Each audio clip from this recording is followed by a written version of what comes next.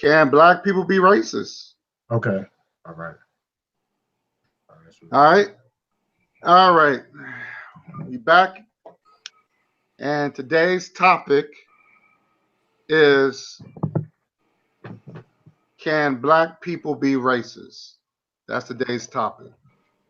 Want to say hello, peace, black love, African power, all that good stuff.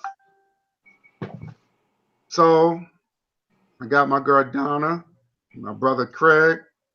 What's going on? All right.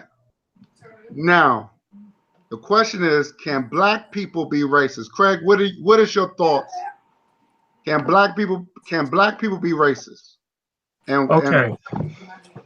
The way I look at this, when that question is posed, if black people can be racist or not, the way I look at that is everything that black people do when it comes to white people is it's always a response.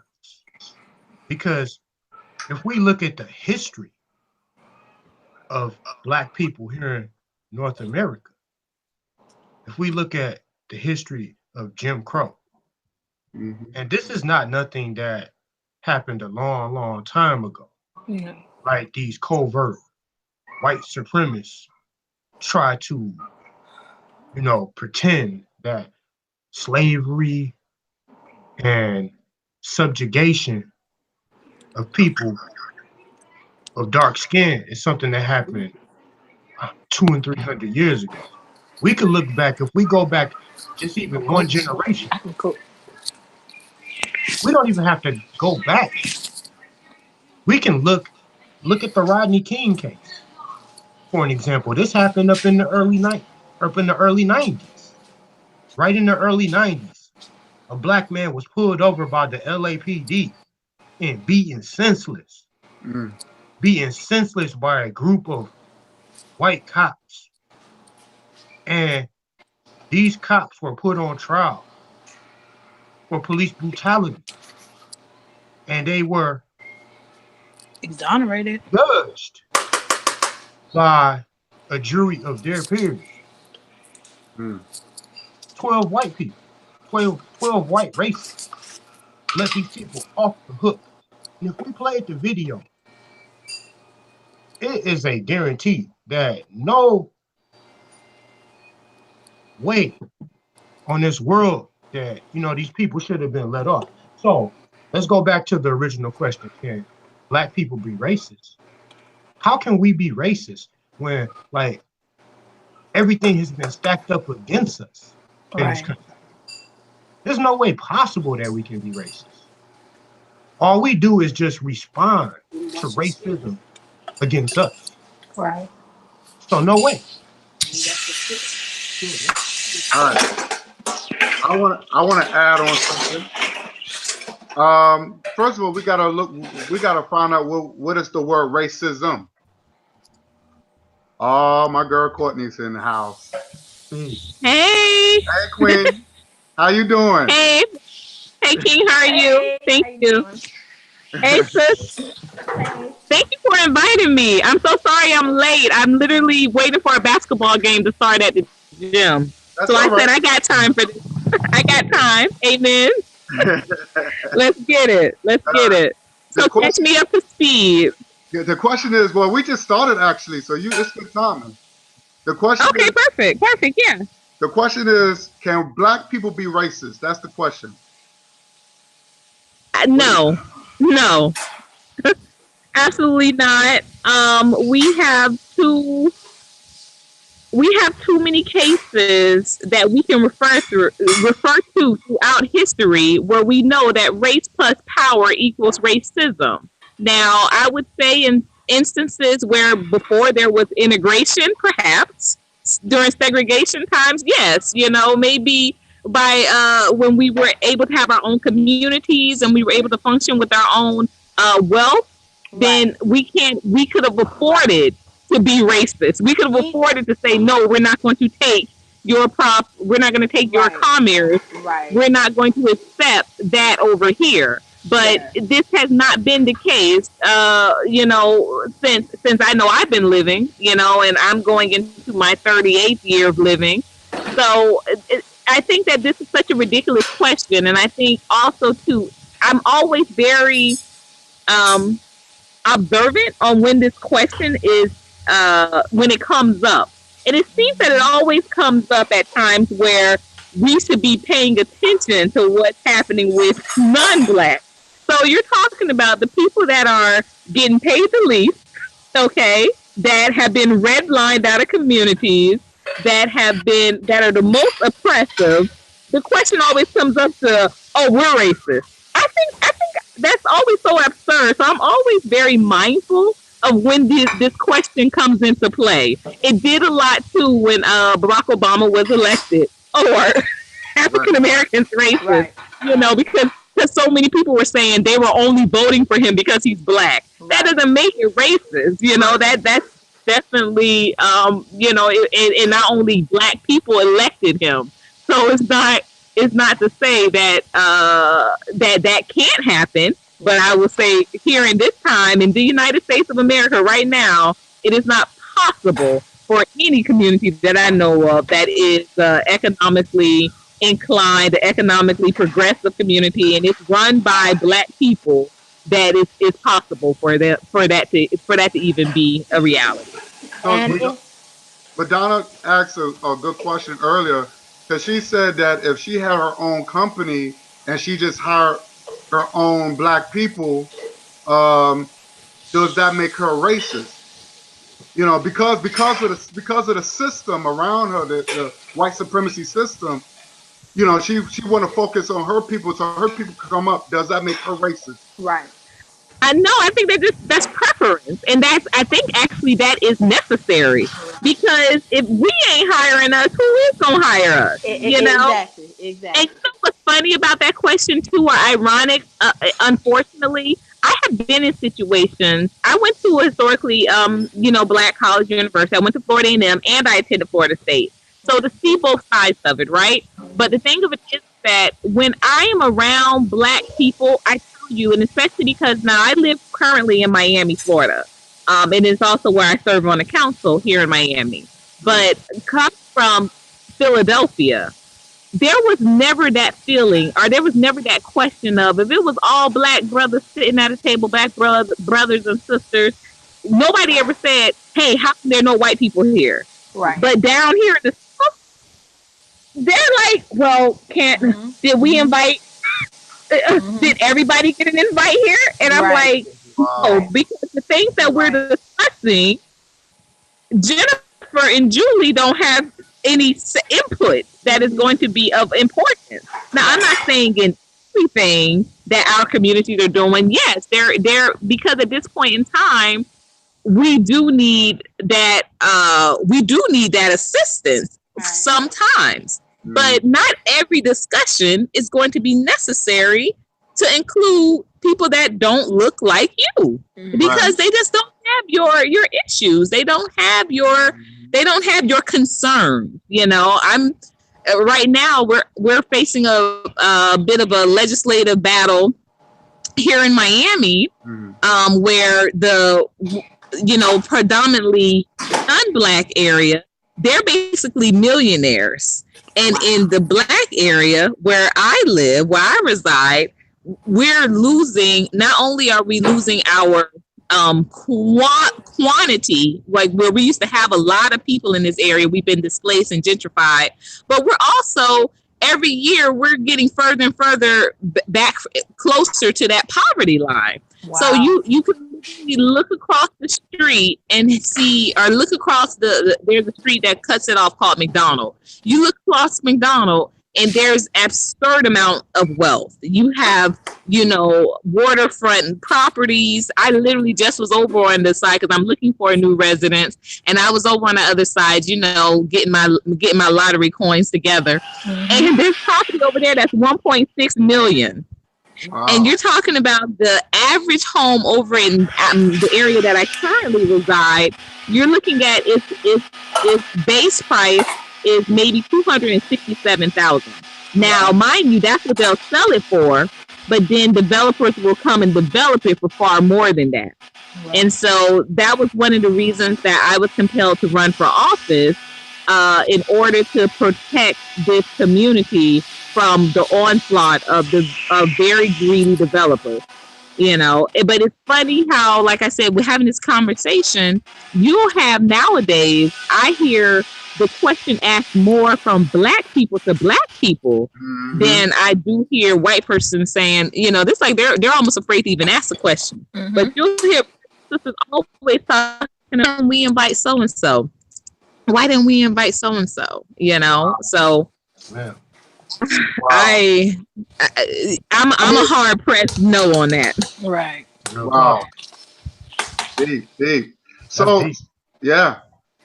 But I think a lot of the times I don't think black people know what the word racism is, because when you're dealing with the word racism, anything, my mother always told me anything with the ISM is a system, right? So you got racism, you got communism, you got capitalism. It's systematic, and I think people need to realize that. So when you have something that's systematic in that education system, when you're dealing with judges and court systems and stuff like that, all this is controlled by a certain race, certain ethnic group. You know what I'm saying? So black people. I don't think black people don't understand the meaning of racism. They think racism is name calling. Of course. They think that's they think that's stereotyping. It's just being partial to your own race, but that's not it. And anytime, to me, in my opinion, anytime we've had an opportunity, like when we had Black Wall Street, anytime we've had an opportunity to have racism or to be racist or whatever the case may be, they would destroy it and make sure that wasn't the case. Thank you. They shut it down. Right. Shut it down. Look at the Philadelphia movement. These people were just living their own community. And some of them, which is interestingly enough, Mama Africa ended up marrying, I believe, a white gentleman after everything was said and done. It's their own community. They're not bothering anybody. They, they just, only people that stayed in their community were black people, and it was the Africa movement. Right. And what do? They come and bomb it. Right. Because we need to understand, which is what they have always known, is that us together is powerful. Yes. Too powerful. And so that's where, like, you went back to what you said earlier, brother. You're talking about a system. So that's why I say, please name me one system right now, currently, in the United States of America, where a collective population of demographically, aesthetically black people, African American purely, I'm not talking about any mix, I'm talking about African American community, has any type of stronghold on the education system, on their economic situation, on even right now, as we know, the housing crisis. Tell me a community where you go that you cannot get into because you are not black. And even with the wealth that we have in our black communities, even when we move forward to try to start something, it seems like the government or somebody will shut it down, because I strongly believe that Bill Cosby was trying to make a move towards the networks, therefore trying to, before he dies, therefore trying to get our economic base in a different place. And I think that they shut it down. I believe that too, but at the same time too, this is where a family, we've got to be more disciplined with our activities. This is why, I really, and this is a touchy situation for me, so to speak, because, my mother and father, they grew me up to be very racially as well as socially conscious, and we must start to understand that those are two different things. You could be aware that they're racist, but to be able to understand the importance of what that means in a social system, and how you move, and thank you, participate in the things thank that you do. Sis. But again, totally different, right? What we're talking about, it seems like that we are afraid if we gain wealth in certain situations because of the history. Do you think that we move a certain way because that's common, that's the only way that we can move, because otherwise things, you will get shut down, or you won't be able to move anymore? Is that some of the I think that you're absolutely right. Listen to what, and even though I don't agree with everything that the brother Dr. Umar says, right. I do agree with that fact that what he said is that there is like a level that they will only allow Black people to. There's a ceiling that they will only allow Black celebrities to help Black people in. And I got to tell you, who you already know when people are getting close, because that's when they come at them the most. Yes, I look at what's happening. Yeah.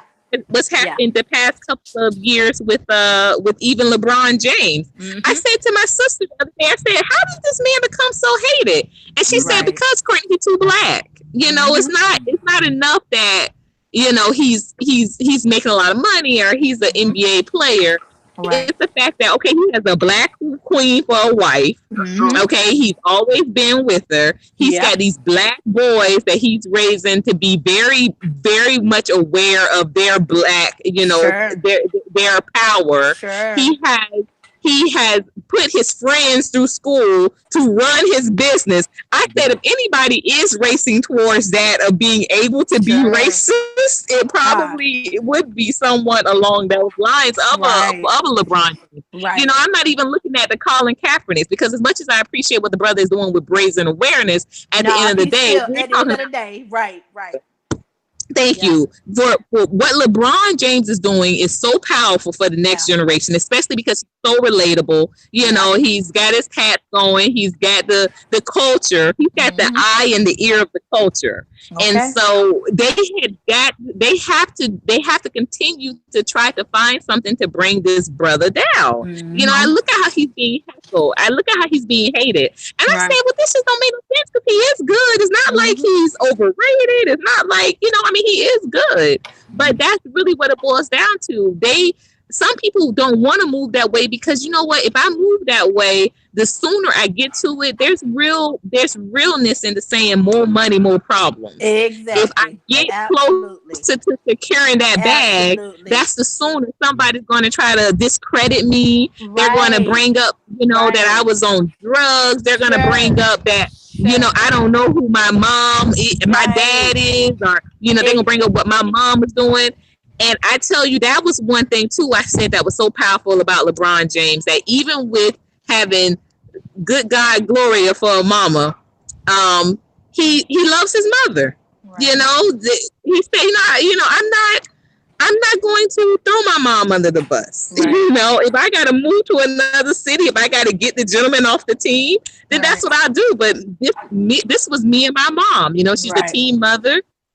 And this is us. And I think that's what makes him so public enemy number one. Is that he doesn't pull away from that. He doesn't pull away from that. He doesn't turn his back on his people. He doesn't turn his back on his mother. He's accountable. Sure. Okay, because that's the number one thing they love too. When it says, oh, he's not taking any blame type thing, but he's real and he's really relatable. So like I said, if anybody's close to being racist, he's headed towards there, but I still say he ain't there yet, because he's still playing for okay. Until he has his own league, he doesn't even have that. All his teammates Black. No, but Craig, you want to say something? Okay. Actually, I do want to say something, but I want to try to screen share something. Let me press this. Okay, let me know if you guys can see the screen share. Can you see the screen share? Yes. I can, yeah. Okay, now the question was posed, can Black people be racist? Now, let's look at the founders of the Constitution. I went to Mount Rushmore and saw this personally for myself. And these are who white people, these 4 white men are people who when you look at, if you go into any type of public schooling system, the white man, white children, white teachers, they call these people great men.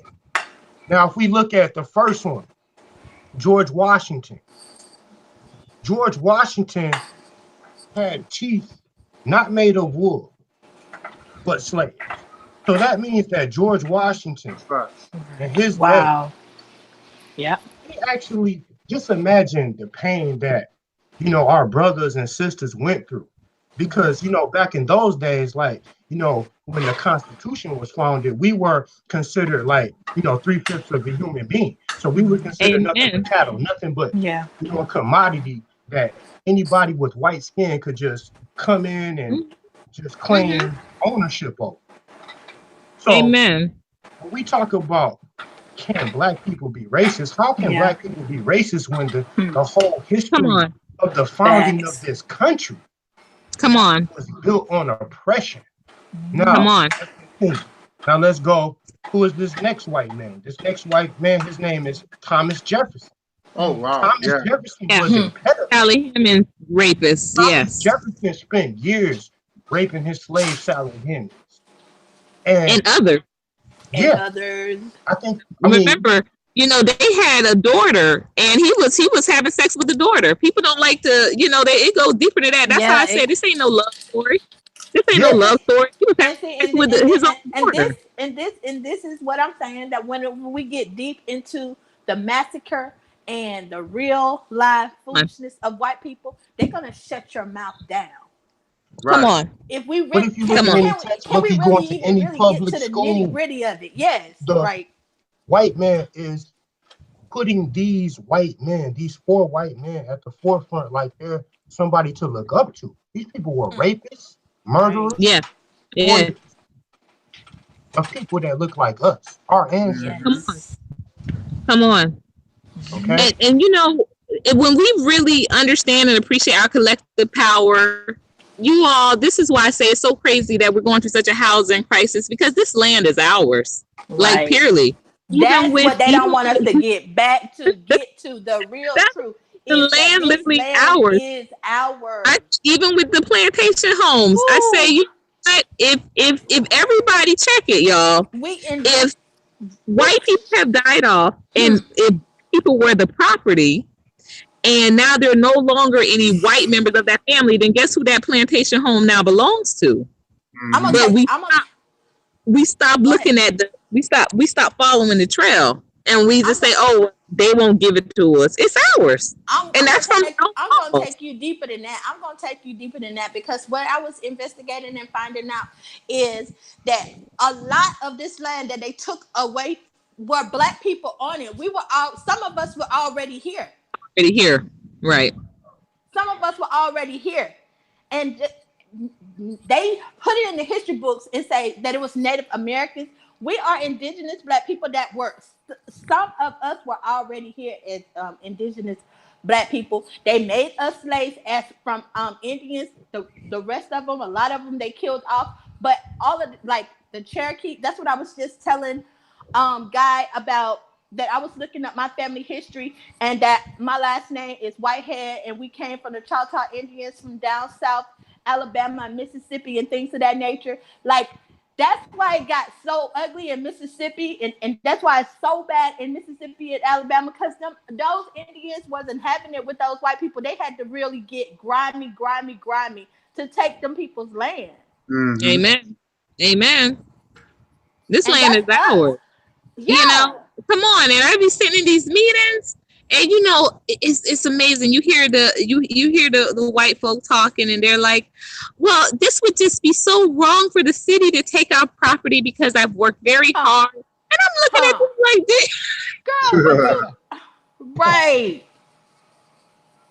You did what? Eric Balmer's law firm for 30 years in order to be able to afford and buy this. And do you know that when the city bought it, we had to pay $50,000 more in taxes when we tried to buy it back? Boo! Right. Boo! Right. Boo. Because people would just roll on to our property and say, point blank, this is out. And get out. You can't own property. Right. We just signed a law in yesterday. We just passed it. You know, we had quorum when the 5 brothers from the Ku Klux Klan showed up. We had quorum because that's the sheriff, that's the judge, that's the bailiff, that's a witness. Mhm. We got quorum. This is our property. Black people can't own property. Get on out, and you Get out. And you know what? And I you was better going get to up give and you start packing your stuff or they're gonna right kill you, now. but- Right. Thanks right now, and that's what the modern day is happening right now. It's still happening that way. And it ain't that far removed. That's the biggest deal. It ain't that far removed. I went with my grandmother in the summertime to the white people's house that she's still clean. And when my grandmother passed away in 2011, the very white family that she took care of, the very white family was on the front row of the thing, like they was family members. I'm saying, Wow. really? The audacity. Really? The audacity. You know? That is the audacity. And I said the same thing is happening, and with our brothers and sisters right now. My fight to own my home, that's why I'm looking for another one. I lost it in court. Mm-hmm. And so the owner who had purchased the property after a Black family built this home, he had purchased the property about 6-7 years ago. I was in the property for 2 years. He had purchased it about 7 years ago for $65,000. He did $10,000 worth of repairs. He just paid the taxes on it that he was negligent on for 3 years last year. He wanted me to go back he rejected my offers to purchase the home. He wanted me to go back into a rental agreement. I said, no, I didn't move here to rent. I moved here to own. So I had my lease was now I was judged as violating my lease agreement. So I had to move out of the property. But when I was taking my items to storage, don't you know, by the time I came back after my second trip, he had hired, and I say hired very loosely, neighbors of mine to clear my stuff out of my home. Look at it. This is wow. It felt like a that's how they plantation roll. And that's how they roll. And my brothers and a sister that literally stayed across the street from me. When I tell you this gentleman must have paid them, I'm not talking about each, but collectively paid them $100, and they just divvied it up. And they did that to do this to me. Right. Wow. That's something. That's yeah. It's the corporation. It's the plantation politics all over again. The plantation politics all over again. And you're not far. We are not. We're not at all.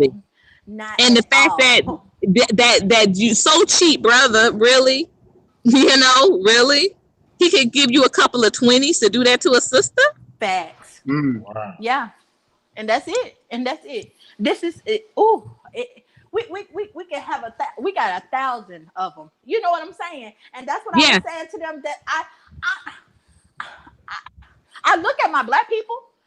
Come on. And I be like, really? Really? Y'all just did that?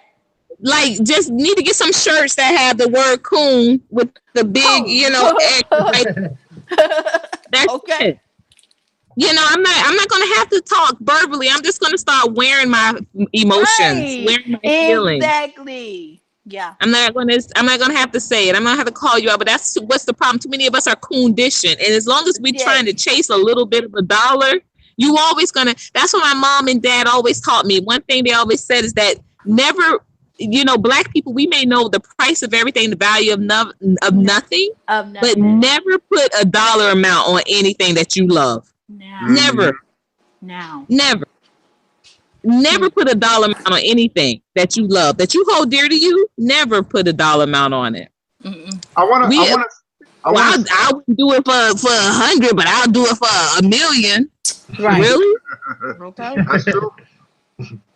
Because if you do it for 1,000,000, you do it for 100, right? Go ahead. I want to share something real quick. You probably heard about this guy. Courtney, I think you've seen this person. I'm gonna share real quick. And okay. All right. Do you seen this? Do you seen this person before? Yes, I saw about that and said that, oh my gosh, one girl, teenager, he was doing hysterectomy on, the Yeah. other doctor had to hold her down. Right. She was I saw screaming that and too. I writhing was so gonna, bad. yes, I was, Let me- yes. Let me show you, but let me show how messed up. They made a statue Whew, of of this this man. doctor, of this He's doctor. he said He's being honored. He's being honored. Whew. Well, you remember, they also Hitler was Time Man of the Year. So these people, come on, they playing games now, but Hitler was the man, Time Man of the Year yeah, the father for his medical. But this is what they do. This is what they did to the slaves. He experimented on black women. Yeah. And look what the women did. And sterilized them too.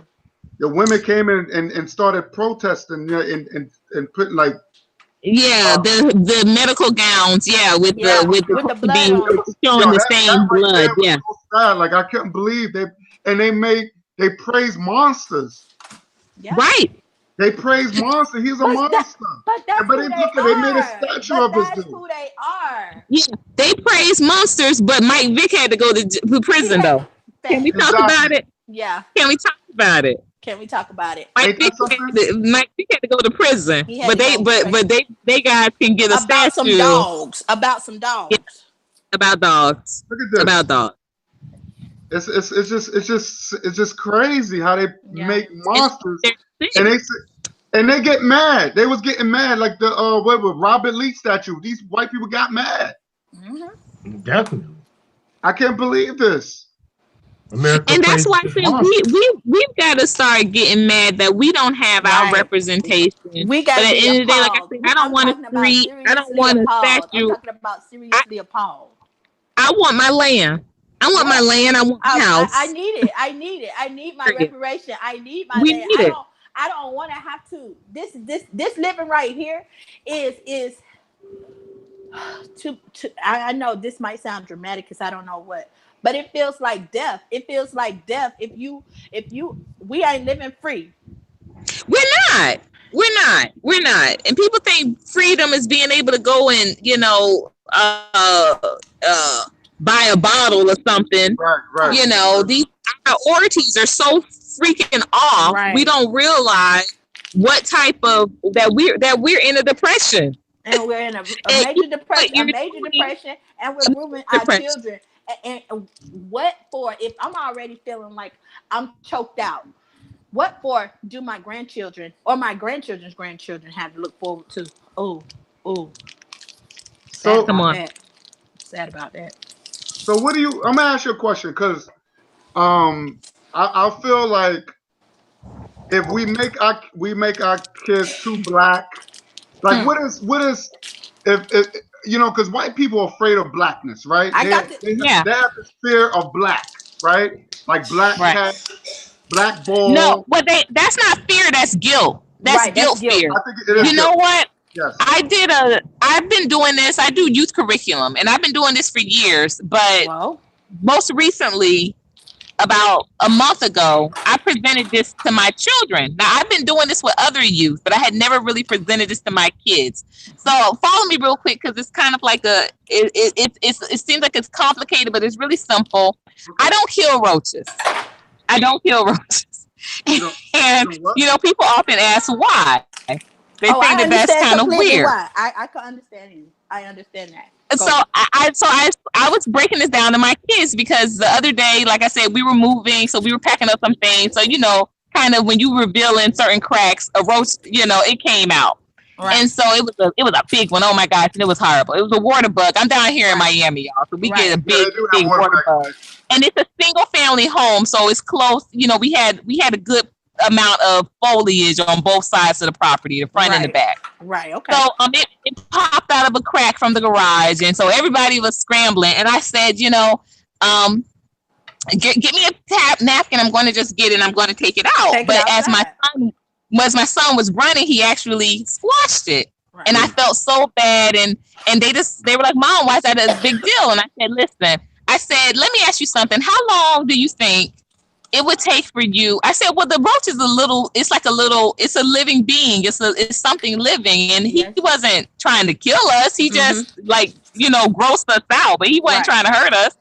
And so I said, let me ask you guys something, because my daughter's 11, my son is 9. I said, what if the roach, not now, but like 10 years from now, so when you're like going into your 20s, roaches have evolved and now they have legs, they have arms, and they can talk. Like they can talk like you. And so how would you be friends with them? And my daughter said that would be weird. But my son was like, no, I couldn't do it. My son is younger. So I went furthermore. I said, now imagine if 10 years after that, when y'all like mommy age, those same roach beings, they want to live in your neighborhood. Right. They want their kids to date your kids. Right. I said, would you like that? And my daughter said, no, I wouldn't like that. And my son said, well, I wouldn't care. And I said, but imagine now that they had no arms, no legs, but they still thought these things. He said, my son immediately said, oh, but they can't talk? And I said, yeah. He said, oh, I'd kill them. If I thought that they were thinking that they could move into be in my space. Right. He said, I get a gun. And I mean, he describes all of these different ways he would kill them just because they could voice what they wanted, but they didn't have the power of him.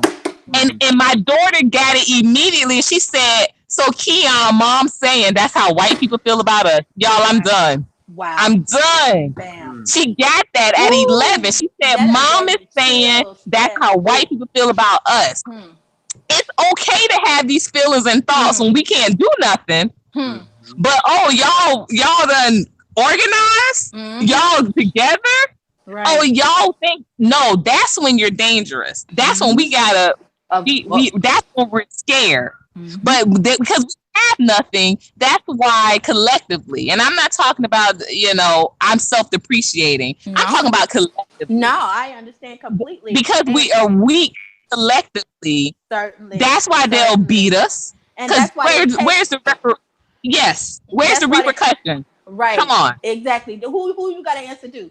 That's how Malcolm got killed. That's how Medgar Evers got killed. That's how Martin Luther King had to die. Because once they start to see something for real, amen. Once it starts to be a movement, we got to take you out. Yes. We got to take you out. Yes. That's why I thank God. I really do. I thank God that that some of us are starting to wake up to that, and we're making those moves while we can. Right. You understand? Because when you make those moves when you're strong, because trust me, they gonna make sure you ain't strong for too long. Yeah. Okay, so make those moves when you can. We used to have I used to be a personal trainer, and my manager, my training manager, used to always say, this is why you're supposed to work out really good when you're like in your 20s and 30s, so that when you're in your 40s and 50s, you still can live off of that. Whereas we kind of get the other way around, where we want to party 20s, 30s. Okay, but when you 40, 50, you're trying to work out. Right. We have to start planning ahead, because the way these other cultures talk, they're not talking about 5 days, 5 months, 5 years. They're talking about their children and children's children. We've got to start thinking the same. We've got to start. And who I looked at for real seriously, and y'all might not understand this, but Frank Lucas had like a mind. Frank Lucas had a brilliant mind in regards to Black people and us, our togetherness and things of that nature. It just unfortunately, it was considered, what he was doing was considered illegal, but he was able to gain wealth in a tremendous way, moving along amongst himself and trying to be low key. And because I think that's another thing that our African American people always do. Once they start to gain some sort of status, they have to be out here like that, instead of like promising you that the ones that are like wealthy and inside these neighborhoods and over here at the tutorials and creating schools trying to do stuff like that, you are under the radar. Ain't nobody looking at you. That's how I feel like we need to move, like underground. Basically, whenever you gain wealth and get money and things of that nature, start slowly but surely start unregistering yourself. Yeah, that's exactly it. Like, do it when you're strong, because it's gonna be, trust me, you're not gonna be strong for too long. Right. And that's why too we've got to start planning ahead with our legacy. To our children. Yeah. Our children. Giving it to our children. Yes. And that's why, brothers and sisters, you know what I've been on. I've been on this all day. This is why we need to start having families again, not this baby mama, baby daddy. Well, that's why separated. I'm glad you brought that up, because that's why I wanted to ask you, because I remember you had made a comment about relationships and how brothers you said brothers want to get in relations, not relationships. And I thought that was very interesting. I wanted to bring that up to you. You know, because this ties in of the topic. What is first of all, number one, this is two separate questions actually. Why is that we're a target as far as why they want to keep us separated so much? Where that if you look at Chinatown and look at the white Jewish neighborhoods or communities, you know, and look at the Indian, you know, all these they have communities, right? Mm-hmm. And you see people marrying each other and everything, and the wealth comes up. You see a lot of wealth, right? Right. Power. But for us, it seemed like to me they want us through me, and they do this through media, where that keep us bickering and making us believe that we don't get along. But what I'm saying is you see that through media, where you see a lot of interracial couples. Sure. You see the black man with the white man, and you see that through like the superhero shows and stuff like that in movies. Yep. It's really pushing interracial and homosexuality to break it up. Of course. Too, they always teach us racial tolerance. You know, I don't understand that. I don't understand. They show us racial tolerance. Also, too, they weaken the black man by putting him out the job force and making the black woman become the man. So you see a lot of that racist shit, excuse my language, towards us. And but why is it that, number one, we put up with that? I don't understand, because I see a lot of put up with that also too. That's the first question. The second question is, why do a lot of us don't want to fight? Right. But why? But that's silly, because we are fighters. Right. No, but that don't mean that they want to be. Right. You know, that's sad. That's sad to say, but that's the truth. Like, we are, but that don't mean that they want to be. And you know, they don't want to feel like. And really and truly, right. Truth be told, we are fighters when we have to be. But we are peaceful people, for real. We are. We are the type of people that like. But that's. I mean, at some point, if you see your brothers and sisters are dying, we should have been kicking ass or doing. No, but you got to think about slavery, and even more so, not just slavery, but what's happening right now with our communities. You know, we have been conditioned. This just didn't happen overnight, and it's not by accident. So what would happen if I ran out and said, no, don't kill my daddy, don't beat my daddy? Yeah. What would happen if I ran out and say, no, don't hurt my husband? Oh, me and the husband gonna get raped in front of everybody. Right. It messed up, because so we've been conditioned to just be quiet. You know how many times I've been told that in my life, just be quiet. Just be quiet.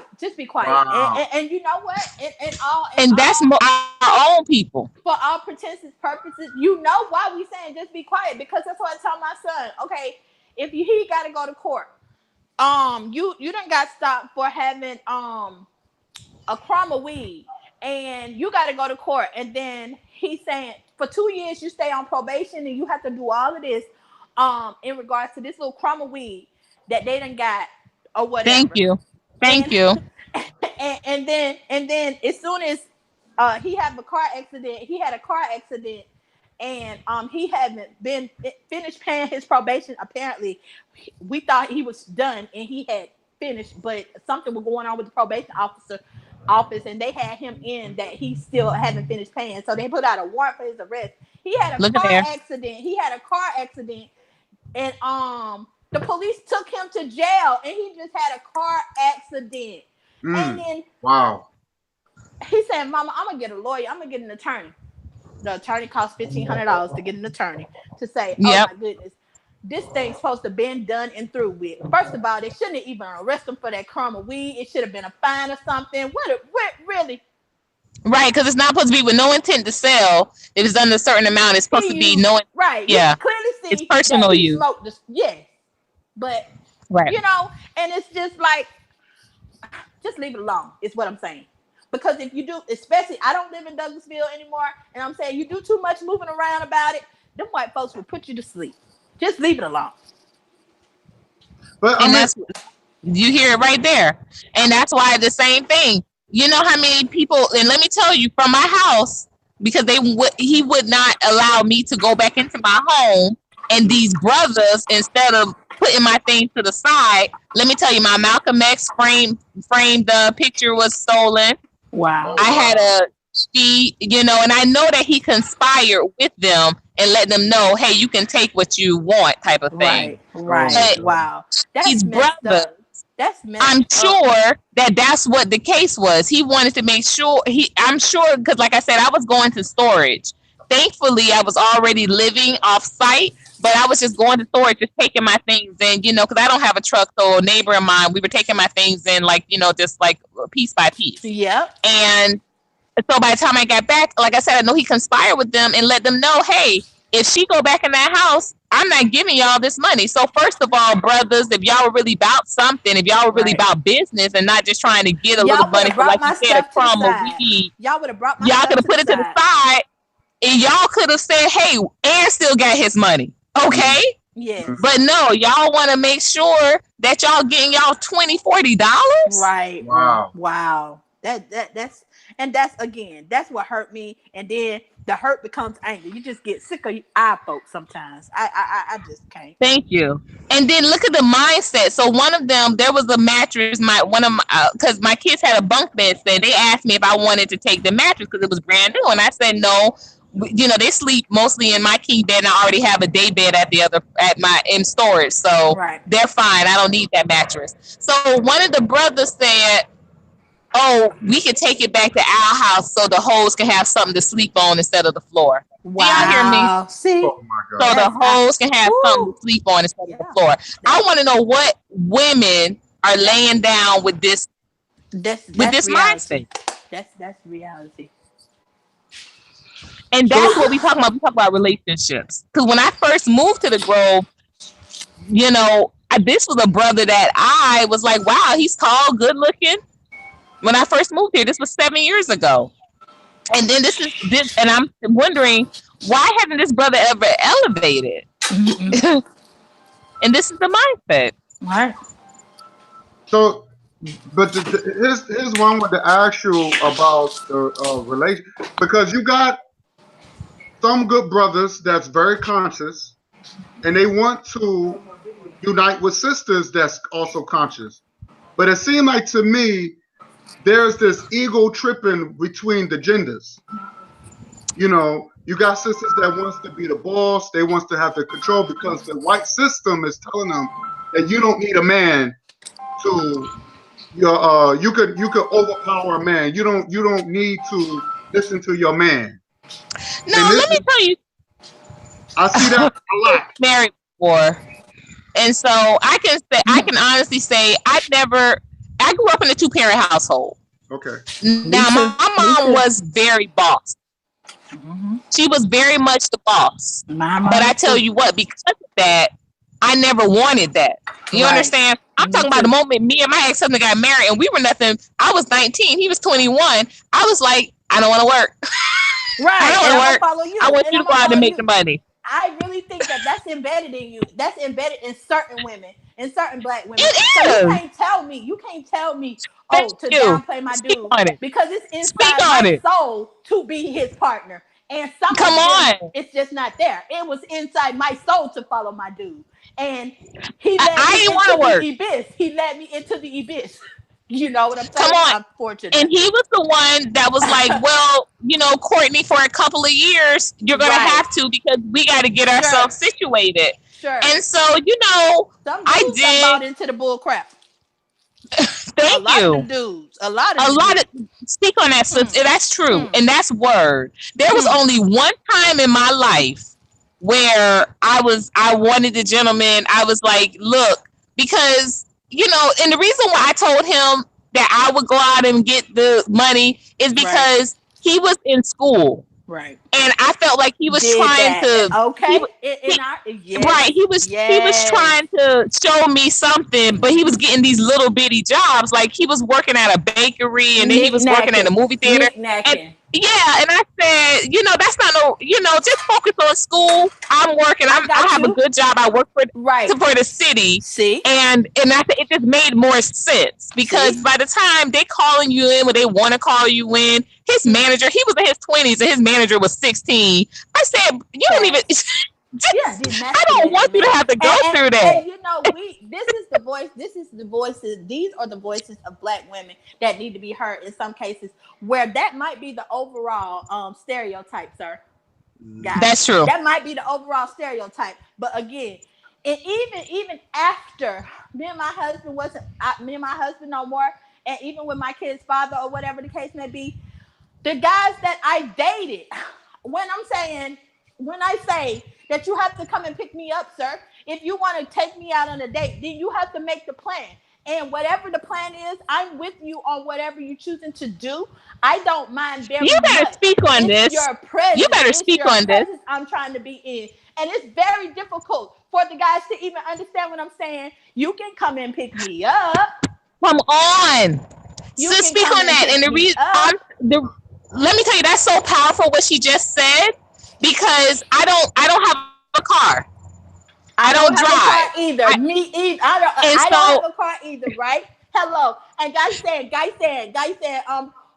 do you have transportation to get over here? I'm saying, even if I do, I'm not coming. If you want to go out with me or spend some time with me, then you have to come and pick me up, sir. Well, I had an ex that really read me the riot act over. He was like, well, what do you mean you don't drive? What do you mean that? And I'm like, it was never a problem with ex-husband. Ex-husband drove, and we lived in Philly. So the public transportation was, I didn't aspire to come down here and get a car. That just wasn't. They don't appreciate it, baby. They don't appreciate it. They feel some type of way about it. You know what he told me? And this dude was 300 pounds. He was 6'2". Okay. He said, sometimes I want you to just drive me around. And that's a lie. You're lying to yourself. And as a matter of fact, I no longer talk to you on this phone. He told me that, brother. He told me that. Personal space. Well, he told me that sometimes he wanted me to drive him around. Really? Let me say something. I want to say something though, because when we start talking about women, when I hear women complaining about these men, it becomes disturbing to me, because the question is this, and my brother Craig can vouch for me on this. Who's raising these men? Number one, because if the first teachers are women, then the women who's raising their sons should be the blame. I would tell you that may be true, but I'm not looking to who to blame. Wait. But I'm just saying. What I'm saying is that because again, Danica ain't having it. She will not have it, though. She will not have it. I had three of them, and all I ever taught them was to be gentlemanlike. All I ever taught them was to respect a lady, respect the lady like you respect me. My son can't understand it. Since day one, they was opening up the doors as soon as they was able to. and treating women like they supposed to be treated. But they still went out in this world. They still received. And I kept them limited on cable TV, different type of things, especially as they were growing up. Even with the gaming systems, I was that type of mother. If I had it, if it was economically sound for me, I would have homeschooled my children. My 3 sons still pick up some of that nastiness.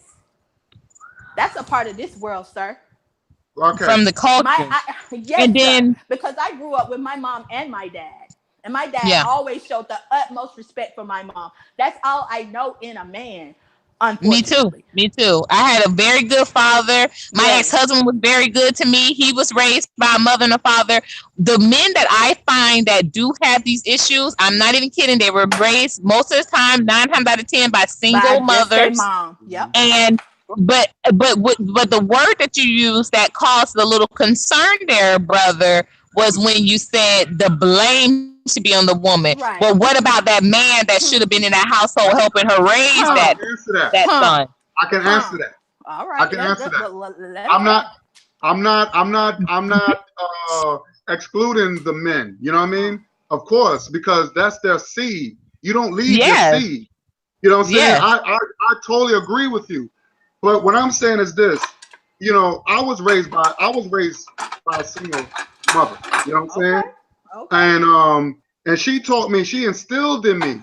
But first of all, it depends on a woman's, you know, like first thing kids when they grow up, they look at a role of the parents, right? Because when I look at my father, I said I didn't want to be like my dad. I didn't want to just ignore my children and stuff like that. I want to be better than my father.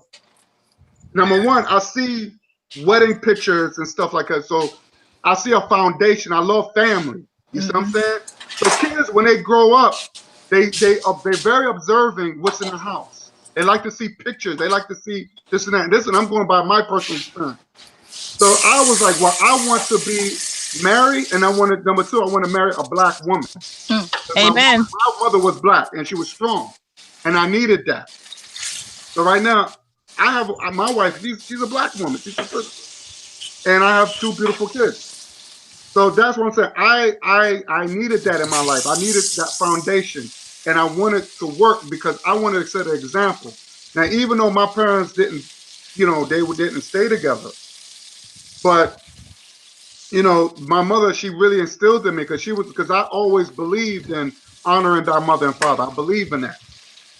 You know what I'm saying? Even though their marriage didn't work, I believe in a strong African foundation.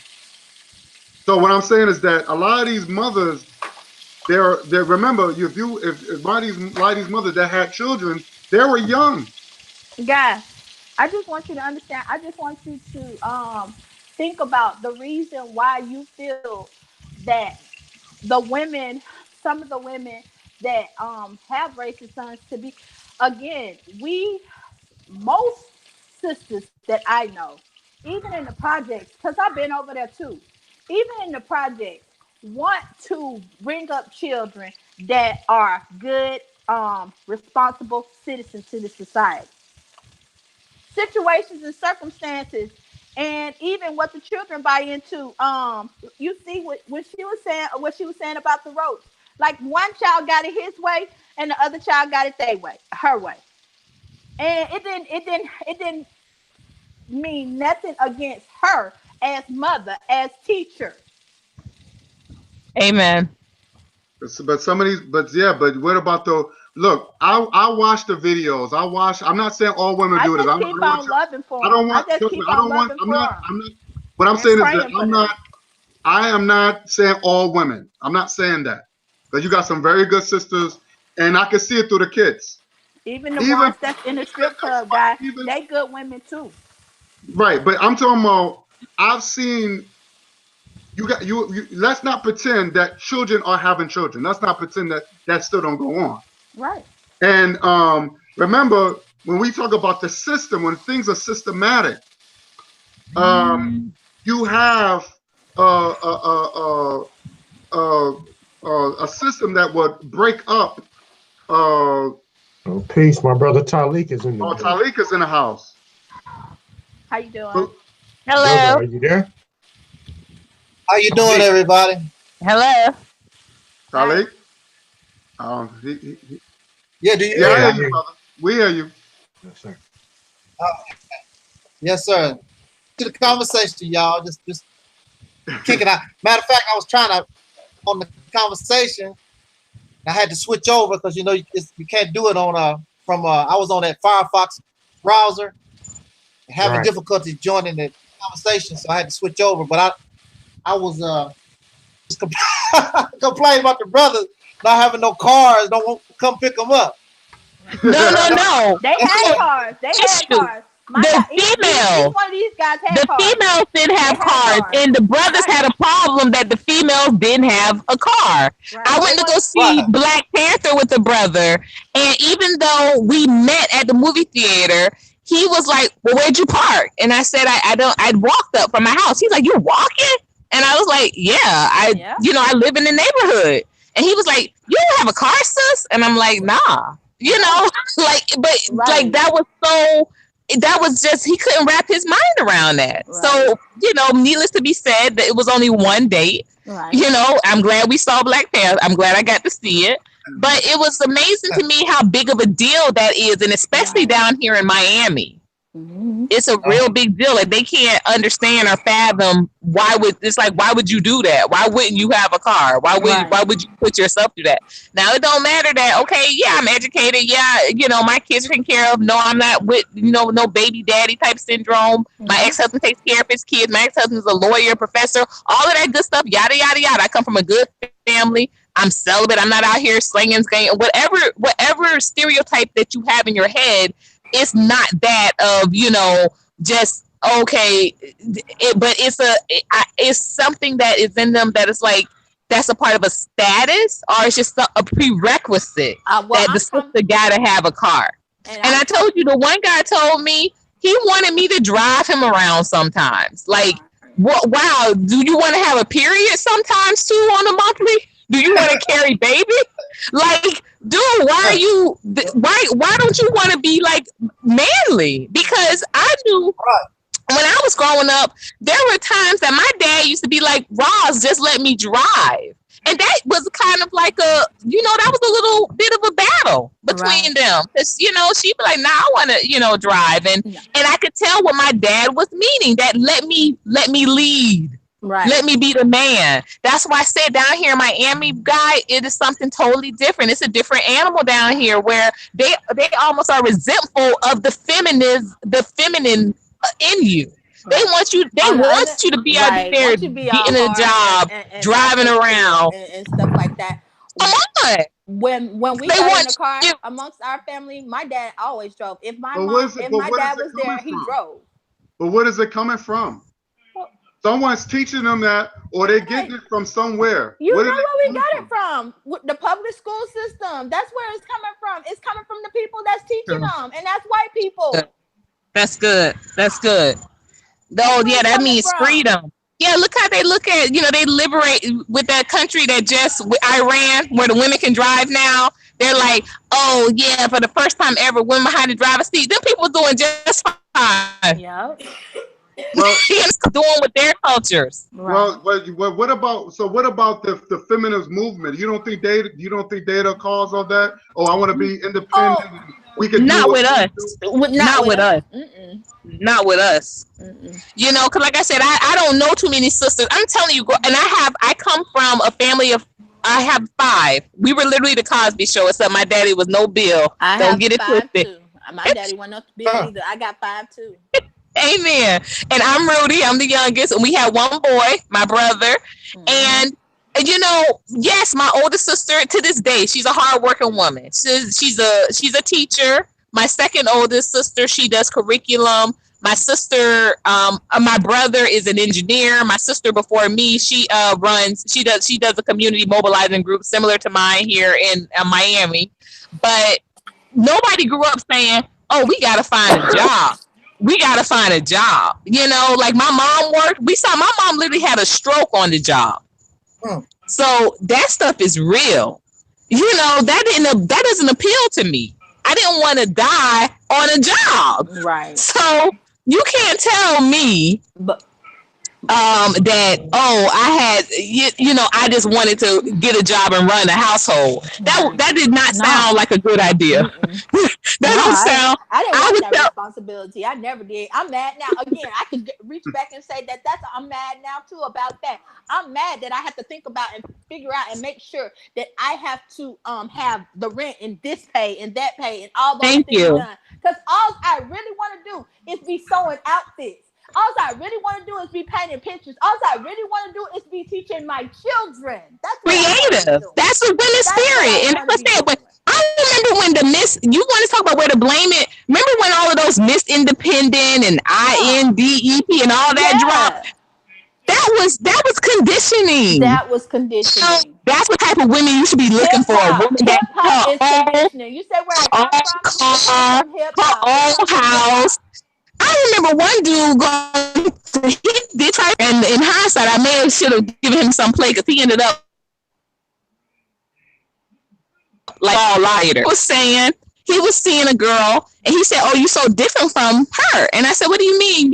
We both, she seems like she's kind of on her square. She's a teacher, da da da." And he said, "Well, she has her own house and her own this and that, and the only thing she asked me to do when we go out on a date is bring her some pineapple and fresh cut."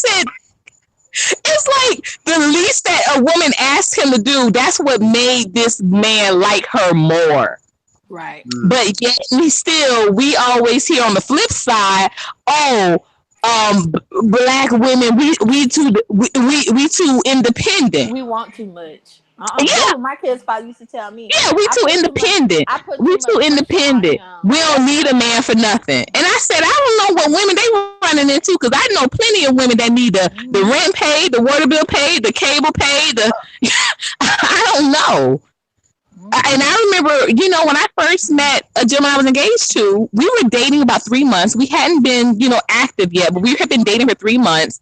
And I had just paid my rent and my FPL bill, and I was about $14 short on my phone bill. And I asked him to pick up my bill for me, and he said, "Why?"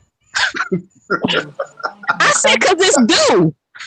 'Cause it's due." Is that a good enough reason? But that's the mindset. That's the mindset. Really? So Talik, I love the conversation with, and if everybody's on Facebook, connect with you through there as well. Thank you guys for inviting me. Oh, anytime. Okay. Thanks, Courtney. Courtney, you out? Courtney, you leaving us? Oh yeah, she's gone. Oh, okay. So Talik. Yes, sir. How you doing, brother? I just want to hear your thoughts. The conversation started, the conversation was really, can black people be racist? And I was trying to, I guess we were trying to tie it in about as far as relationships and stuff. But that was that's the topic. Can black people be racist?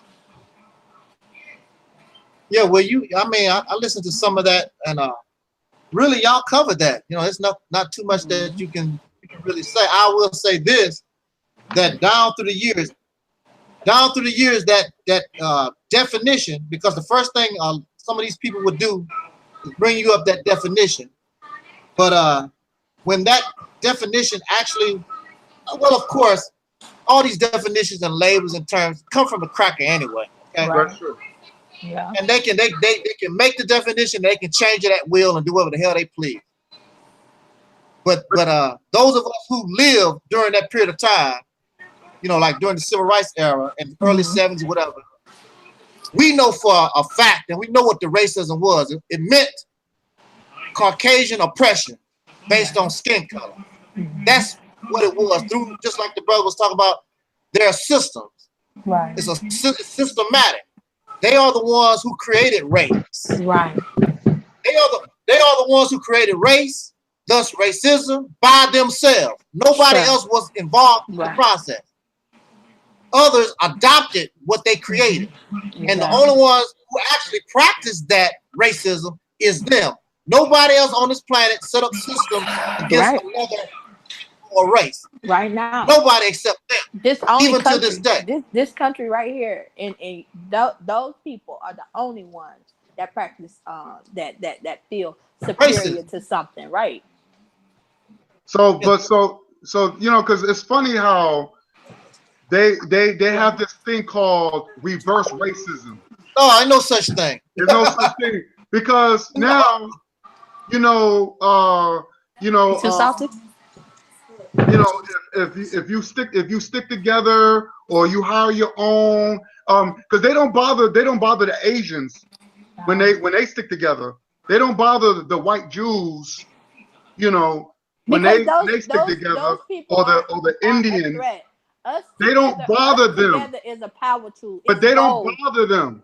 We have to be the only race of people or the only ethnic people that have to be racial tolerant. And this is because because once we stick together, it becomes we are racist. Yeah.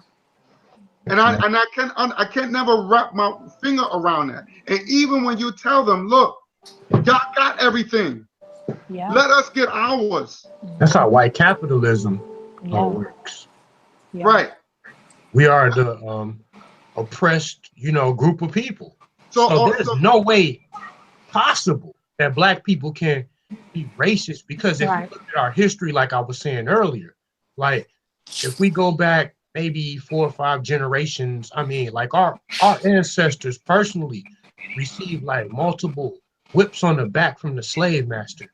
Like even at sometimes, I mean, he would get his no good, dirty house Negro coons to do the whip. I mean, like with all the rape, like this country still has not reimbursed us any type of rape for all of this injustice. So, like I was saying earlier, everything that black people does towards white people, it's all about just reaction. We just react. We react to racism. But here's the thing that what bothers me too, that the Jedi mind trick is so powerful. Remember, racism affects us generationally.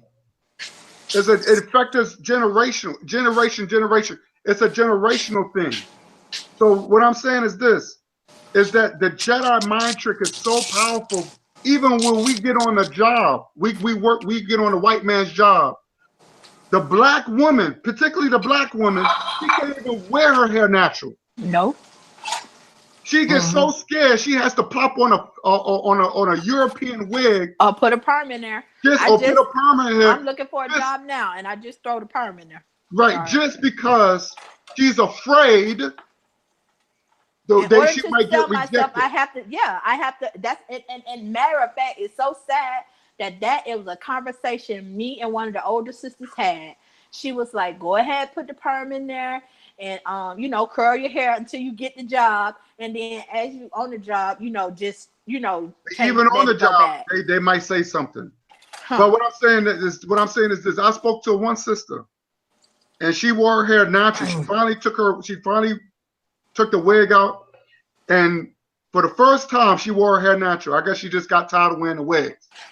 And I said, she reminded me of Jackie Brown. She had a nice little mini afro. And I said, you know what? You look I like your hair. It looks very beautiful. And she said, she looked at me and she said, you really do? You really like it? And I said, yes. She told me, she went back and told her friend. She said, girl, it's a brother on my job. And she said, this brother loves my natural hair. And she said her friend was even shocked. And I said, her name is Jackie. I said, Jackie, why are you shocked? I'm a black man. That's what black men like. Why are you so? To me, that's foreign to me. I never understand that logic. And she said, because most black men are so brainwashed that they prefer black women with hair hats or perms. And I said, are you fucking kidding me? Yeah. You know, and I said, wow. And that's why she was so shocked that I was that and plus, and she even said, well, you know, I wasn't too you know, because I don't know if my white boss might say something. Well, first of all, she said her white boss was cool. She said, no, he's cool. But if I had a white boss, he was an asshole, he probably would have said something. But she was just lucky she had a white boss that was cool, you know. Right. But she said, but the black men would say something. Well, they would like either they would complain about it. And I said, you know, even if you look at the video that the women have to wear European hair in their hair, Indian hair on their head. So that's, to me, is that we're not in that natural state. How the white supremacy that has had us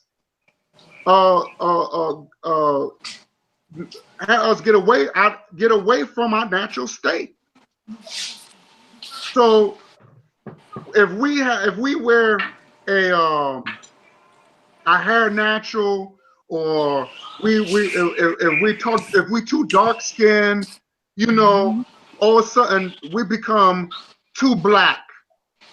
You know, you're being too black. Maybe you got to tone it down, lighten up your skin, wear a little perm. Because if you be too black, you become racist. You stick together. You put money in your community and building. You militant. You militant is what they call. Yeah, you being militant. All these little racist terms, militant. You being, you know, reverse racism. It's all bullshit, man. That's right. Well, I tell you, I come from a place where, you know, during the 60s and 70s, you know, I came from a place where I actually enjoyed the, the Black love thing, right? Because there was an actual movement for the sisters and brothers too. You know, we went as trying to be as natural and, you know, as black, as African, however it was as possible.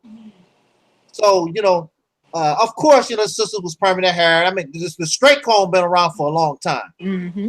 Right, that's true. There was more of an effort. There was more of an effort, you know, for the braiding. You know, you saw a lot more braiders and braiding your hair. Right. And the dreadlocks. People wearing the dreadlocks, and we was more loving toward one another. Right. Because we all knew who the enemy was for real. Right. Mm-hmm. And so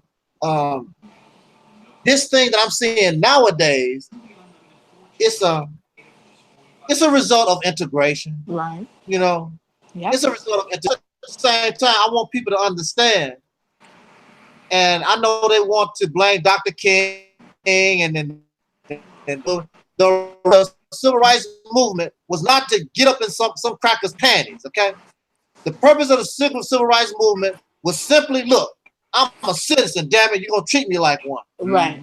That's what it's about. Now the cracker is not stupid. See, we dealing with people with very high intelligence. What they did was flip the script, and you think that it was Dr. King and the civil rights movement, those people, you think they was the one in the integration thing. It was these devils, because they understood, well, see, we have to understand the mindset of our people. Our people have a slave mentality, and they could not wait to get close to Massa. That's all that was about. Right. See, Massa didn't allow them to get close. But as soon as they saw an opening, there they go. You can't blame Dr. King for that. You can't blame the civil rights movement. That was not the purpose of the civil rights movement. The feminism movement was for the black people as well. They put a few white women. They put a few white women on the screen, but it was for the feminism movement was for black people as well to create dysfunction and break up the family unit. Hey, I got a question. We see that today. We see that today. I got a question. Okay, first of all, tell me, can you see this screen? And I'm about to share this quick little clip. Can you see the screen? Yes. Yeah. Okay, I want everybody to weigh in on this about how media, you know, the Jewish-owned media portrays black men, and how, like, it seems like our sisters look at us as an enemy. Because, like, if you look at this small little clip, let's let it play. It's showing the black man being the overseer on the plantation, whooping the sister. Mm. And just imagine how, like, what that does And to ooh, Black women, you done just said what something it does a mentally to mouthful. them. Right. That's why I hated that movie. I I hated hate that all movie. those movies because they really present the brothers as even so far back as that The movie Color with Purple. Oprah Winfrey, yeah, and The Color Purple and Beloved. Oh, I hated that. They, Yeah. you Hey, know, brother when Guy, they didn't you escaped or say that whatever, you they gonna actually talked to that sister before? I forgot what her name was. Who, Didn't you say Courtney? huh? Who's that? Courtney? No, I'm talking about that sister who was just getting whipped on this movie. Oh Who yeah, played- yeah. But yeah. You got into like, Yeah, on Instagram, yeah. why don't you just, I mean, if you feel like just talking about that just a little bit. Well, What's her name? well, some people, my wife, she was telling me that it wasn't really her; it was somebody else that's playing her. Mm. Or I was a big fan or something like that. So I don't know. I can't really. But she was just like, just trying to like. I forgot what the situation was, but it was supposed to be her, the woman who was supposed to be got whipped, What's and her name? she says she made a smart comment on me on Instagram or something like that. I forgot what it was, but it was stupid. It was something about the Black woman's body doesn't belong to the Black man, or Black men don't own Black women's body. Oh yeah. That's what it was. Yeah. Right. So they said it was probably a fan just trying to play a big fan of hers or whatever, trying to beat her or whatever. So I wasn't too sure. I thought it was her. But it probably wasn't. But look at like the mental conditioning that, I mean, even that single scene alone can Right. do to the minds of Black Of women. course. It does play a part. That's why I don't like seeing movies like that, because it does play a psychological effect. You know what I mean? And you walk out of that movie theater, and then we look at each other like we're the enemy. Right. But that was directed by a Black man. You know what I'm saying? So, this is the reason why you had Nick Cannon. He said he hate movies like that because it does play a psychological effect on us. But in Roots, it didn't play it like that. In Roots, in Alex Haley's Roots, it wasn't like that. It didn't send us a broke down image of the man in the family, and I took pride in that man. My dad made sure we watched that from the beginning to the end, and that did not degrade our man. I was proud of our man in the movie Roots. Right. Well, So, go ahead. I'll tell you this, brother. When it comes to talking about the past and talking about these different things that went on, unfortunately, a lot of that was just our reality. They had slaves, whipped the slaves, whether it was male or female. right. They raped our women. They had to. They raped our men, our children. That's just the reality of what happened. And we can't. I would suggest to us just understand the reality of that, and once you understand the reality of what our people went through, Right.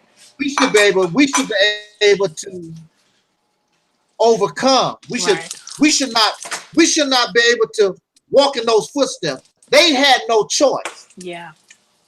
They had no choice. We should learn. We should love one another. Yeah, we should, but we're not. Yeah. We still have a mentality. Yeah, we still have a mentality that they wish they could have had. Right. But we are in a better position. We are smarter. The reason why we're having this conversation right now because we're smarter. Right. We know better. Right. So anger you to the point where you want to change the condition once and for all. Yeah. That's what it should do. It should make you want to get off your ass and say, I want to be a revolutionary. Right. This is the end. The book stops here.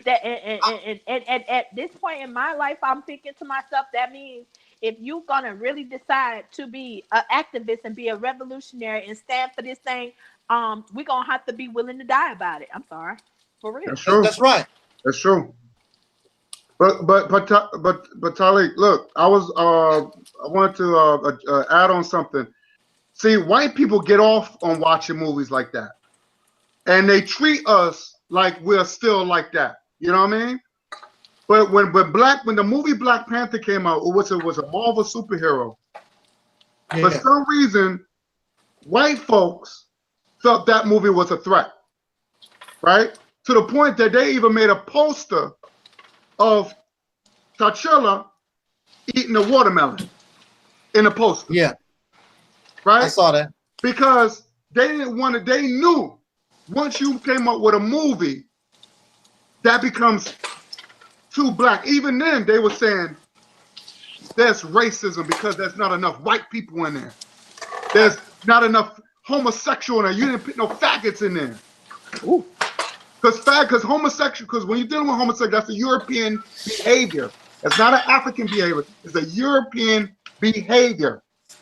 And when you're dealing with Africa, Africa do not condone homosexuality. So they even complained about that. Well, why you didn't put this in there? Why you didn't put enough white people in there? Well, you know, it's too black. So this is where anything that's dealing with black love, you know, Right. or dealing with black people Hey, going to their roots. you know, But let me finish real quick. Let me finish real quick, brother. yeah, go ahead. It becomes Okay.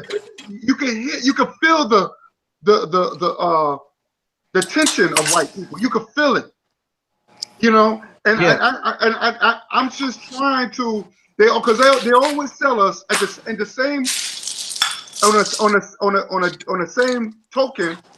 They always tell black people, well, why don't you pick yourself up from your own bootstraps? We did it.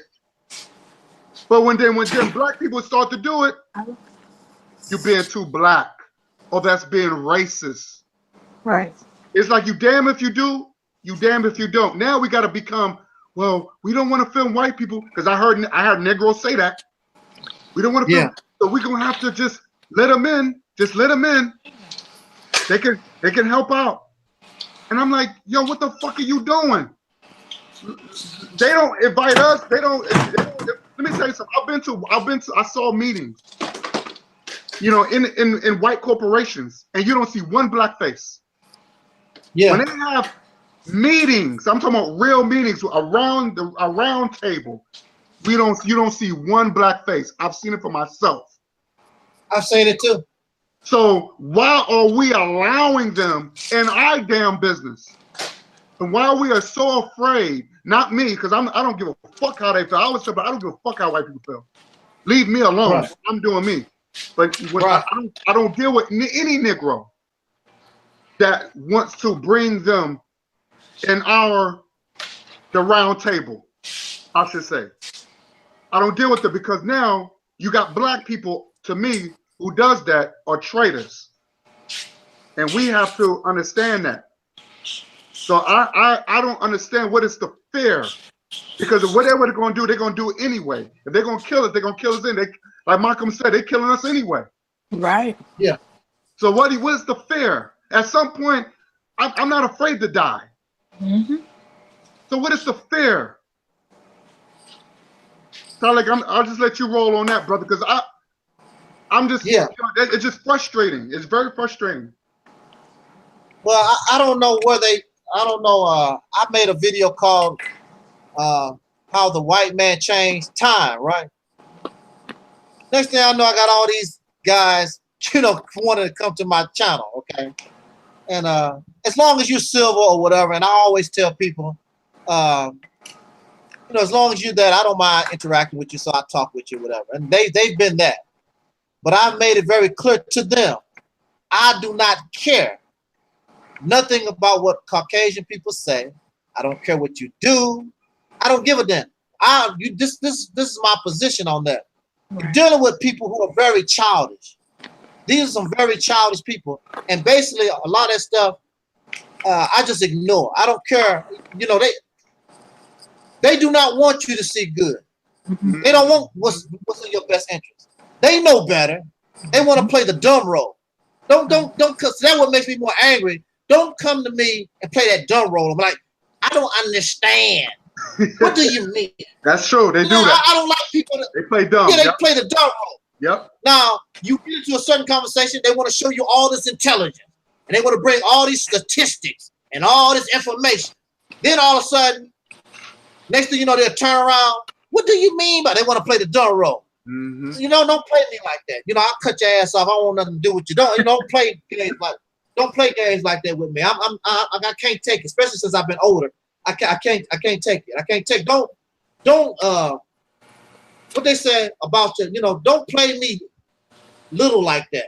You know, don't insult my intelligence. That's what I'm looking for. Right.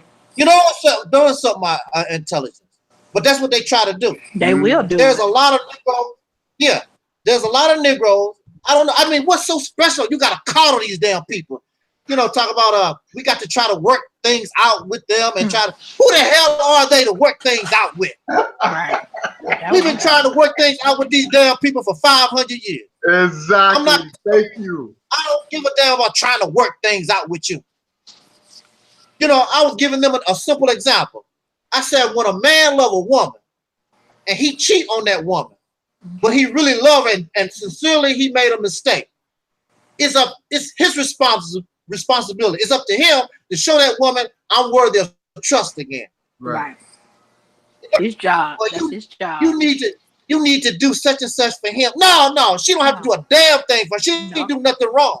Mm-hmm. It's the responsibility for earning trust is on the man that cheated or the spouse that cheated, not on the damn victim. We are the damn victim. If you are sincere about trying to work things out with me and all that, then this is what the man do. He go all out his way. He buy flowers. You know, he make up these dates. He does whatever he have to do in order to get back in her good grace. Right. These people don't give a damn about us. They don't go all out their way for nothing. That's true. Everything that we've got. And they keep lying to our face. They keep lying to our face about stuff we know now to be the truth. And you keep lying to my face because you don't even want to apologize. You know you was wrong. Right. You know you've been wrong. And you saying spit on your face, I'm gonna keep telling you a lie, and you still ain't nothing. I want to address something real quick, Donna. I want you to listen to this because this is very interesting. Talik, my brother Talik, he had did a video with these white folks. And Craig, I hope you're listening. And my brother Craig talked about slavery. And one of the white dudes said, well, you know, I'm Jewish. I'm Jewish. And we haven't owned slaves, but I could talk about I could talk about my people that built the pyramids. You don't want to go there. We built the pyramids for y'all. And I said to myself, this is some what world? goddamn talk. I can't even listen to that crazy. And I said, wow. And I know my brother Craig. I know that wasn't, you know, I know he wanted to address his point. And I wish I was there. Because I would have been like, whoa, wait a minute. Show me any evidence. See, this is the reason why I can't stand. See, that was a racist thought. So that's like telling me we haven't built nothing. Even though we are created civilization, we didn't have no palace, no nothing to live with. We were just sitting there, and we went over to Europe, and we just said, well, these people are smart people. These people we saw, and we brought them over to Africa and let them build pyramids for us. That was a race. Like, I never saw a white Egyptian during those times. So he would have to explain to me or show me any proof or evidence of a white Egyptian building pyramids. Right. So that was taking credit from us. And I hate when they do that. That was a racist thing. Because if we say, African people, black people built pyramids, that's a little bit too black. That's too racist. So we have to just we have to put white people and make it seem that we built this. And so that's that same white supremacy. They always want to fit in our business. This is what I'm saying. This is what I hate. It's racism. You- They put their race. Everything they say that comes out of their mouth is fucking racist. I can't hear them. I can't hear nothing they saying. I can't hear nothing they saying. And it's, I'm so black that I can't hear nothing they saying. I feel just they like gorillas to me. I well, can't yeah, understand nothing they they saying. technically they have Neanderthal DNA. That's science. That's facts. But they don't want to Oh, yeah, talk about that. Right. Brother Guy, I just set up debate with one of those guys. I was just messaging them on Facebook or whatever because I'm trying to get actually both of them on my show. And that one guy, his name is the Common Sense guy. He said he'll be available Sunday. So Okay. me and him are going to be chopping it up, and I know it's going to be a very fiery discussion or whatever because I already know his mindset. I know where his mind is at because you know how white people are. Mhm. Like when when we go to talking about reparations and injustice, the first thing that they want to bring up is the fact that my people back in the before Christ were enslaved by this group, or they want to go and deflect. And those countries where they was back in before Christ, in those countries don't try to represent the things that America says they are. They don't represent the things that they try to say they are. They lie about everything. In those countries, they still live in a humble way. America represents itself to be one of a free people, one of a godly nation, people that love and honor themselves, but they don't even honor the people that built this place. That's And true. I represent justice for all people that are oppressed. So white people can't throw that little BS up in my face talking about, white people were enslaved by the Vikings or Right. enslaved by the Moors or whatever, That's because dumb. I stand for reparations and justice for all people. So, I mean, if you're being unjustly treated, Mhm. then, I rep that. I want to, because, we are, Black people, we've always been a loving, kind, and just people.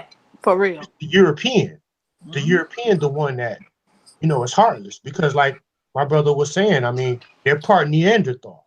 Like they're not even 100% human. So they don't know what compassion and justice is. They don't even know what love is. They don't even know what love is. Mhm. Look how they have sex with each other. They act like they have sex with like animals. Mhm. Grabbing a woman's hair and having sex in everywhere. To the point that even a woman is not enough for them. Even a woman is not enough for them. They want to have sex with a man or an animal, and they want to even see, even white men want to see two black men getting off. They don't even know what love is. They don't even know what sex is. Sex is between a man and a woman. So that whole they don't even know what that is. I mean, you gotta look at the science of it, how they act with one another. They don't even like the white man don't even like his own women. To the point that even she look at him wrong, he would have no problem burning her on a stake.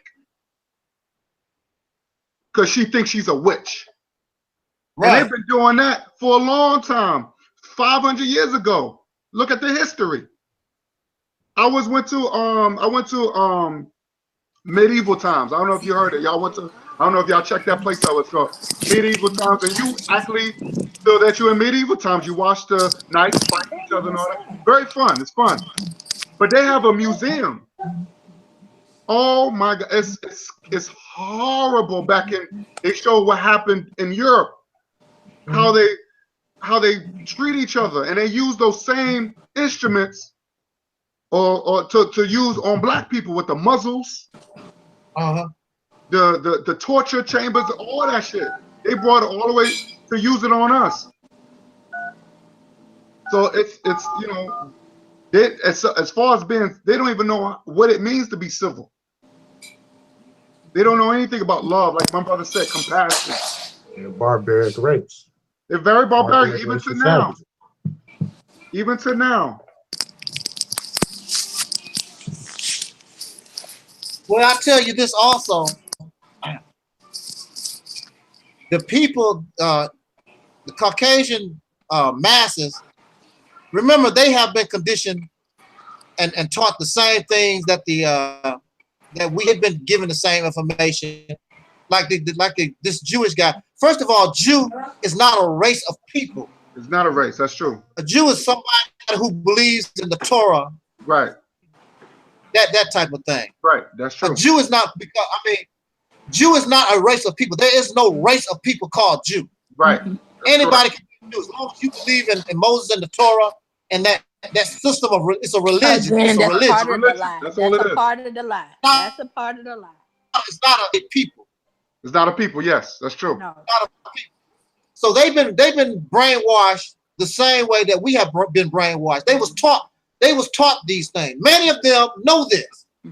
Many of them know this, and you won't hear them talk like that. But somebody like him, he's talking about, well, I'm a Jew. See, you see that he was brainwashed. So he's talking about is not actual history, as you know. It comes from it's religious based, Mhm. and they are the ones who wrote that. They're on back of what they're talking about. You know, That's if you true. go make a claim, then you should also have outside sources. Just like, for instance, if somebody said, "Man, ain't no such person as Michael Jackson," that's bullcrap. Michael Jackson never existed.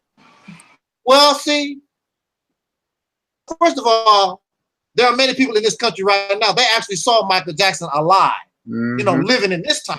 Mhm. But let us just say, as time goes on, Michael Jackson is known all over the world. That's true. So you'll find information about Michael Jackson all over the world, Mhm. not just in America or Gary, Indiana. You'll find information about Michael all over the world. Right. This information that they talking about has nothing else to support it except in a religious sense. Mhm. There's nothing else that supports it. There's nothing else that backs it up because they created it. These Jewish people, they the ones that control the media from from ancient times. They are the ones who understood the power of the word and information and being literate. They control all of that. You know, back in the day, it was books, and they were the ones writing all the books.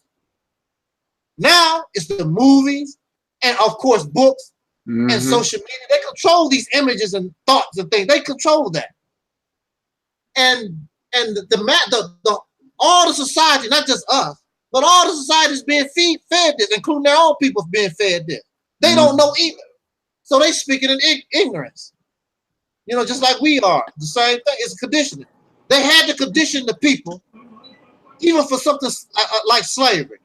They had to condition the people to the point where they saw us as animals. They saw us as subhuman. They taught this. This was taught in their school. Talik, I didn't mean to cut you off. Talik, I didn't mean to cut you off. I'm gonna say this. They got me too. They got me because when I grew up thinking black people wasn't shit. Because I'm like, yo, we have a history. I didn't even know we had a history. I didn't even know we had it because they showed that slavery so much. And then even in the history books, they show a happy slave. Right. So I grew up with this self-hate, like this thinking like, damn, it went so far, brother, that I wished my mother was married to a white man. That's how far I hated myself. Because they showed so much of that. I was watching Tarzan. It was a Tarzan movie that came in the 80s. I don't know if you remember that. But I think I brought this up before. How the gorilla found a white baby. Yeah. And that was supposed to be Tarzan. While this black gorilla holding her baby. So there was some food. And she had to make a choice. And she looked at her baby and looked at this white baby. And you know what she did? She killed her own baby to protect and feed this white baby. So what do you think that's going to do psychologically to me?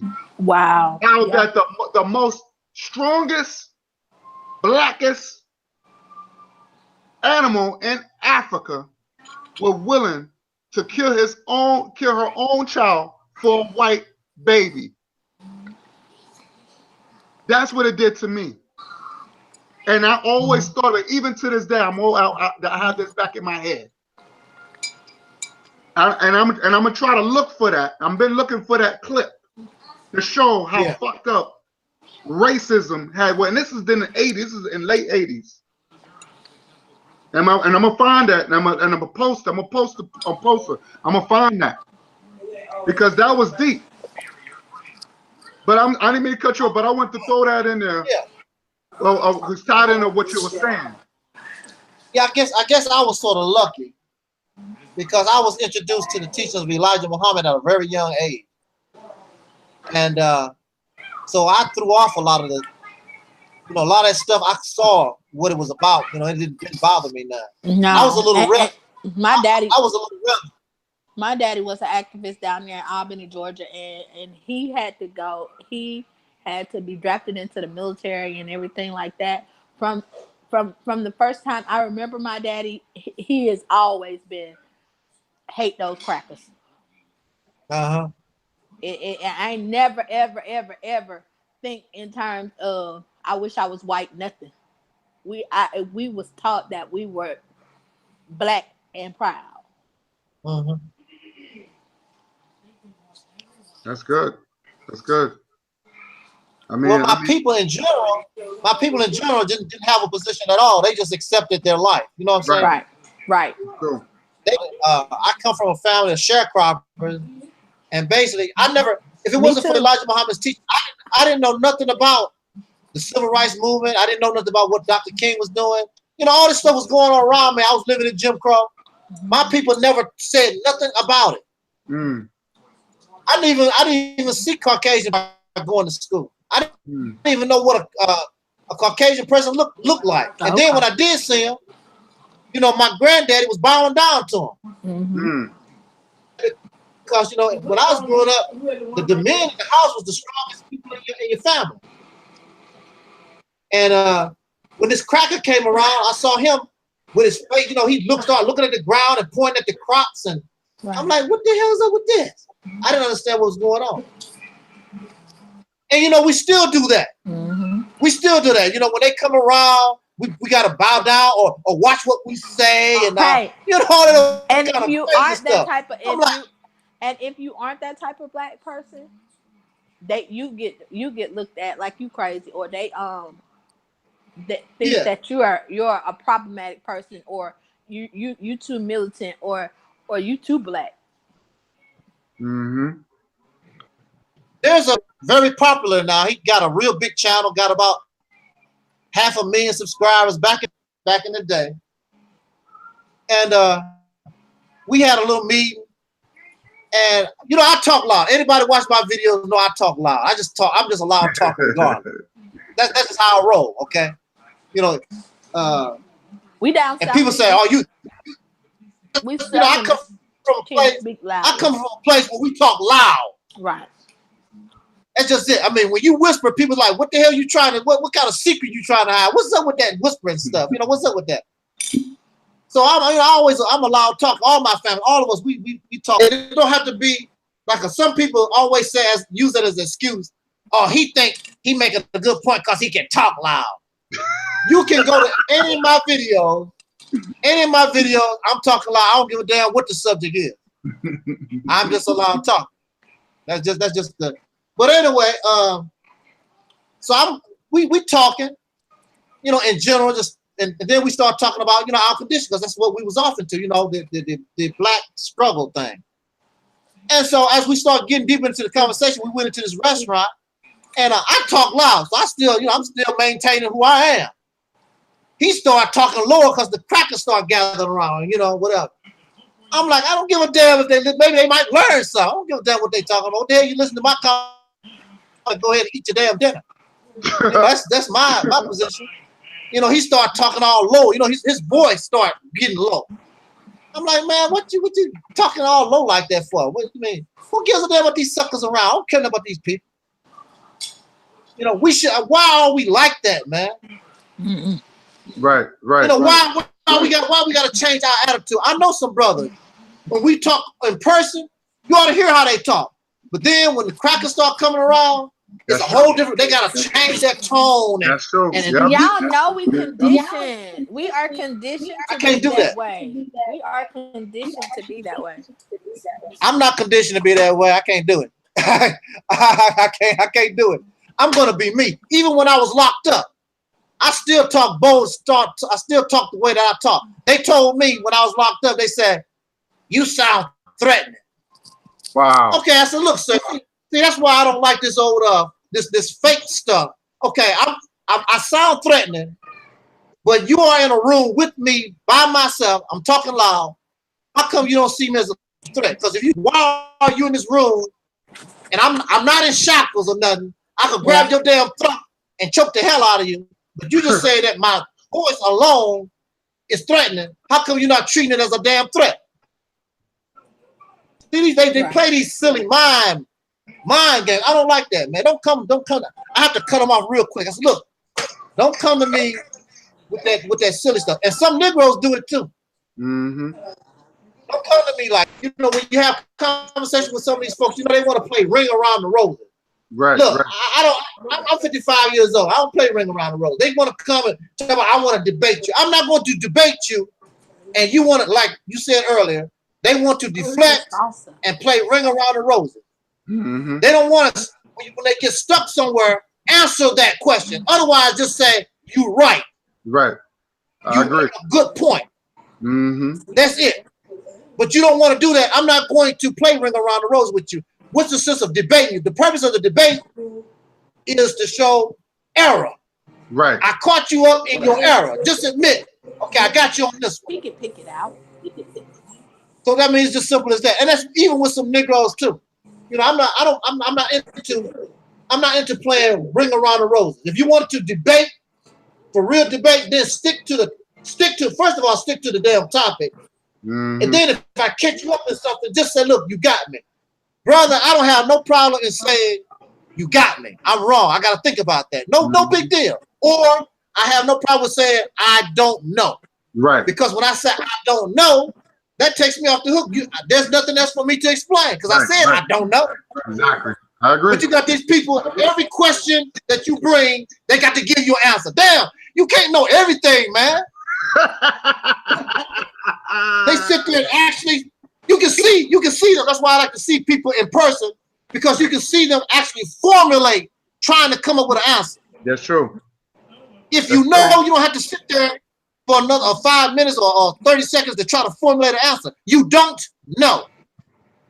So the only thing gonna happen is you look more foolish. You're already caught up. You just look more foolish. But again, going back to our topic, can black people be racist? Hell no. That's just the bottom line. We don't have to debate and go on an hour and 3 hours on that. Right. It's impossible. But I'm saying, but the white guys that you have on they'll disagree with that. Of course, they disagree, and that's their personal problem. That's a personal problem. I suggest you go to a therapist and find something to your damn problem, because black folks cannot be racist. Simple control no part of their life. We don't control your job. See, a racist, your employment, your housing, your destiny, of your life. Mm-hmm. Because it's a system. It's a system. It's a systematic, yep. And they was telling me it's systematic. They was telling me about working within the system. I can't work within the system. The system from the very foundation was designed to destroy me. Mm-hmm. That's what it's designed to do. It has to be destroyed, period. So what do you Okay, do you believe? That's what we need to figure out. Brother Tyleek, I would like to know, do you believe Yes, that sir. Black people own slaves? Because I've heard that being thrown around. Well, that's what white people Yeah, are saying. I heard that. It's very difficult to say. This is what I heard. I don't know I heard that there were some brothers and sisters, you would say they own slaves because they had the right to do that, but their purpose was different. Their purpose, a lot of those people's purpose was so they could buy their relatives and friends. Yeah, but that's true. That did That's that. what- Yeah, that's true. Now, at the same time, I cannot deny the fact that it might be true that some of those did, because if slavery was in effect right now, some nigga would buy you, guy. Some nigga would buy African supremacy. The sister there, they would buy me. These niggas would do, because they sell you out right now. They would buy you out right now. They would do the same thing right now. Because we're not on the same level. They want to be like their slave masters. Right. So I cannot say really, see, because we think that all the slaves love each other. That's a lie. They did not. A lot of them, once they became free or whatever, they want to be like master. Why not? I can own slaves too. They didn't give a damn about black folk, just like a lot of niggas right now don't give a damn about black people. You got all these con artists, Negroes selling you out. You know, making all this money off of you. Don't have no plans for you. They don't give a damn. They just leeching off of us every day. Phone with you. Well, I don't So think what kind of Negro is that? What kind of Negro is those right now? Before the video gets started, they want to tell you how much money you're gonna get. Mm-hmm. You're right. Did y'all do that? Did y'all do that before I came on this? When you first started this video, did y'all ask the audience for? No, for donations and all that. Nah, we don't do that. Nah. Will you send to my PayPal and my Patreon? They got so many sources. They make sure that it's available. You got all kinds of ways that you can get Patreon, PayPal. It's some new stuff coming out. Just send the money. I get it, y'all. We fighting white supremacy. We fighting white supremacy evidence. That was hey, brother Craig, that's what Tariq Nasheed said, right? We fighting white supremacy. Bring in the dollar. Oh, me and my brother Guy was talking about that on the phone earlier. Hey, I was telling you, I saw the video that you did about Tariq Nasheed, and I think it was that made me sick to the stomach, man. Do you know that I was watching that stream in real time? Do you know that he raised $2,000 just in super chat? Yeah, within no time. Like he put on church music, and yeah, he did to be an ordained minister at what is called Melanoid Ministries or something. Yeah. Yeah. Fools are just that's what made me make the video really sickening to me. And see, really, you know, it needs to get to the point where we are so united and so on focus. See, somebody like him couldn't even exist. He has to go. He has to go. Mm-hmm. That's the way I look at it. He has to go. Him and a whole lot of other suckers. They got to go. They in the way. They are really in the way. Our people are just, I don't know what's up with our people. They just, I don't know. Are you that damn mesmerized by somebody? But you know, the Honorable Elijah Muhammad made it, he made a very simple reference to the Caucasian guy, but I also make the statement to these fellas. The reason why you love them, because they give you nothing. That's why. These guys are not giving these people nothing. The only thing these guys do is take. That's all they do is take and take. What? I mean, they don't even give you a bubble gum machine. You don't get nothing. Look, okay, he asked in the past, he's asked for donations to for the Hidden Color series, right? Yeah. So, to my knowledge, these people not even getting a copy of the damn movie when it get done. So not only are they giving donations to get the movie made, they got to turn around and buy the damn thing. If I donate to you, don't you think I should get a free copy of the damn thing? That's what I'm saying. That's true. Good point. Did you see his house? But they don't. I might make Brother Craig a little upset because this is boy, you know, Johnson. Dr. Umar Johnson got $700,000 right true. now. 700,000. That's true. And this man ain't even bought a school bus, let alone a school. I support the brother because at least he had a plan behind the donation. Oh shit. Tariq Nasheed, on the other hand, even though like I support him, you know, to an extent but here's the thing, like, did you see that recent video with Tariq Nasheed? He ended up getting harassed by the like FBI or something. They came to arrest him because somebody supposedly made like a false claim. This is my first time Right. seeing his house. That brother lives in a mansion. Yeah. He lives. I in tell a you- mansion. Not to cut you off, brother, Chris, let me tell you something about this mansion thing. Now, he might be living like that, but you know, I was in the entertainment business, and I hung around some people that was supposed to be millionaires, got a lot of money, right? Now, some of these people, it's called like perpetrating a fraud. I went to a brother's house one day, 15-bedroom mansion, 5 bathrooms, whatever the hell it was. Okay, yeah, he living in a mansion, but when you went inside, ain't no damn furniture. I'm like, damn, where your damn furniture at? You know, it's this damn place empty as hell, but he putting on a fraud. The dude's car, some kind of Mercedes or Jaguar, whatever the hell it was, he let us drive it around. He let me and a partner of mine, he let us drive his Jaguar around, right? We got to put damn gas in the damn thing before we can even get around the corner. He don't even keep gas in the damn thing. Let's You get know what I'm back to saying? I'm Dr. like, Umar. I'm asking my partner, I'm like, man, millionaire, what kind of crap is this dude? You know, what is he on?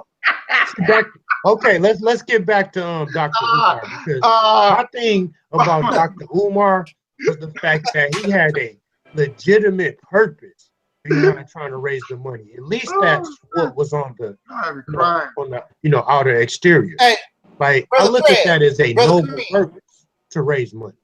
Brother Craig, And we can speak on that. I know on the outside, it looks very valid. A lot of these guys, it looks valid. First of all, you got to look at this. He got a plan. First of all, to pull off this African school, this man by himself, he has no experience to do this. He has no experience. It's true. Who is helping him? Who is helping him in doing this? Then you say that he has a plan. That means he should have a spreadsheet. Mm-hmm. He should have all how these things cost and the whole gambit. You know, when you're making a presentation, like if he was, he would not have got $700,000 from a bank, because a bank, you got to have your I's dotted and your T's crossed. They want to see what the hell you got going on here. That kind of money from a bank. No way, because they require a whole lot. They got to see something, some substance here. This But man, brother, don't they require even like to this almost day- like 10 times as much when it comes from a black person trying to get a loan from a bank than it does for a white, a Jewish, a Chinese? I understand that. Look, Absolutely. okay, let's even mute all that. Let's look at the situation right now. Every time you turn around, this man is postponing even trying to open the school. First it's 2016. Then I'm going to open 2017. Then I'm going to open up to, they after my license. So I can't mess with the school thing. They after my license. You know, it's always some kind of excuse with this man. And see, my partner was like that. The dude that I got caught up and I end up locked up messing around with, he did the same time for stuff to be done or whatever. It's always some kind of excuse. But he got your money. You know, he got your money and doing his thing. This man got $700, not $7,000. Umar has $7. How is he taking care of himself? And if you notice, he don't talk about speaking engagements no more. Oh, I go to so and so, and they want me. I'm the most. What do you say? I'm the most requested speaker, and blah blah. How many? So how is he making a living? He living off your $700,000 that he done got off these poor people. That's what he's doing. Here's the thing, brother. Like, okay, I What's wrong with that? your though? opinion, brother. But what I would say is, for somebody to make that claim, you better be able to step forth and provide evidence. You have to provide proof. We can't just say that the brother is dipping into the donation money if we can't provide proof. We have to provide proof. But Like, why once would anybody brings what's me wrong with that? But proof- why wouldn't we want him not necessarily to be wealthy? But why wouldn't we, if you're supporting this man and you're supporting a movement, why wouldn't you want him to be able to sustain himself and his family if he's being devoted and dedicated to the cause. Cool. That's cool. Where is my school? That's the question. Well, I saw you in a jacuzzi. I have a question. But Tali made a good point. Anybody have any proof of this man taking 1 red cent from out of the donation money? Answer that question. But Craig, Tali made a good point though, because now, and even Umar said it himself, that this conscious thing is turned into another religion. And they would turn around and ask for donations, say we're gonna do this and do that, while they live in fat, and while we still don't get nothing. The only thing we got was hidden colors. We don't got nothing. We don't have nothing that we could say. Well, what are you supposed to get in regards to? But what I'm saying, part of the same movement. How come you can't have your own movement as well? Well, how come you can't be doing whatever you be him in your community? We can do that's fine. But what I'm saying is this: if somebody come up with an idea, and they saying, look, if we put our money together, I can create this, right? Yeah. That's like if Donna, if you came up with a great idea, so I don't come up with the idea, you came up with the idea, but you need some you need resources. Funding. You need hold on, let me finish. You need capital because it takes capital to make shit happen. Exactly. This is the world we live in. Yeah. This is the capitalist society, right? So we give you that capital to make it happen, but instead of you're just I understand. You're making it happen, but next thing you know it, you living better than me. Just like with this, like Tariq Nasheed. This is the program. Yes, he made Hidden Colors. Granted. And he made a lot of money off of that. But the man should not be living in no fucking mansion. He should live in I'm not saying he should not live comfortable, but damn, a mansion, that means he's hiring maids. He's hiring other things, but the money should go back into the same people that made him that got him into that goddamn mansion. Here's the thing though, I can't put Tariq Nasheed on the same level of Dr. Umar Johnson, because when you say that money should go back, Tariq Nasheed has a history. I told you that he made a video. We can look it up and play it on YouTube right now that said that he hates white supremacy, but he will raise the flag of Europe up in the bedroom. So it's like Tariq Nasheed, he never was conscious like that. He's always just been uncut. He doesn't bite his tongue. Like, he made the book, The Art of Macking. Like, he has videos to where he talks about pimping sisters and how to control a woman and how to. Now, Dr. Umar Johnson, on the other hand, like I say every man is innocent until proven guilty. The white man, the white man, I mean, he gives, his people, a trial, by a jury of his peers. Mm-hmm. So it's like, if anybody can provide any type of evidence that Dr. Umar Johnson is taking, donation money and used it for anything other than that, then okay, then we could talk. But until then, you got to have proof. You can't just convict a man without proof, without a concrete evidence. Where's the $700,000? The question is $1,000. You don't have a school. So where's the $700,000? Because what's happening now. And remember, he said that PayPal, they took almost half of it. Why would you put your money why would you tell people to send money to GoFundMe if GoFundMe takes half of what you collect? That don't even make no sense. Why would you do that? And now, and you want to know something else? Now he's talking about he made a mistake going to psychology school or whatever, being a psychologist. He wants you to pay for his education to be a lawyer. Now see, come on, okay. First of all, it took a long time to become a lawyer. By the time this man talk about get his law degree, he got to pass the bar and all like that. Most of your children would be grown adults by the time he graduates. Dr. Umar Johnson is not a spring chicken no more. He got to be at least in his 30s now. He's in his early 40s. He's in early 40s, yeah. So he's not. So he's gotten so okay. He's already got $700,000. Now he's gonna turn right around and ask you for $300,000 because he said he's not taking out no student loan. Send me to law school. Now you got $700,000. You didn't produce a damn thing, and now you want another $300,000 to go to law school. Come on now. I mean, what's up with all that? Yeah, you ain't produced nothing with the $700,000 from this damn school money and go to law school. Yeah, and we'll see you in 10 years. That $700,000 is still in the account because nobody. I mean, I'm looking forward to somebody, saying that it's not. Because don't you think that man would be in prison? He would be in prison right now if he was taking donations. No, he don't. Not necessarily. Not necessarily. That's true. No, that's true. You're right. That's not true. Because it's donation. That's donation money. It's free money. Right. They so we don't know what that money's going to. Because it's why would he just let it sit there for what? Yeah.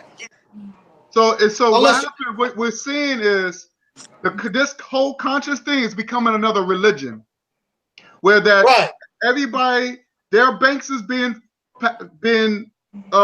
filled, while everybody is still being exploited. We're still being exploited through the church. Now the conscious community are doing it. Look at Polite. Look at Brother Polite. He's in Beverly Hills, got special cars. Brother Polite, and he meets celebrities, and this is from Black people's money. So this is what we're seeing now, which is it's just a turnoff. So even time these guys they come up with these great ideas, and then Black people will say, "Yo, this will work." Maybe but this is what they do. This is our own people that exploit their own. Right. And this is what we're seeing now. Unfortunately, we can't blame the church no more. So now we got to blame the conscious. These people who are supposed to be conscious and ain't doing us dirty. So that's it was a sister. It was a sister a few years ago. I would say maybe 5 or 6 years ago, and she called me, and she's the daughter of a famous boxer. I forgot who the boxer is. But she called me. She was going through marriage problems, okay? And I talked to this sister about 8 hours straight. She was crying and just talking about her situation. And she eventually made up with her husband. They got that out or whatever. And the sister wanted to donate $10,000 to my ministry, right? And I told her at the time. I said I wouldn't feel right taking your money because at this time I don't know what to do with it. Get your money and just put it in the bank or live off of it or do something like that. I didn't even feel right taking the money because I don't have no real plan. I didn't, but see, these people here are taking your money. They're living off of your money, and they know that you don't have access. You don't have access to the information. Right. Because he's not, if the money is sitting in GoFundMe or whatever is sitting there, it's simple. Just show me that what's happening with it. Just show it to him. And if you're living off of it, say, well, look, brothers and sisters, I took such and such. No big deal, just like the sister was saying. If he's living off of it, just show us, okay? This is my living expenses, whatever. But the problem is how you living. Because I saw him in Japan. In jacuzzi. Exactly. I saw Sarah Seti laying around in a jacuzzi. Wow. I mean, what's up with See? what's up with that? Dr. King, and Malcolm X, both of them lived in the hood. That's true. Dr. King, Dr. King, Peace Prize money. $70,000, whatever it was, gave it to his organization, the hood, still struggling. That's true. Malcolm X lived in the hood. That's true. Now I love everything. That's my spiritual father. Elijah Muhammad's living the good life in the cracker neighborhood. Mm-hmm. That's true. It's like Farrakhan do right now to this day. Yep. Mm-hmm. You know what I'm saying? Problem with that. And Farrakhan even said one day in a speech, he said, until my people build limousines and all them fancy cars, I won't ride in one of them. That's what he said on the beach one time. Every time you see the man, ain't he getting out of a limousine? A Hummer? Well, what We didn't build in us again? And these are supposed to be conscious leaders. These are supposed to be conscious people. What in us makes us want to gain wealth and become just like the oppressor? I don't understand that. Good question. Look at the African leaders. They the same way. People in the community live poor. And you got this African leader living like on top of, you know, something looks like Mount Olympus. I mean, just look at the churches in the Black community. Like there's a church right down the street up in the middle of the hood where people next door are strung out on drugs. I'm talking about alcoholics, living off government assistance. And you got this big, huge mega church right in the middle of the poor community. Mm. Well, I was married not too long ago, and my wife, she believes that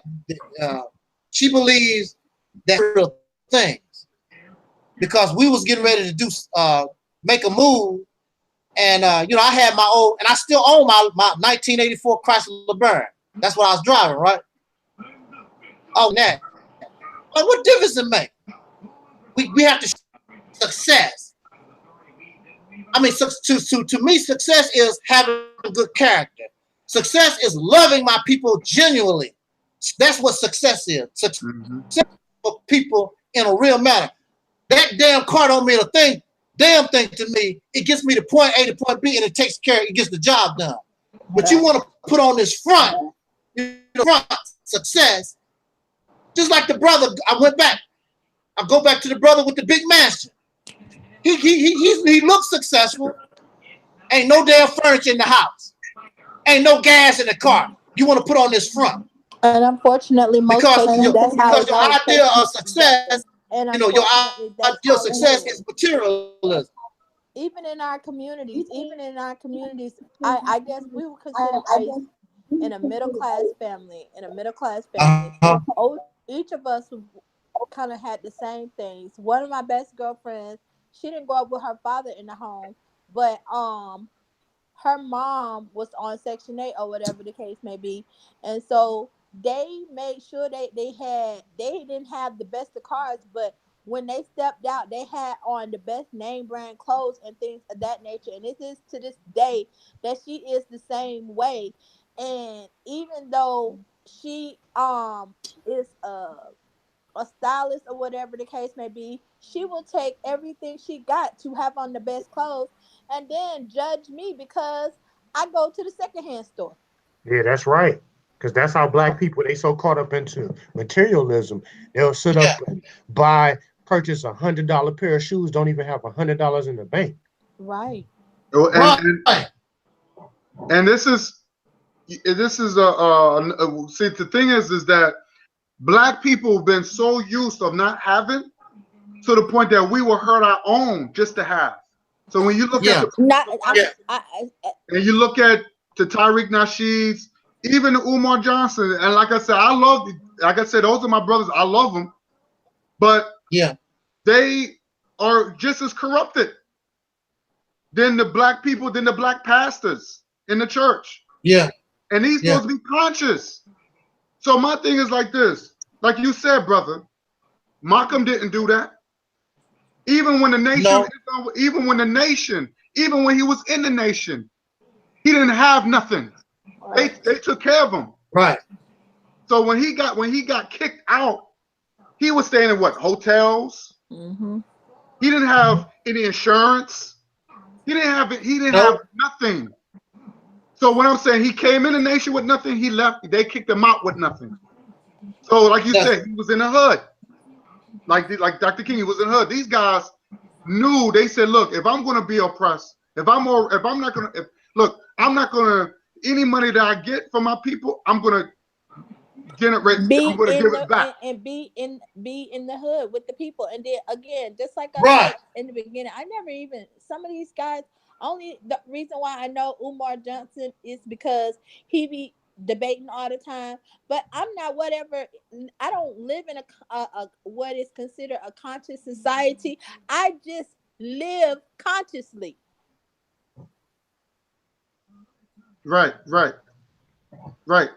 I mean, like I said, as long as you, like I said, it's just more like, you know, I think, like I said, black people, we've been so used of not having nothing, where that now the consciousness is becoming the new, what you call the new hustling.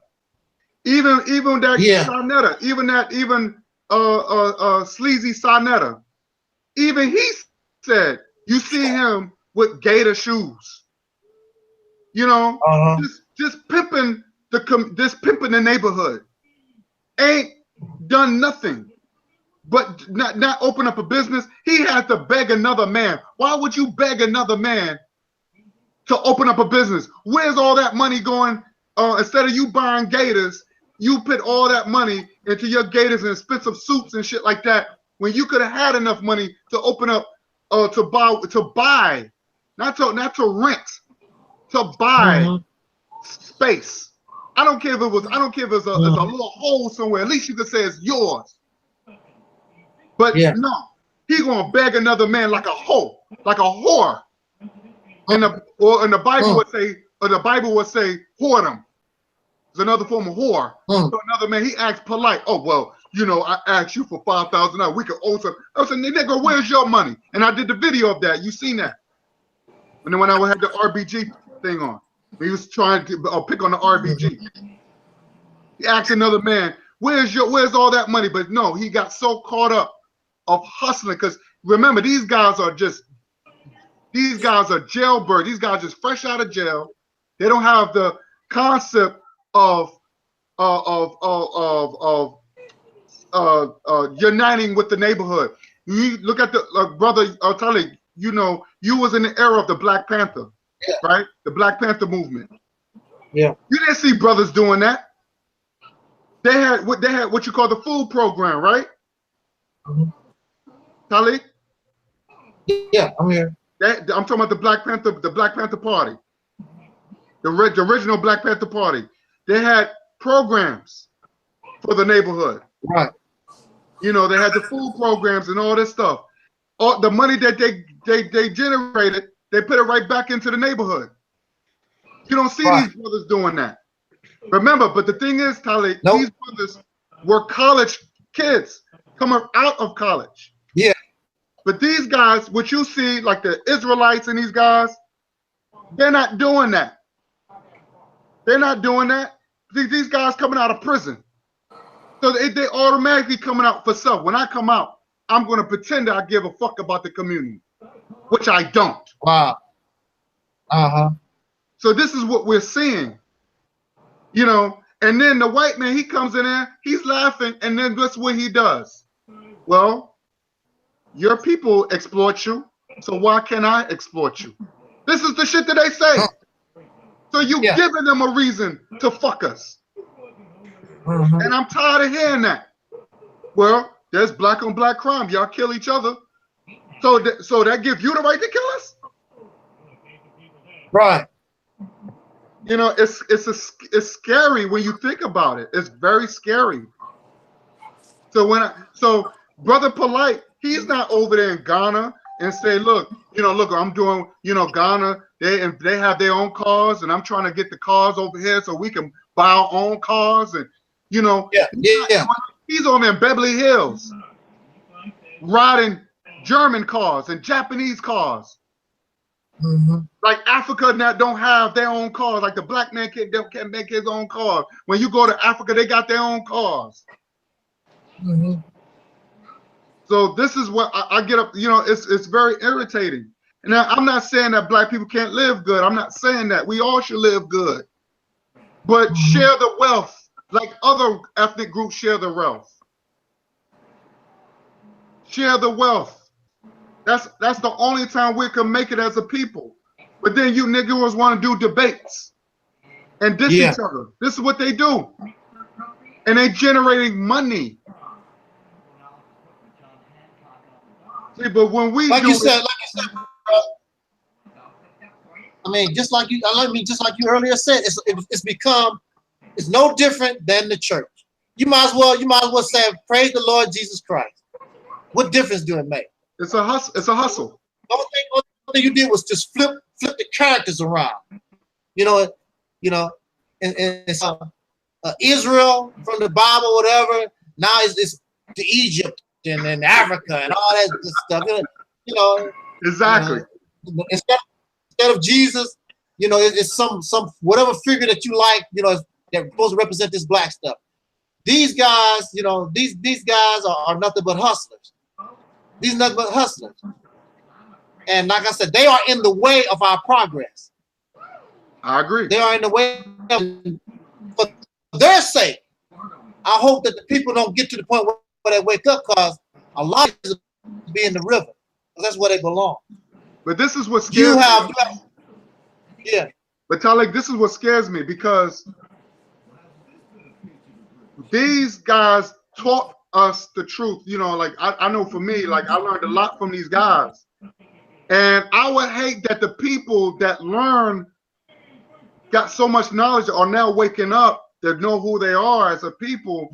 They go right back to being, go back to the dark ages, I should say. Because they figured, well, damn, what's the point? What's the point? Maybe I should go back sleeping with white women. Because, That's hey. That's why I didn't learn from it. I seek after knowledge for myself. Right. But a lot of people are just now getting into the concept. Because it is just like a religion. If you're looking up to somebody, thinking that he can tell you something more than you can find out for yourself, and whatever is deserved for you is for you. That's true. But what I'm saying is that when you hold somebody, a lot of people don't think like that. A lot of people really like Umar Johnson. A lot of people like Brother Polite and these guys. And they hold these guys like a Malcolm X or some sort of leader. Remember, if you look at Polite, but look at Polite. He got his own organization called the New Covenant. These guys got their own they got their own organization, like the Nature of Islam. That's the problem right there. That's the problem. The mentality of thinking that there has to be a leader. We have to be leading. We have to lead ourselves. We have to do whatever we do for ourselves. And we don't all have to have the same opinion. We don't have to all feel the same way. And we don't have to all do things the same way. And we need to stop allowing ourselves to look at what somebody else is doing and go ahead and make that righteous movement for ourselves. And then once we do what we're supposed to do, and I'm saying constantly keep the focus on you and your movement, then I think that is the magnet that bonds us. I don't think that we should be even like so much. Again, it really does turn into a religion again. Oh, we're gonna be conscious, and then but this dude gonna start abusing us. I'm not even ever gonna be in a position to allow somebody to abuse me and my thoughts and my mentality, simply because I'm not looking up to him. I'm looking to me, God. Yeah, but we as black people as a whole, we are like a very sheepish, type of people. Like we in search of that shepherd, that Moses, to lead us to the promised land. Just like how my brother Talik was saying in one video, like we black people are like herd animals. Like to the point to where we looking for that lead buffalo to lead us to the pasture. And you see what happens. They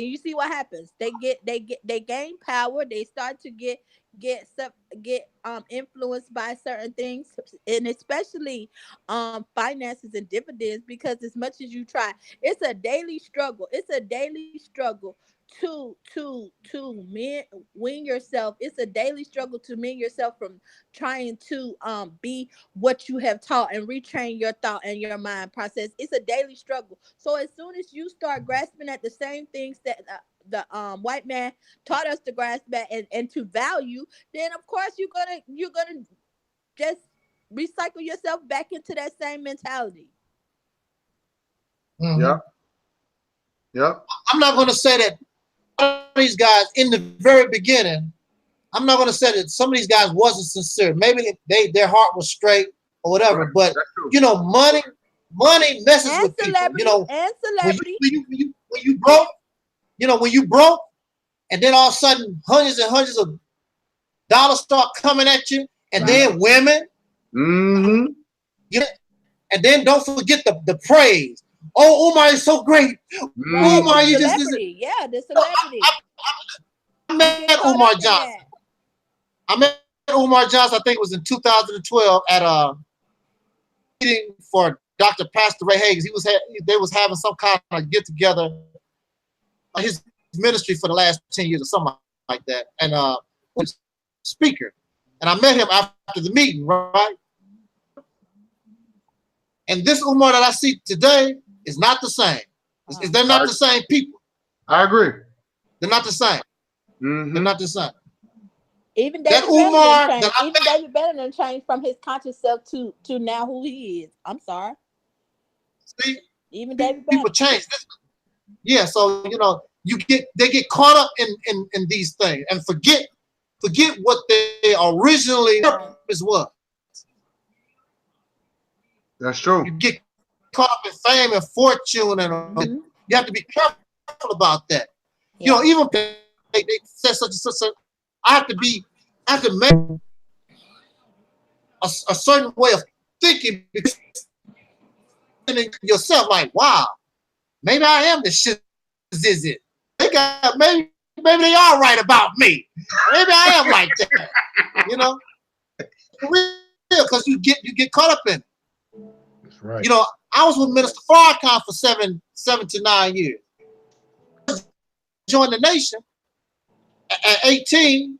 It was all cool, but as I grew and matured, all that hype and all them beautiful speeches don't mean nothing to me. I'm looking at my pocket like, damn, I'm still broke up in this mud. Mm-hmm. You know, y'all gonna have to do better. You know, these speeches is cool, better to me, because you know, at 18 and 19 or whatever, it was cool with it. But as you grow older, that ain't enough. You gonna have that's not enough. And right now, what we're doing, it's just not enough. You know, all you can put all way nothing, but we're not doing the right thing. Mm-hmm. We're not doing the right, and because the right and proper thing will put you in a problem once and for all. Why is this problem going on and on and on? When I was locked up because I did not have the right information, I stayed locked up. When I got the right information, that's when my situation began to change. You know, when I was religious, you know, I was in the Nation of Islam, Allah this, Allah that, and you know, the point where I got dead all the gods, Jesus, Buddha, anybody. I told the devil, I said, look, devil, about this, my soul, no doubt about it. I will preach for you. I'll rep for you. Devil didn't show up. So I'm like, I'm on my own. But when the right information came, it was my situation, it was slow, but you could see, boom, boom, it started changing. Mm-hmm. We don't have the right attitude, and again, that's because we got these people in the way. When we caught up in that, we caught up in, you know, just like Mr. Farrakhan, and you know, the eloquence, you know, the speaking style that don't do nothing for you. Mm-hmm. So what? You know, to me, it's just like having a beautiful woman for a wife. Oh, she the most beautiful. She can't cook. She can't clean. Okay, I mean, okay, she's beautiful, but damn, I need some more out of a white beauty. You know, she can't even read. I'm like, damn, baby. You know, I mean, what's up with this?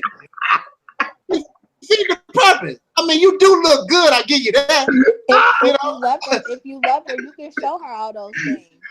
Oh shit! I thought being a wife is more than beauty. He said she can't even read. Can't even read. Like, damn. No, but I want to add on something real quick. I think what it is that I understand that black, when it comes down to us, our people, money is new to us, right? Yeah.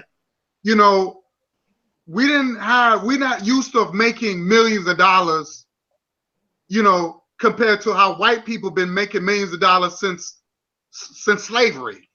Yes. Since the 1700s, 1600s. So, you know, we didn't start seeing $1 million probably around the 60s, maybe a little earlier than that. I still haven't seen $1 million. Right. So the majority of us probably will never see $1 million in our lifetime. Right. You know what I'm saying? Right. So what else I'm saying? Money is new to us. So like you said, Tully, when brothers start seeing all this money start coming in, it does change them. Compared to white people, it's not nothing. Yeah. Money, they are bored with money. Yeah.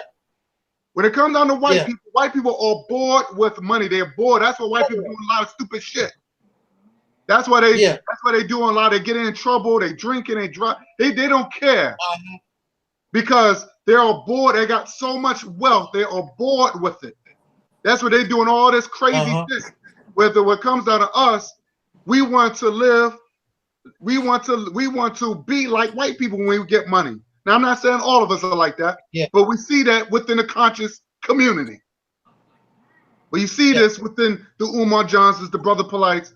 You know, they want to live like Hollywood. They want to live like Hollywood shows perception on the television and things of that nature. That's what they live in like, because the average people, just white and black, or live in average homes.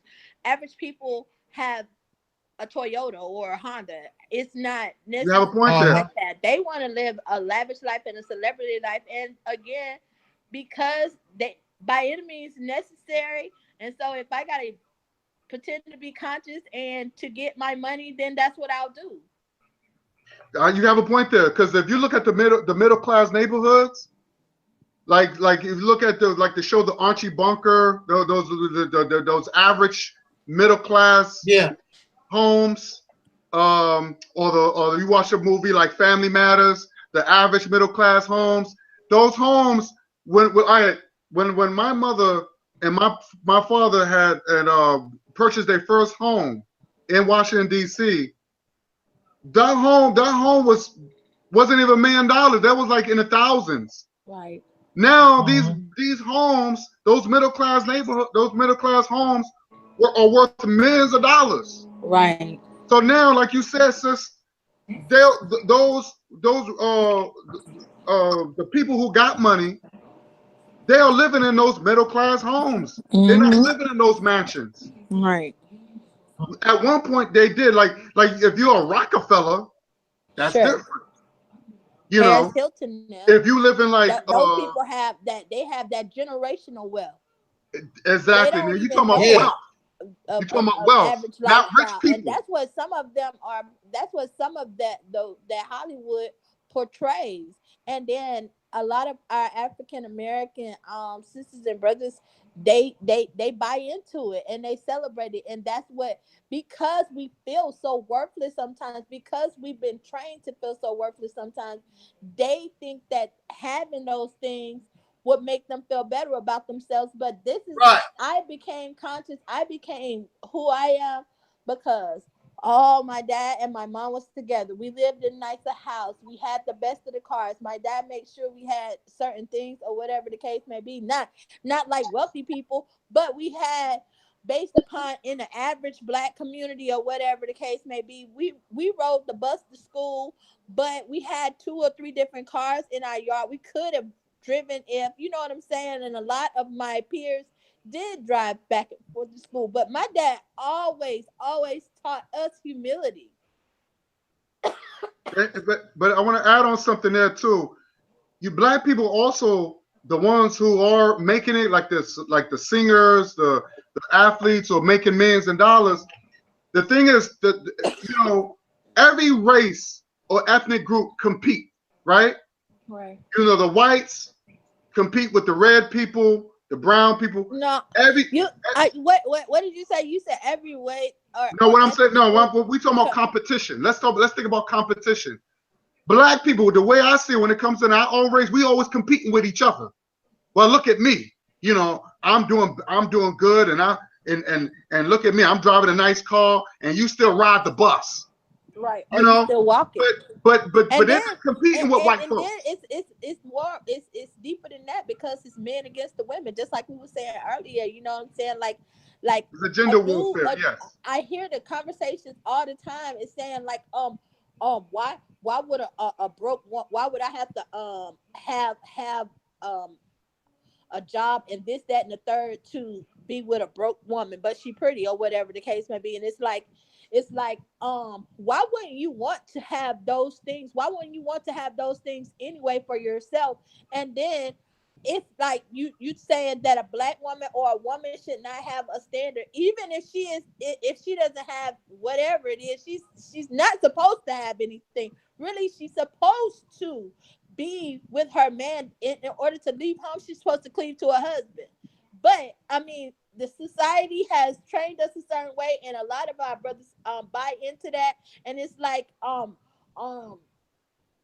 just like the brother was saying earlier, like if she's not smart, if she can't read, and if she didn't do all that, or she didn't get all that, then if you love her, and it's not about just the physical love, because you like what you see, but if you love who you're with, or you love the person that you met, or whatever the case may be, if she's illiterate, you can train her, because a real woman is really and truly wants to be amongst and with her man. Unfortunately, some of us have to combat against some of the things that we were taught by our mothers, and only because of our conditions, but our true soul follows our man.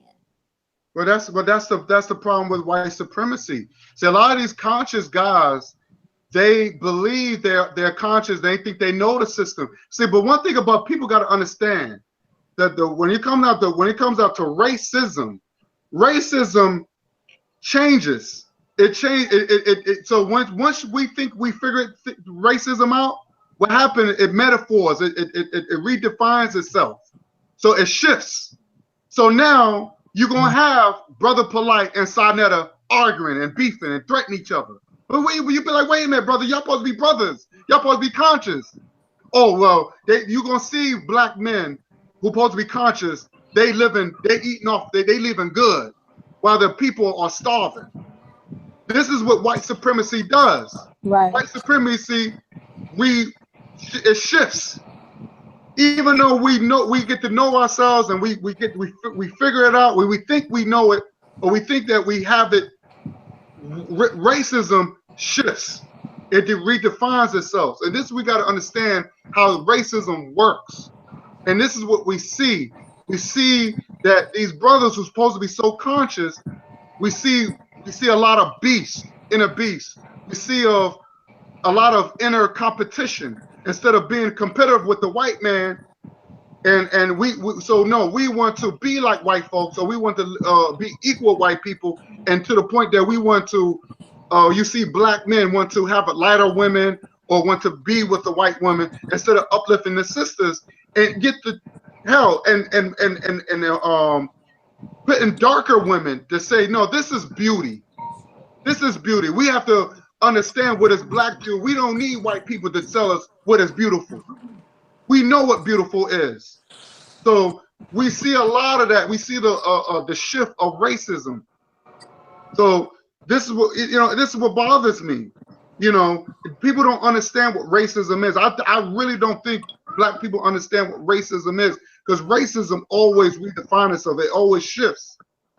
And we have to catch up on the system. We have to we have to become the system to understand the system. So now we know how to fight against it.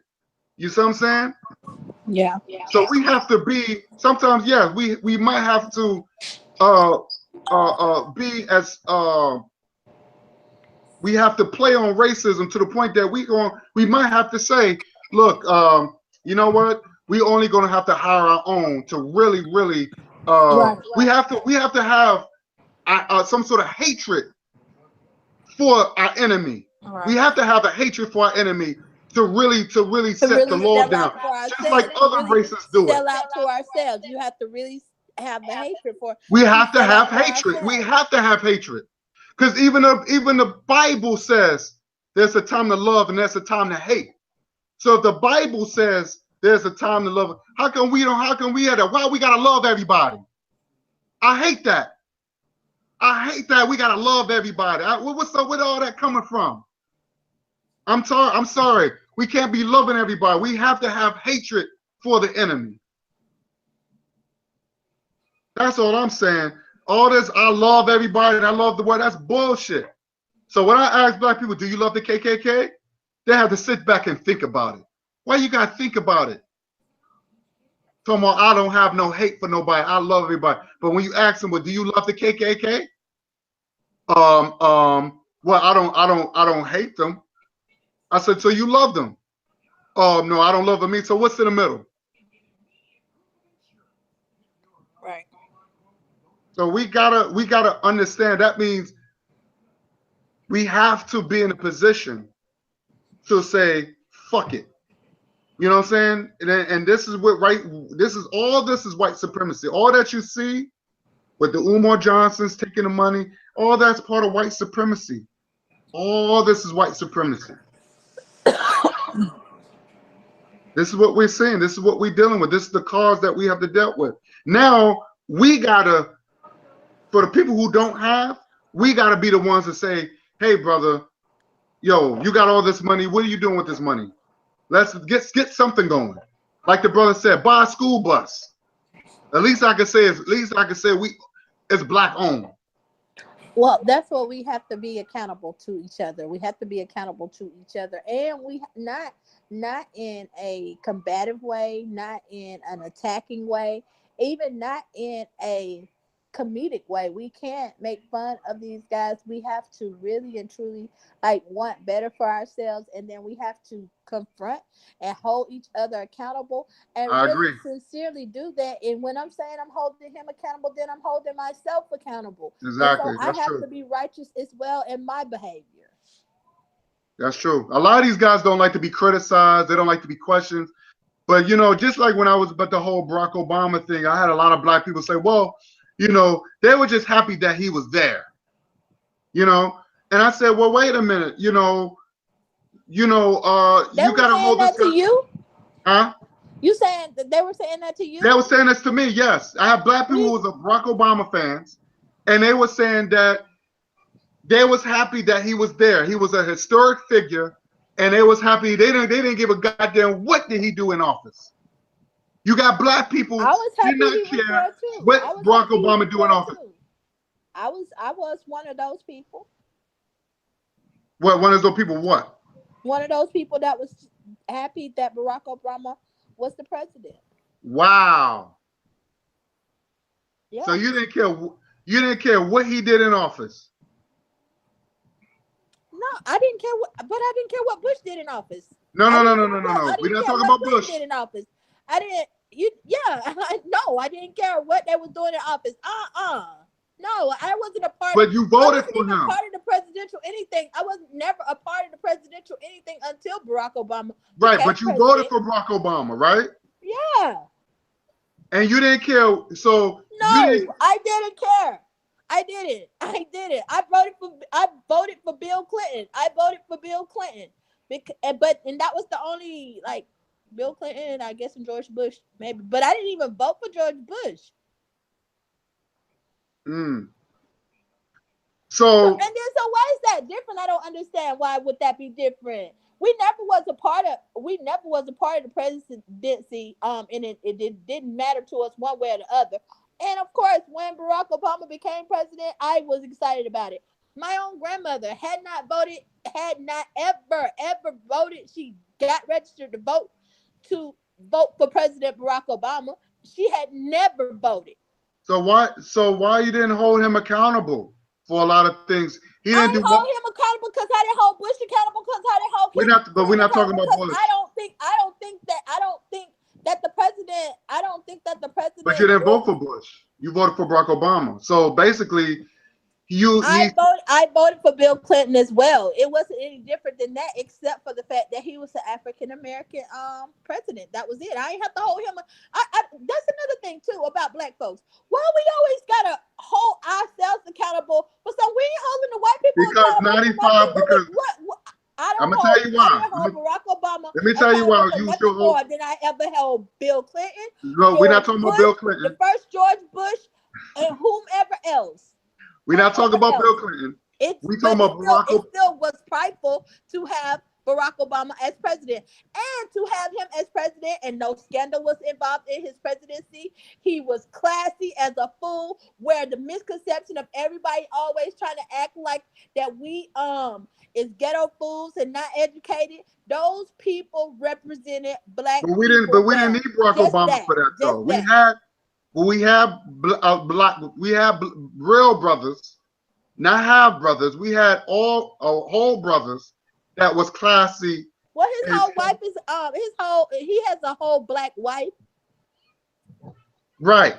I get that. But what I'm saying is that he didn't do a damn thing for black people. And 95%. He wasn't supposed to do nothing for black people. We're supposed to do whatever we need. But he did a lot for gays. Brother. He did a lot for gays. He wasn't supposed to do that. He didn't do nothing for gays. Oh, he didn't. No. Okay. Some people still was doing the same thing they've been doing. If they got on a political stance, just like a political stance, and then again, you allow you to think that Barack Obama did that.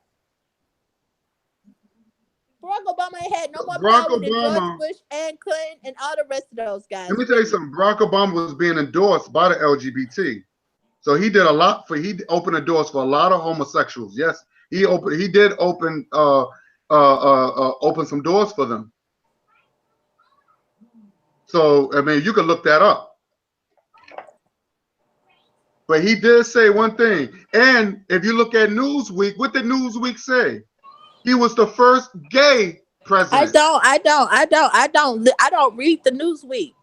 But the Newsweek in front of the cover, they say he was the first gay president. You listen to it just because Newsweek says that. But he didn't deny it.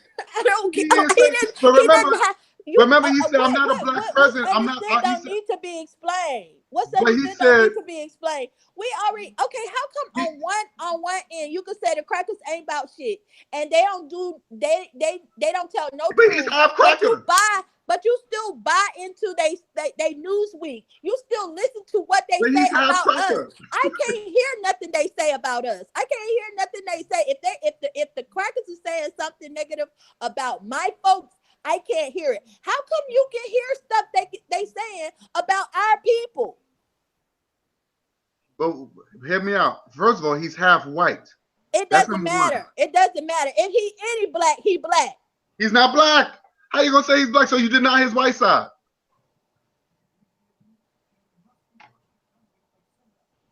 How you gonna deny his white side? He grew up white. He didn't grow up black.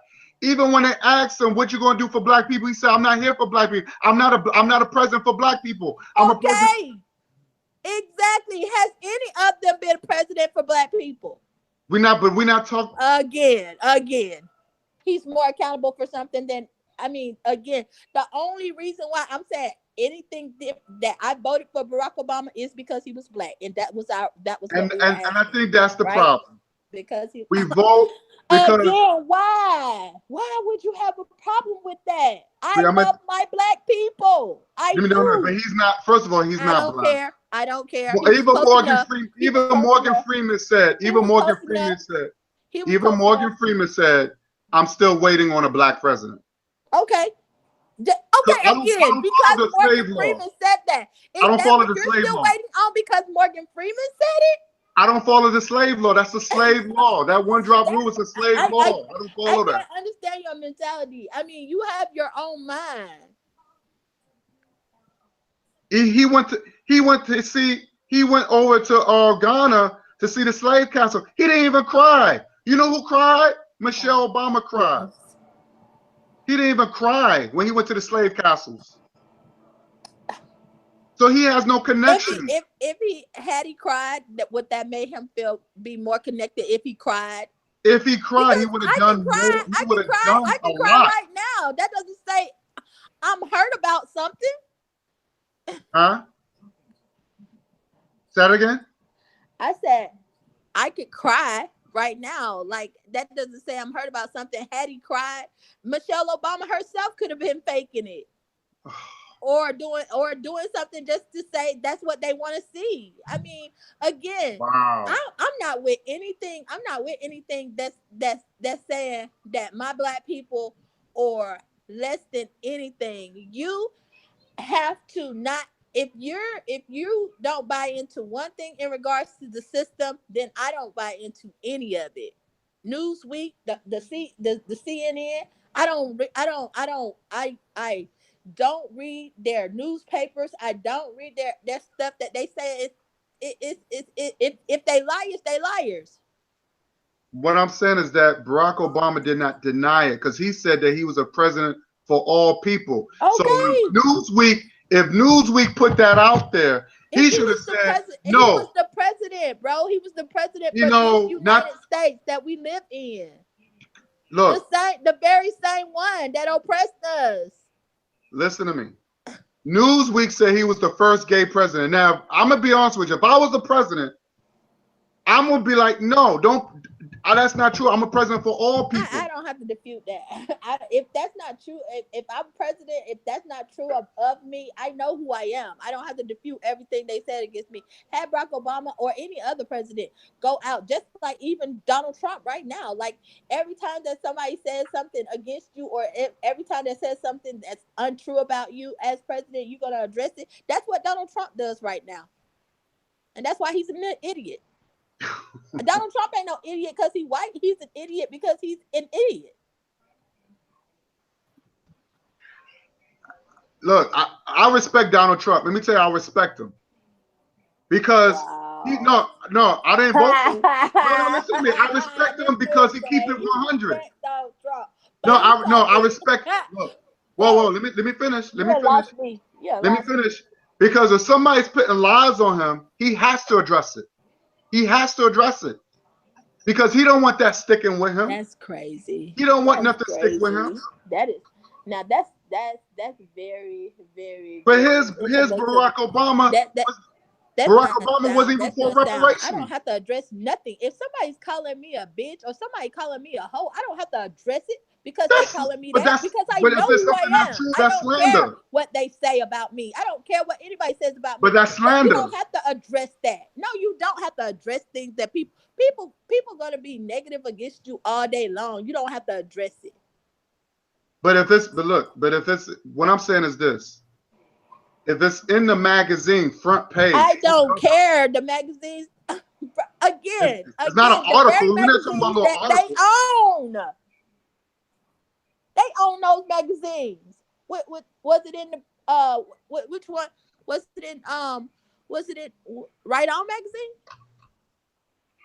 Who? Was it in the Essence? Which one? What? What's that article that was in the USA or Newsweek or whatever you're talking about? What's that in? There was a front page of Newsweek. Was it in Jet? Was it in Jet? I don't know. I don't know. You buy into some, but you don't buy into all of it. I don't understand. You went. No, I'm not. No, what I'm saying. The point I'm trying to make here. Donald, the point I'm trying to make is this. It was on front page with his big face on it, right? And in big letters, they said the first gay president. Now, if I know that wasn't true, if I'm a president for everybody, I'm going to at least speak out, at least for that. We're not talking about a little article somewhere. That was on front page. They had a little rainbow halo around him. Now, That was across the country. So if I didn't know any better, I would have been like, well, damn, he's the president for gay people, not for me. That's all I'm saying. He should dispute. He should at least dispute that and say, no, I'm a president. I'm not president for no gay. You need to take that. You need to take that off. Oh, wow. He's the president. They can do that because that's not true. When they asked him about black people, he had no problem addressing that. I don't think that's fair. That's all I'm saying. I don't think it's fair.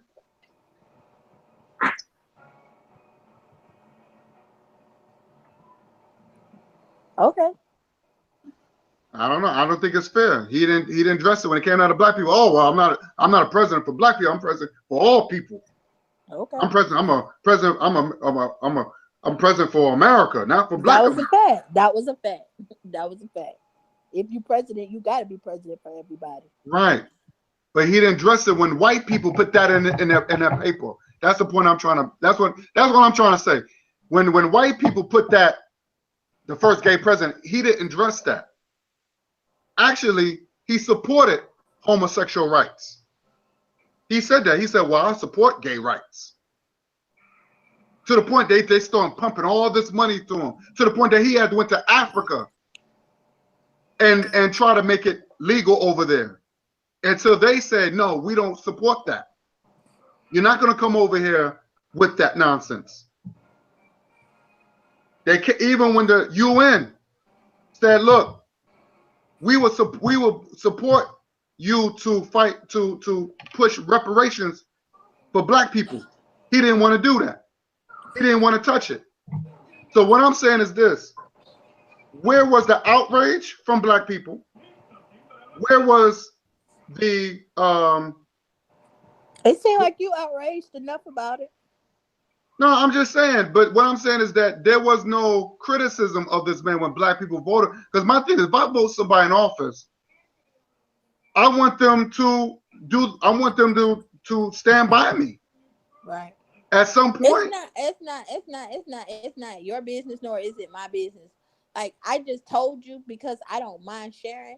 Like, again, if you didn't vote for Barack Obama or you didn't like Barack Obama, I think that is your opinion to have, and I can respect that. But to me, for you to judge us black people because we did, I think that's not fair. I'm not judging. I'm just saying where was you supported this man to become president, and 95% of black people voted for him. But he didn't have black people's interests. And I think that's what hurts me the most, because 95 of our people voted for this man, stood by him. Hell, even Farrakhan voted for him. He said Farrakhan, the Nation of Islam, the leader of Nation of Islam, voted for him. And even now, black people now are complaining to this day, saying, damn, I voted for this man twice in office, and he didn't do a damn thing. Well, that's stupid. That's stupid if somebody is still complaining about Barack Obama. And whatever it is they think that Barack Obama was supposed to do for us, whatever it is that it is, why won't you implement the ways to try to get it done for yourself? Who the hell is Barack Obama and any other black man to do something for you? You got to do it for your own self. I'm sorry. I agree. I agree. So why is black people is dissing Trump and saying, I don't know them. I don't know them black people, you know.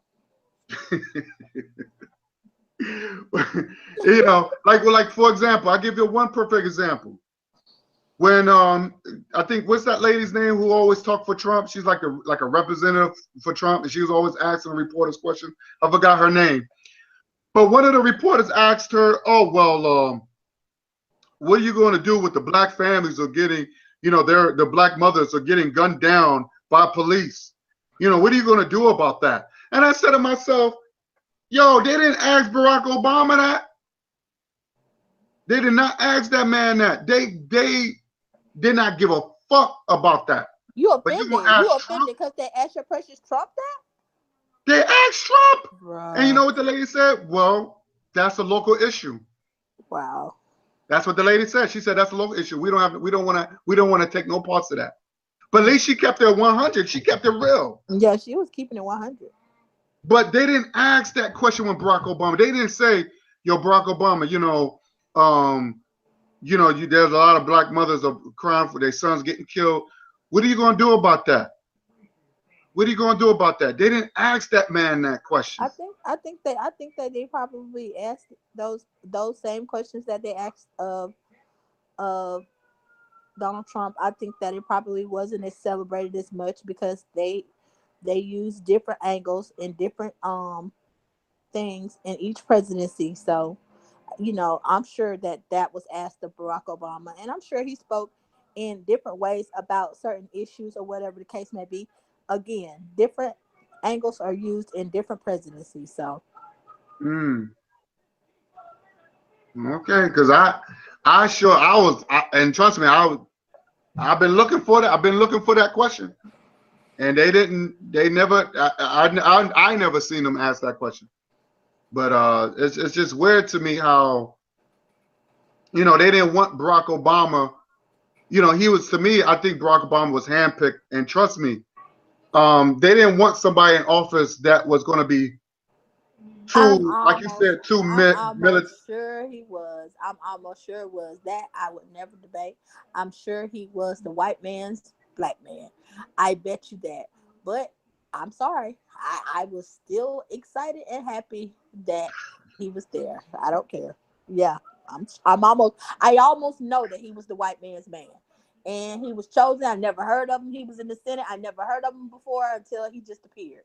And again, Oprah Winfrey helped him. She helped him because she stood beside him. I love Oprah. She stood beside him. I love her. So, okay, yeah. And even like you said, even Farrakhan was with it. So I was with him too. I'm with him too. Anything that's us, I'm with it. So yeah, I received them. Okay. I mean, I can say that about Umar Johnson and Brother Polite. And even though they're not putting the money back in the community or the neighbor, I said, we don't have a community, I'll say neighborhood. I could turn around and say that, I'll stand behind them, and I guess I can say that too. I wouldn't have a problem with you for doing that. I wouldn't have a problem with it. Because you have a right to feel the way you feel about whatever it is you feel. And I don't judge you, nor do I laugh, nor do I denounce your thought process or anything. I think that you feel the way you feel, and I feel the way I feel, and if we're on, I don't judge the black people. I don't judge the white people for loving Trump. But I mean, don't you think that we as black people, we always let shit slide compared to other cultures and other people, other ethnic groups? They ran down nothing. When I say we don't never let nothing slide, if it's another black person doing it, no, we don't let nothing slide. If it's black, if somebody black doing it, it ain't gonna slide. We only let it slide if it's white people. But our people, you have people like when we was talking about the Brother Polites and the Umar Johnsons and all that stuff, and they taking advantage of our people. They taking advantage. No, we don't taking advantage of no people of mine, because again, you make a conscious decision if you want to support whoever you support. If you need a guide, you send your money to that guy. If you need a person to lead you, then you send your money and support what he's doing. Right, but if I put my money into something because that person said they have a plan, and that person don't carry out that plan, I have a right to question that person. I have a right to most definitely to rain down on that person, just like other ethnic groups they do. You can't get away with that in the white Jewish neighborhood. You can't get away with that in the Indian neighborhood or whatever, whoever neighborhood, or Chinese. You can't get away with. But I think that's the problem with our black people. We don't know what they can get away with because we're not a part of their communities. We don't know what they're doing or what's going on. But I've seen it though. I've seen it. The only thing that I can speak on and address are the things that I know of. You hear? Oh, shit. I am back, and I'm with my partner, my brother here, Wilfred. I was telling him about the great conversations. I just made a good dinner for my partner here. Oh, shit. What's up, brother? It was his birthday yesterday, and he just started his non-for-profit. And so I am the COO, but that does not stand for coon, guys. Yes. That's what's And up. he is CEO, and so I've just made him a little celebratory dinner there. Oh, So I was just like, I cannot believe they're still on this call, but I was telling him how powerful it was, and we were actually just talking about how Tika Sumter has a child from one of her white cast members, and we were talking about how can we have all of these super melanated sisters and brothers, and we're creating these offspring that don't even look anything. They don't look like they have any melanin in them. So I don't know where you guys were with the conversation, but that's what we just that's what we were just talking about. It was basically in the same place. Half white Barack Obama. My God, he just told me. Wilfred just said that, you know, we're putting together a little business plan, and I had mentioned Barack Obama, and he said, we're not going to put him nowhere near this. He gonna get a see, he's smart. I like that. So we right on point. So I'm just listening. Go ahead, guys. I'm just saying that we don't hold our people accountable when they don't do the things they're supposed to do. You know, if we put our money, like if, for example, if you come up with a plan or something to do something for the neighborhood to build the community, and you don't come through, I noticed that a lot of our people, we just tend to let it slide. We don't really rain down on these people and say, look, no, you supposed to do this, you know, and this is what, because we see that in other ethnicities. We don't do that. We let shit go, and I think that's a problem when I'm mad about my people. We always let stuff go. I don't believe in let stuff go. You see what I'm saying? He said the same thing. We were talking about the sister. Go ahead, Wilfred. You talking about the sister that with the whole cart that got the sriracha sauce and the Gatorade thrown on her, and then she was saying that she just wanted an apology. We were saying, no, you know, you throw some Gatorade and sriracha on me, the next day you don't have no cart. Like, it should be that. It should be that's the way it should be. And the same thing with the sister. I don't know if you guys saw the post also about the sister that got basically manhandled, wrestled down to the ground by one of the Asian hair store owners. Yeah. And the wife of the Asian, she was beating her, hitting her too. Yeah, I saw that. And then the next day, the Muslims came out very strong, which was great. But they were just saying they were giving them 24 hours, 48 hours to elicit an extensive apology, or they would continue to make sure that financially they were not supported by the community. But yeah, I don't think that shouldn't be the ultimatum. That shouldn't be the ultimate thing that you're asking is an apology. 24 or 48 hours to do it. And then the wife was saying, well, it's going to take time. But he's going to do it. He didn't take no time when he put his hands around the girl's throat and wrestled her to the ground, and he jumped to conclusions. So, we have to be slower. We have to be just as quickly to respond or to instigate a response as they are to initiate their reasons for their anger. That's true. I agree. I just feel like and I was explaining to Donna, like, we was talking about Barack Obama and how he never came through for black people, and 95% of black people voted for him, and we didn't rain down on this guy and say, look, man, we voted for you, and I just think that you need to put something in place so to make our lives a little easier. Again, I have to say that you said 90% of the black people voted for him. Again, when we voted for presidents before Barack Obama was president, we wasn't expecting Jack.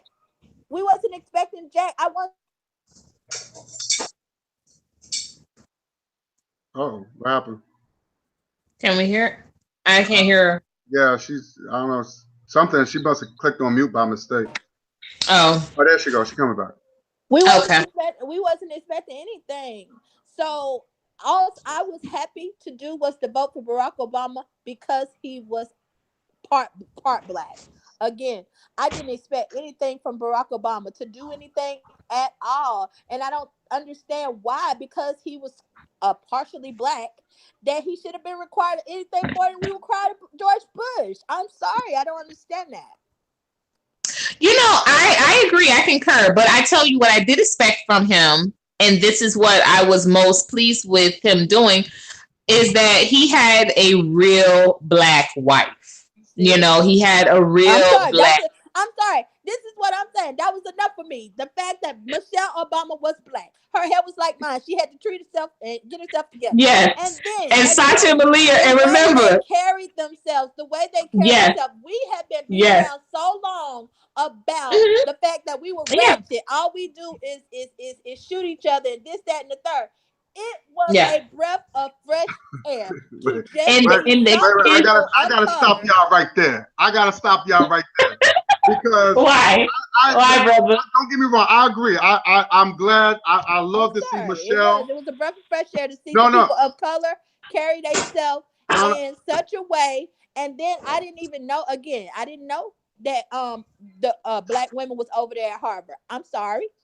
Call me country. I didn't know. I didn't know they was graduating from Harvard and being lawyers and stuff. Till I saw Michelle Obama. I'm sorry. I think what did it for me was the fact when Malia wore those cornrows coming off of Air Force One. That's when I was like, you know what? Amen. Okay.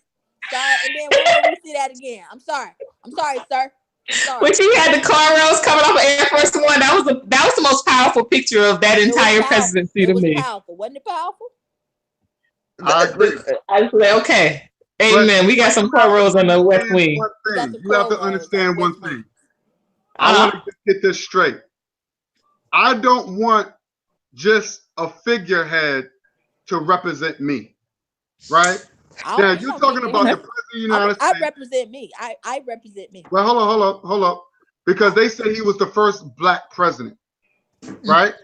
I haven't seen no magazine, no front page saying that he was the first black anything. But I saw it, and I was explaining to Donna that on Newsweek, they say he was the first gay president. Now, I would say this: if I was the president, on Newsweek, look it up. It was on Newsweek. Oh wow! I never saw that. You saw that? You never saw that? Wow! Just to say he didn't see it. I didn't see it because I wasn't looking for it because I don't read Newsweek. Yeah. But wow. Were they saying that because of how he had supported the rights? Yes. Okay. Yeah. And he's not even, and it must be true because he didn't dispute that. Wow. But just because somebody doesn't dispute something, it's got to be true. Are you kidding me? Wait a minute. He didn't even dispute it. He didn't even start listening to me. He didn't dispute it. What I'm saying is that when it came down to black folks, he had no problem correcting. Oh, well, you know, I'm not a president for black people. I'm a president from America. When they asked him, what you gonna do for black people? I'm not a president for black folks.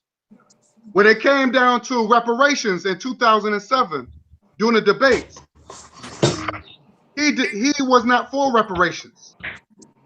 And then he only talked about it when he was on his way out of office and said, well, reparation was infeasible. I can't, it will be hard. That means it will be hard to do as far as putting reparation together for black folks. Mm-hmm. So even when the UN said, we will help you or support you behind reparation for black people, this is from the UN. They said, and you know what? The bill is right on the Congress table. The bill is right there. So reparations is on the table, but nobody's not touching it. But they'll touch gay rights. So it's that bothers me, that how black folks that did not dare question Obama and say, look, man, what's up? I think that's what hurts me about my people. They let this man slide. Even Donald Trump said that. He said, Barack Obama didn't do nothing for y'all. And why do a white man have to tell us that? Because you listen. Because But you it's repeating true. it right now, bro. But Donna, but it's It true. told me nothing. But the white man said it was true. And that was a setup. That was a setup. And that's the reason why you got Trump in office. That was a setup. That was a setup.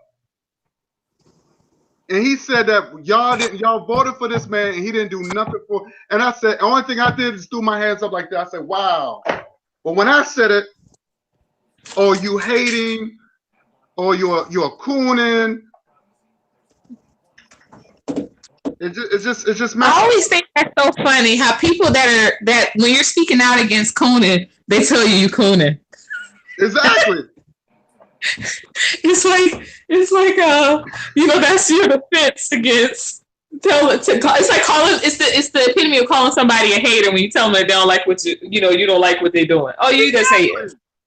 Yeah. Exactly. And and I said this guy's not for us. And you see, and then they asked, and I was telling Don, they asked Trump about, his representative. Oh, well, there's black mothers, they're crying over their sons' death, because of the police shooting.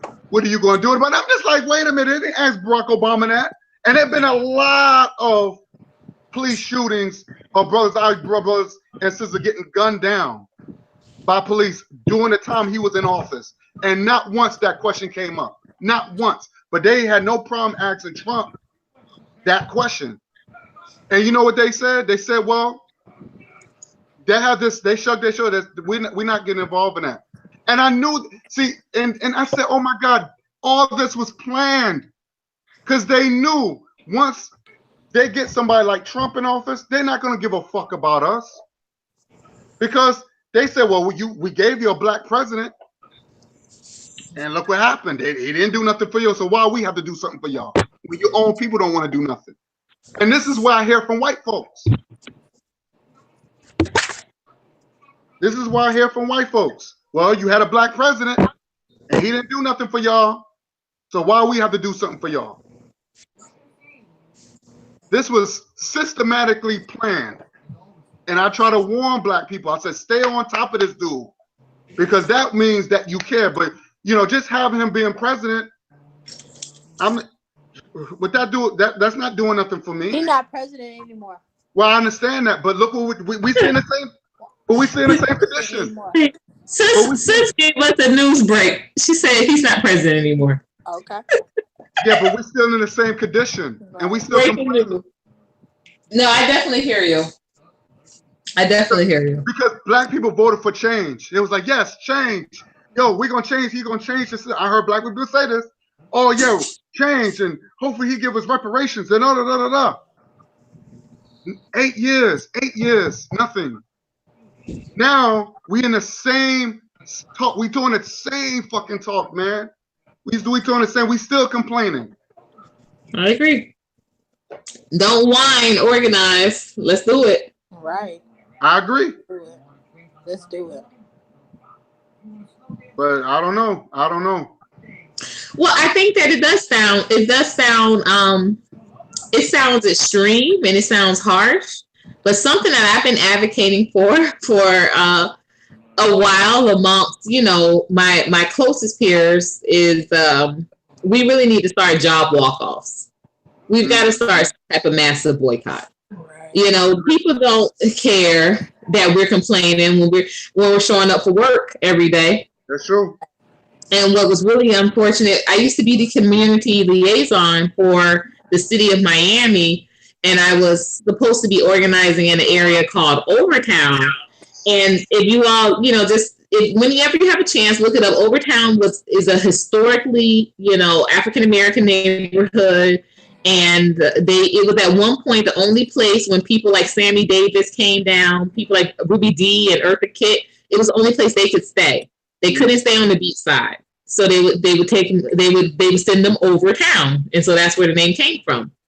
So at any rate, when I was organizing, now mind you, this is one of the most socioeconomically challenged communities in not only the state of Florida, but also the United States of America. At one point in time, they had one of the highest grossing new AIDS HIV cases. They were extremely affected by redlining and by gentrification when they built literally a freeway through their neighborhood. So when you talk about a real challenged neighborhood, it was that. So it was my task to go out and organize them to be involved in the civic engagement process. And when I was out there, I'm telling them, hey, we're having a meeting Thursday night. And they're like, oh, no, I can't come. I got to work.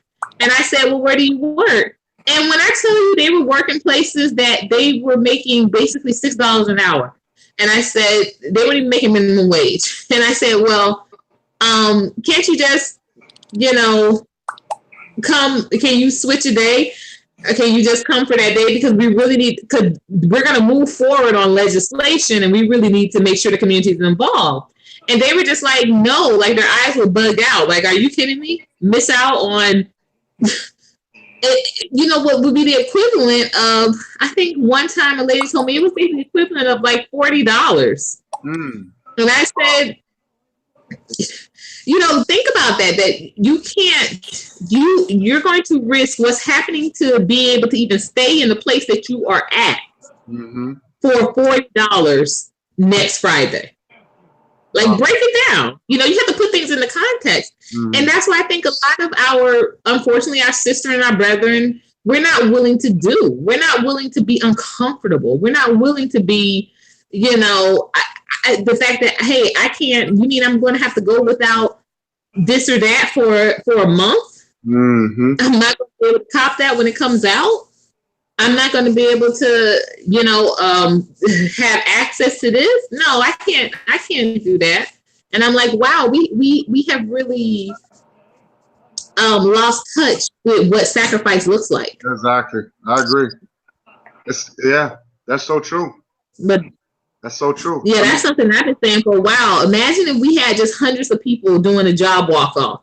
The same way these high school kids have been walking out of school, and we just decide, hey, Juneteenth coming up on Tuesday.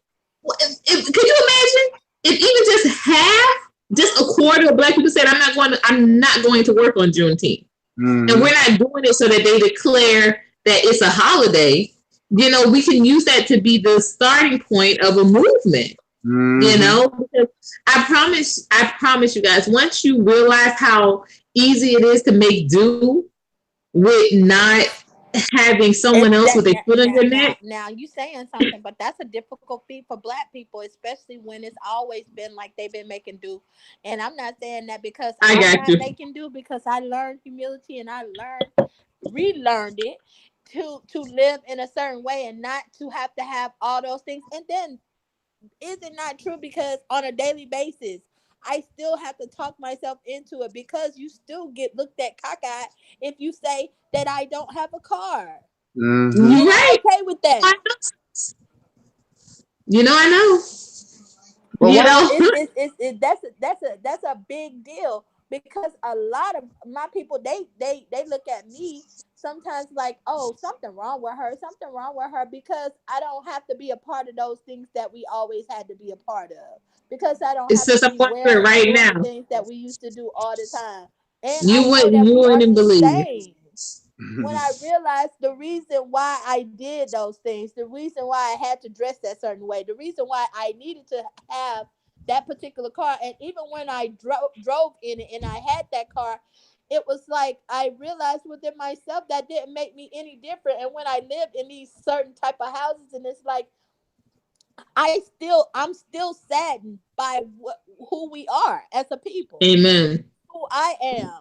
And when I stripped myself of certain things and I allowed myself to still be breathing in the skin that I'm in, and then had to live that and show my daughter that, it's like, that's a big deal. It's a big deal for us Black folks. I mean it. And the only reason why I'm able to really know that is because I have my girlfriends here, my sisters friends that I talk to all the time, again, they come over and they like, you need to ride somewhere, and then so and so got a car, so and so and so and so. I mean, I'll sign for you. I'll sign for you. You know, feeling like, because if they didn't have a car, they die. Wow. Right. It's true. It's so true. And I can tell you, I mean, guys, I had gotten to the point that I was probably making the most, outside of my brother, who's an engineer. I was making the most amount of money from my job. I was, like I said, the community liaison for City of Miami. And, you know, my sisters, and I know they mean well, but just piggybacking on what Sis said, my sisters would call me up, and these are my blood sisters, and they would say, Courtney, you know, we're so proud of you. Now the only thing you really need to do now is just get a car. Right. Oh, wow. Like, now you've made it. That's a regular basis. Again, me, like you said, I have 3 sisters and 1 brother.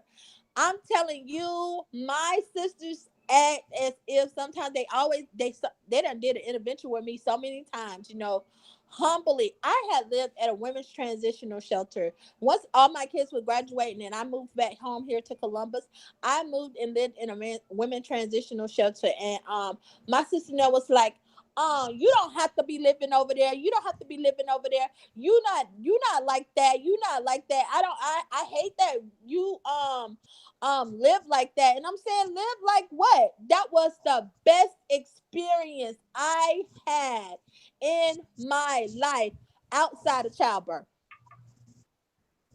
And now, why do you say that, sis? Because I met so many beautiful women, so many older sisters, and I learned so many different things about so many different cultures. I experienced other things outside of our regular Black community. Inside that place, I met different walks of life. Really. You know what I love? And I think this is also rare for, you know, a Black woman to say this, but camping. And I think that, you know, it is something about living off the land. And I felt the same way. The first time I went camping, I couldn't believe how connected I felt. Right. You know, there I was away from everything. And this was back in around the time, telling my age a bit, but I had a Sidekick phone. And because we were so exposed to the elements, the screen had burnt out, and so I wasn't even able to, even though we were in a spot where we could, you know, connect internet, our Wi-Fi. They didn't call it Wi-Fi back then, but I could be connected. You know, they did it, right? They did not call it Wi-Fi. They didn't call it Wi-Fi. But but I could connect. But when my screen burnt, it literally, the sun burnt a hole in my screen. I couldn't use it. And that the moment when my phone went dead was when I came alive. I was able to really engage. I was helping because I went with a friend of mine, her family. They would go on this big camping trip to a place called Lebanon, New Jersey every year. And so, you know, she asked me to go on it this time. And I said, well, you know, my ex-husband, he was out of town. And I said, you know, it's around my birthday. So yeah, I'll go. And when I tell you, just was not prepared. Like I thought, you know, I'm gonna be in here in some jeans and shirt, and it's gonna be cute. And of course, I know about walking because I don't have a car. Like I'm good with hiking. Right. I mean, it was an amazing experience. But after, like I said, the first day, I was able to see myself and see how our people, we're one with it. Right. And that's where I think that's what most people would be surprised by. And I tell you, that's probably what your sisters fear as well. People don't understand it because, or they don't want to understand it because that's not something they want to become comfortable with. You know, the idea of becoming comfortable in that situation, it frightens them. It's so denounced. It's so denounced. And once I did get my apartment, again, I had found this job and I was working at this particular place. And then again, as soon as they come in, they think that I would sit on the floor or I would create some different kind of furniture. I'm very creative in that. And so I took my mom's old furniture. I took my mom's old furniture because the only reason why I came back to Columbus was because I wanted to be closer to my mom, that she was getting older. So really, in my heart mind, I want to have my mom near all the time, and she doesn't. She is very independent in her living and things of that nature. So to have her furniture and she has some new furniture, that's a part of it. But my sister now feel some type of way about that. The furniture, oh, and why would you put that in your new apartment and this, that, and it's just, it really is. It really teaches me a lot about us, and I wish again that there was a platform for us as Black people to speak to one another about really getting back to ourselves. It's most of the time stripping ourselves of all of these worldly things. Mm-hmm. Amen. Yeah. Amen. But one thing Was- I want to say, white supremacy respects only two things, and I think that brother name, what's his name, David Banner. Yeah. I think he said this. He said white supremacy respects two things: death and Yeah. Dollars and and dollars. and finance. Yeah. So Yeah. Death and dollars. Yeah. right. So if you're Blood not and bills. right, so if you're not, like you talking about, boycotting or whatever, that's the only way they're gonna respect you. That's it. That's it. You're Rather not- believe you're not- it. If you're not going to war, they're afraid to lose money. Believe it. Believe it. I had again the same fiance, the one that didn't want to pay, a $50 phone bill after 3 months. But he was in that particular relationship. I out earned him by about 3 times, and we were together 3 years. He never made over $10 an hour. Wow.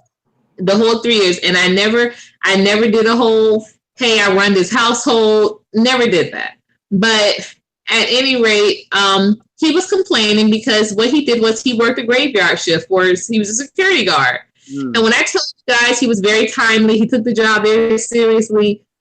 Even though he worked from 11 to 7 a.m., he would always try to go earlier because understanding that the security guard that was there before him, they did that same long stretch. So the earlier he came, the earlier the next person could leave. The previous person could leave rather. So he would do kind of pay it forward. He would go early so that the person could get out early. And then sometimes the person who was relieving him would come early, sometimes not. So, but no matter what, he always made sure he attempted to leave, at least an hour or 2 hours early. Mm-hmm. At any rate, about 6 months in, an opportunity for a supervisor position came up. And they were only going to be making about $4 more, but at least he would have jumped into barely 10 to definitely double digits. Mm-hmm. And so he got passed over. And he said, well, why do you think I got passed over? I'm always coming early and da-da-da. And I said, because you've shown them that you're satisfied with what you're already making. Mm. What's the best way to show your discontent? You don't show up for it, because this is for. We gotta have a conversation. What's the problem? Oh well, I could. I want to get whatever it is. I need to get a better car. I need to be making da da da da. Oh well, let's see what we can do to help you with that. Oh, but when you're coming on time all the time and you showing up early for $10 an hour, guess what? You can keep doing it. You're going to keep doing it for $10 an hour. And I think another point too, family, is that our people don't really, they say they do. And the reason why I say they don't really understand what a severe disadvantage we are in, or the state that we're in as far as poverty. The reason why I say we as a people don't understand it, because with as many resources and with as much information as that I've come across, I still am surprised on a daily basis that the average, I'm not talking about, the CEOs of a company, right? The average white family out earns the average Black family by 20 times. I believe it. Wow. 20 times. That is a fact. That is a fact. And that's what our Black people still think, that these jobs sustain us. We are not being sustained. Come on. We're so far behind. Woo. I tell people all the time, I said, we're not gonna job our way out of this situation. Nope, We aren't. not at all. And you ain't lost nothing in a Well, shit, what- whole bunch of times. I feel like if we did leave these jobs, because for the first time this year, I was fired from a job or dismissed from a job.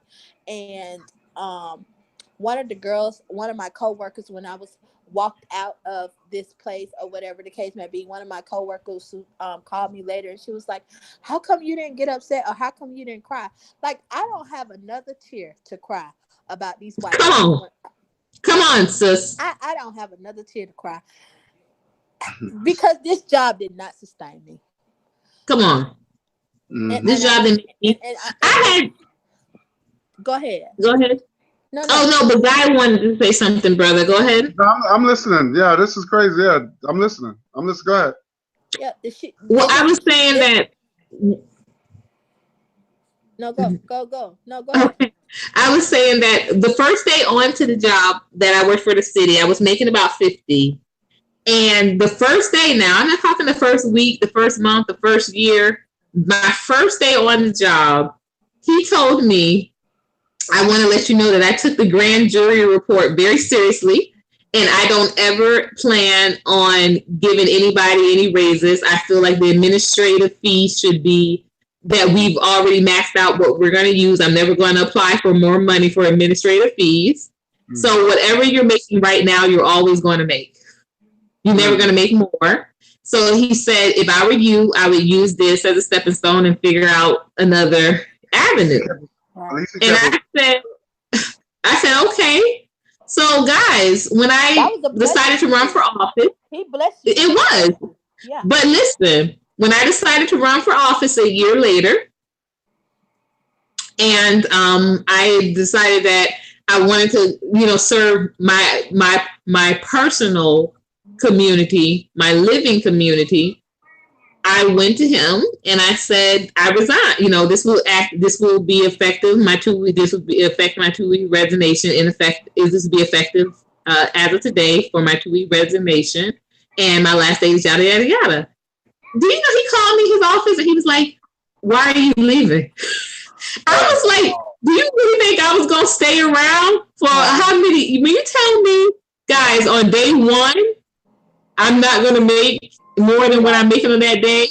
That means every day after, I'm trying to figure out what's my next move. Every day after that, I was trying to figure out what's my next move. He's bugging. Yeah. I'm not I just don't like to get comfortable on jobs. And I think that's right. Like that's silly. Like, he just told you there's no growth. Thank you. You know what I'm saying? That's crazy. But he was cool too, y'all. He was cool too. He was from, what was funny is that he was from the city that I served, I'm serving now and living in now. But he moved to a place called, wait for it, Plantation, Florida. Wow. Wow. So and he married a white girl, Oh. She was a white Hispanic. And it was so crazy because when you see a brother who's a director, you're proud, right. That's like natural. That's why it's like the Obama. It is an effect. They actually came up with it's a real effect, like it's called the Obama effect. Right. It makes people really do give kind of like a false sense of inclusiveness. Yeah. And so the fact that he was running this, this city agency, I was so proud of this brother, and I was just like, wow, all my life, the only thing I wanted to do was work for or with a Black man. That's it. And I grew up in a place where that was very possible. My grandmother was the mayor of Daytona. And so I didn't have the same ideas of, oh, that ain't for us, type of thing.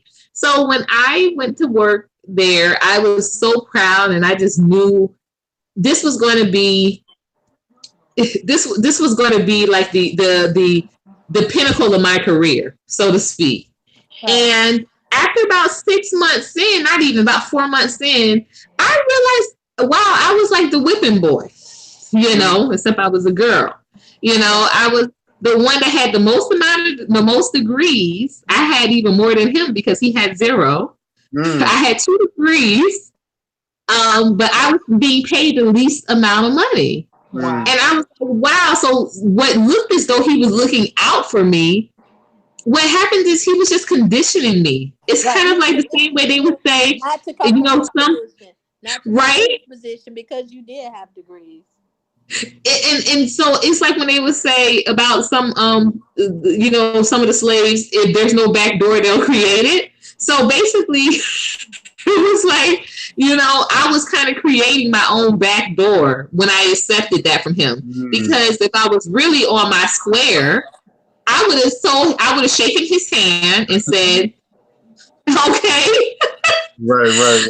Thank you for that honesty, and I will see you some other time. You know, and he would have been stunned, but it would have been like. But once I listened to him, and I was just like, wow, that was really good information, and I accepted that. Basically, what I was doing was accepting how I was going to be. It wasn't about the pay; it was how you were going to be treated, Right. how you were going to be regarded. Right. I don't care how hard you work. I don't care what you're doing. I don't care how much the community and you engage with it. I'm never giving you more respect. I'm never giving you anything else. I'm giving you $50 a year, and that's going to be it. I think in some of these jobs is more like a death trap too, because you notice that a lot of especially black men, especially like myself, we being diagnosed with high blood pressure 10 times more than white men. Yeah. You know, you got black women now coming down with cancer. I mean, these are things that was unheard of. Right. You always have white people coming down with cancer and high blood pressure. They were always down left and right. But now what happened was now they were saying, well, they had to find a way to reverse it. So what they do now, they having white people to do, like you said, make more and do less, while black people do the opposite. So yes, reason, do more and make less. Right. Come on, you better say this. You better say this. So, these corporations are just modern day plantations. That's what it is. And it's still the plantation politics. Plantation politics. I came up with a term. I was the education coordinator for a theater here. I used to organize the field trips and all of that good stuff. And literally I used to put the classes together for the theater. And so the director of the center, she took upon herself to not only email me, but to email me and CC, not even BCC, y'all. She CC'd the rest of the executive staff, berating me. I was 5 months in, and she was basically telling me I didn't know how to do my job. Wow. Honey, because we would get paid every week. When that guy came around with the check, I wrote on a sticky note, "Life is too short." I put that on my final little, report, and I went out that back door. Don't. That's the only time, okay? But I said, don't you ever think you're gonna professionally lynch me, because that's what that was. Let me show everybody else what type of power I'm wielding. Not a private conversation, not even the courtesy of blind copying everybody else. She wanted me to see, and she wanted them to see me having an exchange with her. And I CC'd her as well as everybody else back. And I said, I did lay out the fact that, hey, I've only been here for 5 months. Hey, this was not expressed in my contract. Hey, this is, I read the manual back and forth. If I find anything else that I'm confused by, I will address it with you. But I made sure that email that was CC'd to everybody was very, very professional. But when that guy came around with the checks, I nicely collected mine, and I wrote my little "life is too short" on a sticky note, put it on my report, and I left. Don't you ever, there is nothing anybody should ever be able to pay you to disrespect yourself. Right. Agree. So true. Period. So true. Yeah, because And really, they can't pay you for your time. They'll never be able to pay you for your time. I let you borrow me in this capacity for as long as I can, but I certainly won't be disrespected. that's true. I'm willing. Like I said, I'd rather be on the street than let somebody, because my dignity come first. Come on. I have people Y'all, on my like, oh, I'm putting my Trayvon. I'm getting Trayvon up in here. Amen. you must got the AC up high. No, that's Wilfred, guys. Trust me, it's like an ice box in here. He likes it. He likes it. He puts it out. That electricity bill gonna be high. I tell you, I told him, I said, you have to excuse me because number one, I'm anemic, but also I just, my home that I was in, I had no central AC. I just had, fans and all. And it was a very well ventilated house. I had panel windows and all of that. Shoot, I grew up on fans, man. That's all. I don't. Even when I'm in cars, and it makes people, when I'm in cars, when I'm in people's cars, it makes them uncomfortable because I'm closing the vents. I'm trying to turn off the air. I'm trying to roll down the windows. Unnatural air is just, I always get very cold very fast. Okay. But, I know it gets really hot in Miami, boy. I know. Yeah, it is always hot. It's always hot, but that's what, what's so ironic. Do y'all even have a winter over there? Do y'all even have a winter? No. We have like a day. There'll be 2 days in February and everybody be like, okay, winter's over. Oh, wow. But it's been unusually hot very fast this year. We got pretty high temperatures as early as March. We were already in like the 80s, 90s in March. So it's going to be a real hot summer. Oh, yeah. And a lot of rain. Let me ask you a question. How does it feel like when it's Christmas time and it's like 90 degrees out? Like that gotta be weird. No, you know what's funny? So when I was in Philadelphia and I was married, then my ex-husband, he was still in law school. So every Christmas I would come down here and my sister was living in Plantation, Florida. And so I would come down she was living in Coral Springs at the time. And I would tell him, and I'm talking about this went on for about 4 years. And I was saying, we went to the beach on Christmas. It's so great. We're not like, it's no snow because Philly, y'all know, is brutal cold. So Trust me, nobody was missing no snow in the middle of December. I wasn't. I was glad to get some sun. And so finally, the first year that he was down here, that he moved down here, and we moved down here, as a family, he actually apologized to me. He said, Courtney, I got to tell you something. I'm sorry. And I said, oh, sorry for what, babe? And he was like, I always thought you were lying when you said that you were going to the beach on Christmas. And he said, I just thought that you were just saying that to rub it in, that I wasn't there. He said, he genuinely thought I was just making that up. And I was like, why would I do that? And he said, I just thought that you were just trying to be funny, like sarcastic. I'm like, no, honey, we would be going to the beach. I remember the first 2 years that I came down and saw her when I was still in college. We went to the beach and it was and I'm talking about the sun was so bright. It was amazing. It was like you went to heaven on Christmas as opposed to. Crazy. Wow. That is crazy. Because New York, forget about it. When it gets cold, it gets cold. Yeah, you're in. We get blizzards, all that in New York. The same thing as Philly. And I'm telling you, that is one thing as much as I love Philly and I miss Philly, there's no way I would want to go back in the wintertime. My kids really want to see snow. And so I said, But think about it. Like Philly, New York is 2 hours away from Philly. Yeah, no, we used to come over. I used to always no matter what, I used to try to get back home. Philly, New York was tough for me. It was pretty harsh. People were just a little bit too much. But no, I did. I loved being able to be in a place that was so centrally located. And Philly was like that. Yeah, you can go to New Jersey, you're in New York, you're in Delaware, you go to Washington. It was great because Miami is not. Miami is very disconnected. When you see it's at the bottom of the map, it's at the bottom of the map. That's I real. want to address some. Yo, Donna, Yeah, where you located at? I'm in Columbus, Georgia. Oh, so you don't get no snow. Well, y'all do get snow over there. Well, You said- we don't get it often. Oh yeah, I'm Y'all getting do- my. We got a little snow this winter, but it wasn't. Right. I've seen it on the news. Yeah, because I was like, Yeah. Georgia gets snow. Never seen that before. Yeah. No, I wanted to say something to my girl Courtney. I knew her since, was it 9 years now? Courtney, Yeah, I remember I known you for like 9 years on YouTube. yeah, it's on YouTube.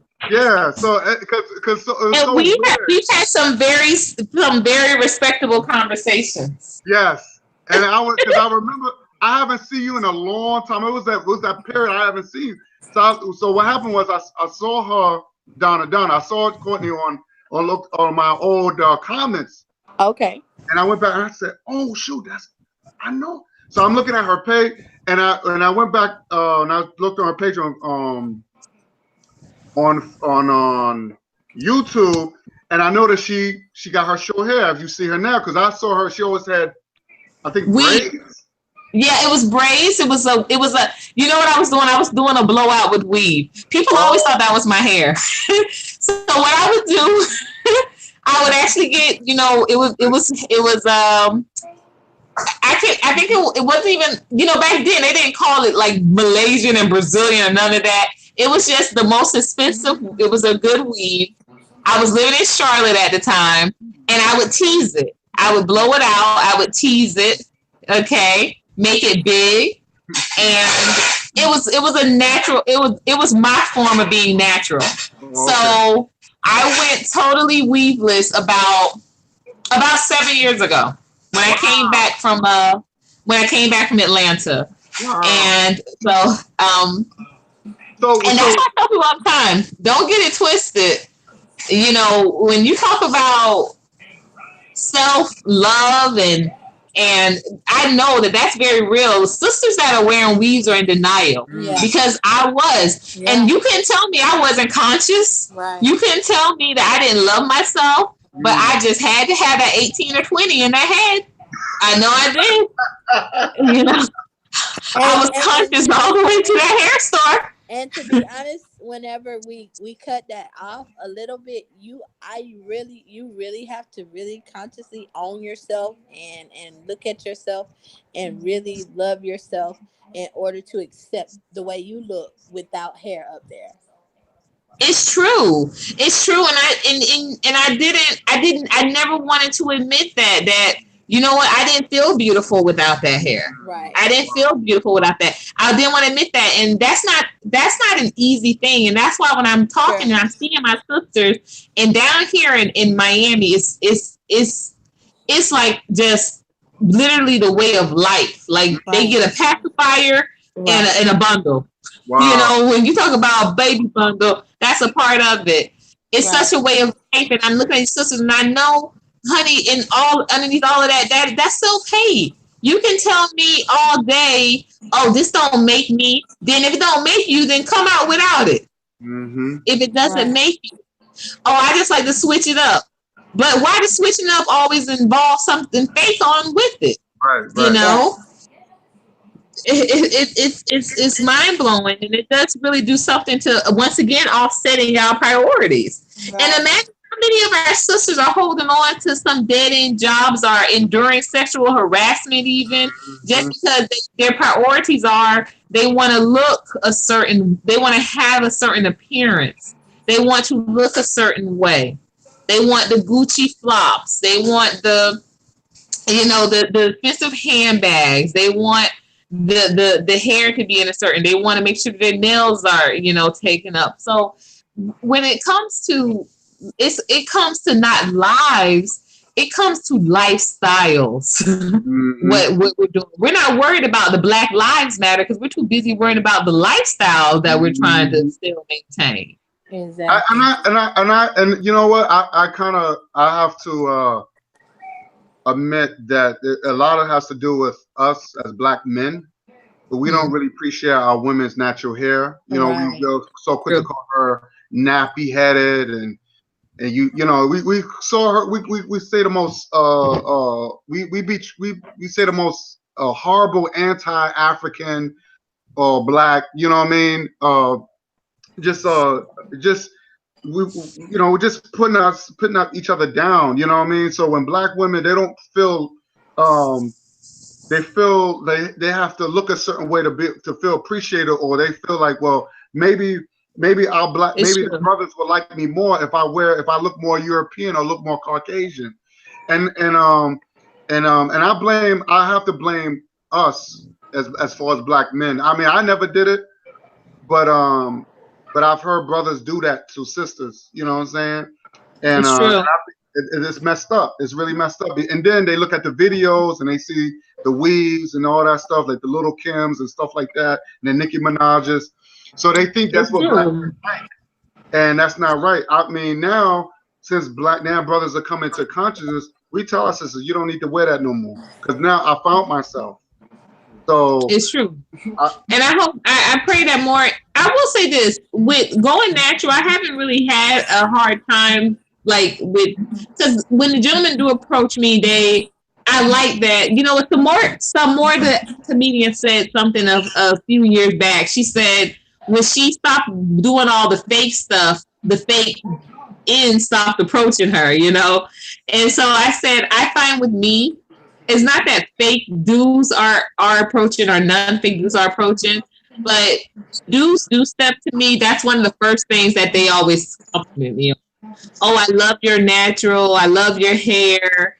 Oh, your cheekbones are so pretty. Like, these were things that I didn't hear so much when I was wearing weave. You know, like, I still, of course, heard that I was attractive, but facial features were not things that people were talking about when I was wearing weaves. You know, they were talking about other body parts.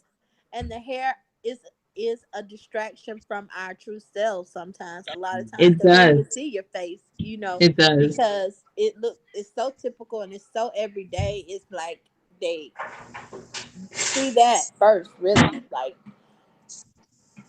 you know, interestingly enough, the only person who really didn't like jive with my hair so much was my ex-husband. I remember when I first went natural, he told me that it was not working for me.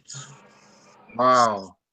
Yeah, he said, and what's ironic is that he, you know, both of our kids, like, he's the one that took my daughter and he took her for her first twist out, and so she has dreads, and my son has twists. But that took after a while of him. He was always cutting my son's hair, and I said, please stop cutting his hair. You know, he wants to grow his hair like his sisters. And so finally it got long enough where I twisted it up. So now that's what it's growing out into. But when it would get a little bit, he would cut his hair. And I thought that was so ironic, because my ex-husband at one point in time, he had, you know, really full hair, and he had cornrows. And he always said he would never cut his hair. He said it kept him from getting law jobs. That was a sacrifice he was willing to make. Wow. And within 2 years of him dating his new wife, he cut off all his hair. Wow. So, yeah. Wow. I mean, I think most brothers, we need to stop talking about our sister's hair. You know what I mean? I mean, that should be a natural thing. If a brother talk to you, he should just talk to you. You don't need to address your features or whatever. Just by him wanting to take you out, or he thinks that, you know, if he say that you're beautiful, you don't need to. I wouldn't never say, oh, you know, I love your hair. Like, why would I say? I mean, I'm talking to you like I think you're attractive. If you have a natural hair, so one of my bosses was like, I worked at this Head Start preschool, and the director was a guy, happened to be a African American guy, and I've always been natural before, a long time ago, back when it wasn't so popular and stuff. And that's when I was natural. And then he was like, I was going dreads at that time, and then he was like, you would be a beautiful girl if you did something for your hair, because back then I would put scarves around it and just wear it out and stuff. And he was like, you'd be a beautiful woman if you did something to your head. Wow. Yeah. I've had that before too. Yeah, but I'm getting but you see what I'm talking about? That's that psychological damage. Like we Yeah. do that to each other. You know, Yeah. we kill each other's spirit. You know what I mean? So that's It's why, true. you know, but sometimes it's good if sisters are you know, that's why I like it when sisters are conscious. Because sometimes it's good to educate these brothers too. Be like, okay, you know, if you feel that way or whatever. But you know, sometimes these guys are lost. Sometimes you gotta put these guys to let them know about their history. Because a lot of people, they don't know who they are. They don't know who they are. They think European way of life is better. Right. You know, because to think about it, like our hair. Remember, we are sun people, right? Amen. We're that's why we can. Okay, I don't know if y'all saw that movie Blade, Yeah. right? You Remember talking that? about the one with Wesley Snipes? Huh? Wesley Snipes? Yeah, Wesley Snipes. Yeah. Remember that guy Frost, the villain, the white guy? Yeah. Remember he had to put on a sunscreen to be in the sun? Yeah. Yes. And Blade, they want to know how the hell Blade could be in the sun and he's a vampire. Because that's his melanin.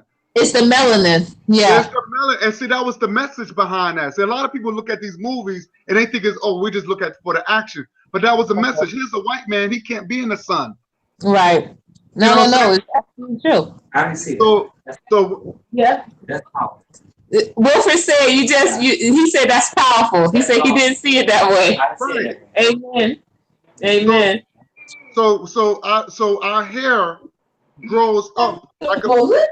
I mean, just listen. so, Donna.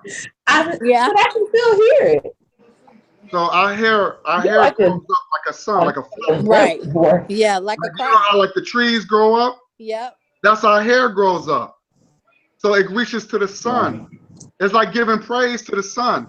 Because Yeah. our sun give us energy. Amen. Why do you think white people drink dark coffee? To get energy. We don't need that shit. We don't need that. As long as we got sun, because we're sun people. Sun give us power. And as long as we stay in like cold climates or whatever, that's why you got a lot of black people depressed. Because we're not in our natural habitat. You see what I'm saying? Or in our natural state. Because we don't go outside. We don't go outside. That's why we are like vitamin D, because sun give us vitamin D. You know what I'm That's saying? true. So we're what you call tropical people. And a lot of black people don't understand it. They don't know that. Because we are so far. That's what Marcus Garvey said. We need to get out in our natural state as black people. So we are so clouded with all this interference, all this negative, evil interference, European stuff. Remember, the white man and your Caucasian people, they don't understand. Like that's why they were very barbaric, because that melanin is a curse. That white melanin is a curse. That's why they can't think straight. You know what I'm saying? So they always think, well, Yeah, and go ahead, I'm listening. go ahead. Oh no! I was talking about I was just gonna say, yeah, that's what they were talking about in the book of Enoch. Why that's such a distorted book of the Bible, even because they said that's when God was trying to explain what type of alien folks the white people are, and it was like depending on who was interpreting the Bible, the book of Enoch is like something totally different in everyone, and so it's like nobody can really explain what's white people's what's their purpose. What's their purpose? Well, as you can see, their purpose is their purpose is to fight. Their purpose is to destroy. That's their purpose. That they don't really have. They're not builders. That's where they need black people. Look at the person who built DC. It was a black man who built Washington DC. You see what I'm saying? The first hockey game. You said what, brother? No, it was a black man called Benjamin Banneker who built DC. Talk about Ben Banneker. Banneker. Yeah, I'm the top. Banneker. Banneker. Yeah. Yeah, I forgot. I keep pronouncing his last name, but he's the one who built DC. That's why if you had the Washington Monument, that looked like the Tekken. Yeah. You know, when you have Lincoln sitting down, but that's what the Egyptians used to sit down. Black people used to have their thrones, the kings and queens. and they were called deities. Well, white people call them gods, but we would call deities. You know what I'm saying? Well, we know he was black as well.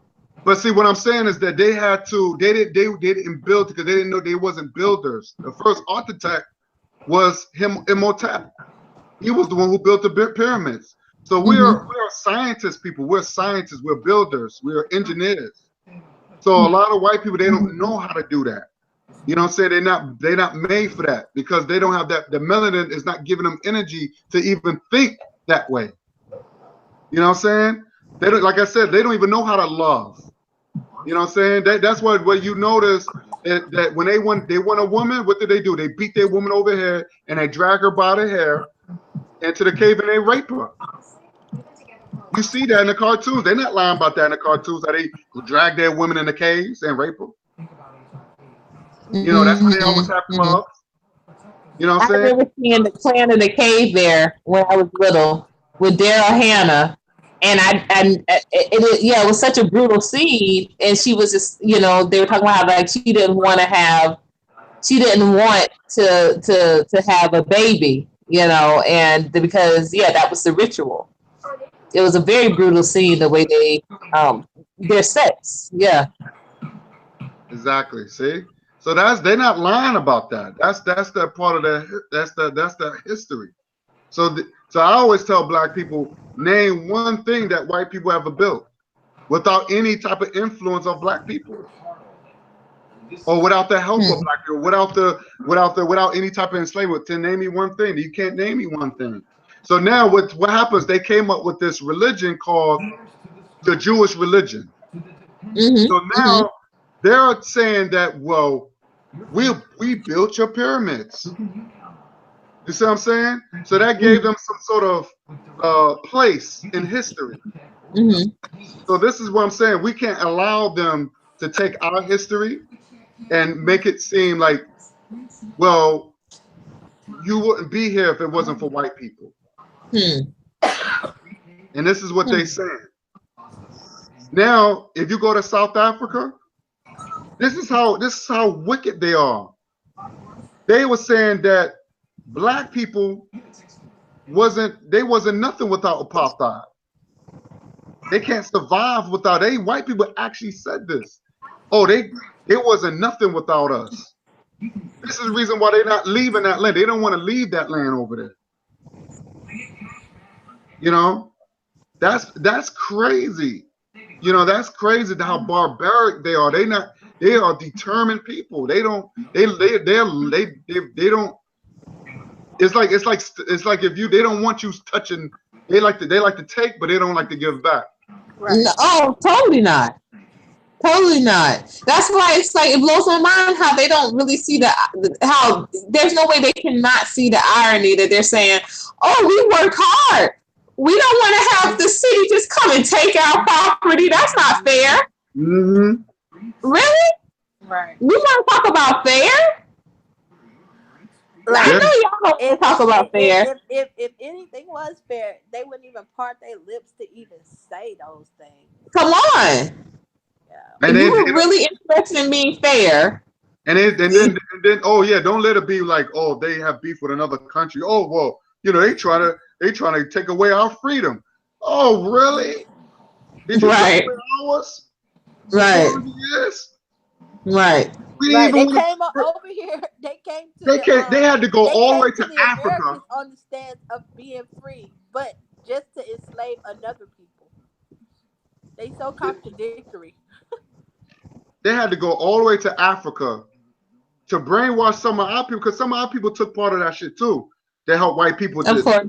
You know, so they had to brainwash them to get, because I dealt very serious. A handful of white people coming up some of their ships, of cargo ship, because it's not really, they call them slave ship, but it was really cargo ships.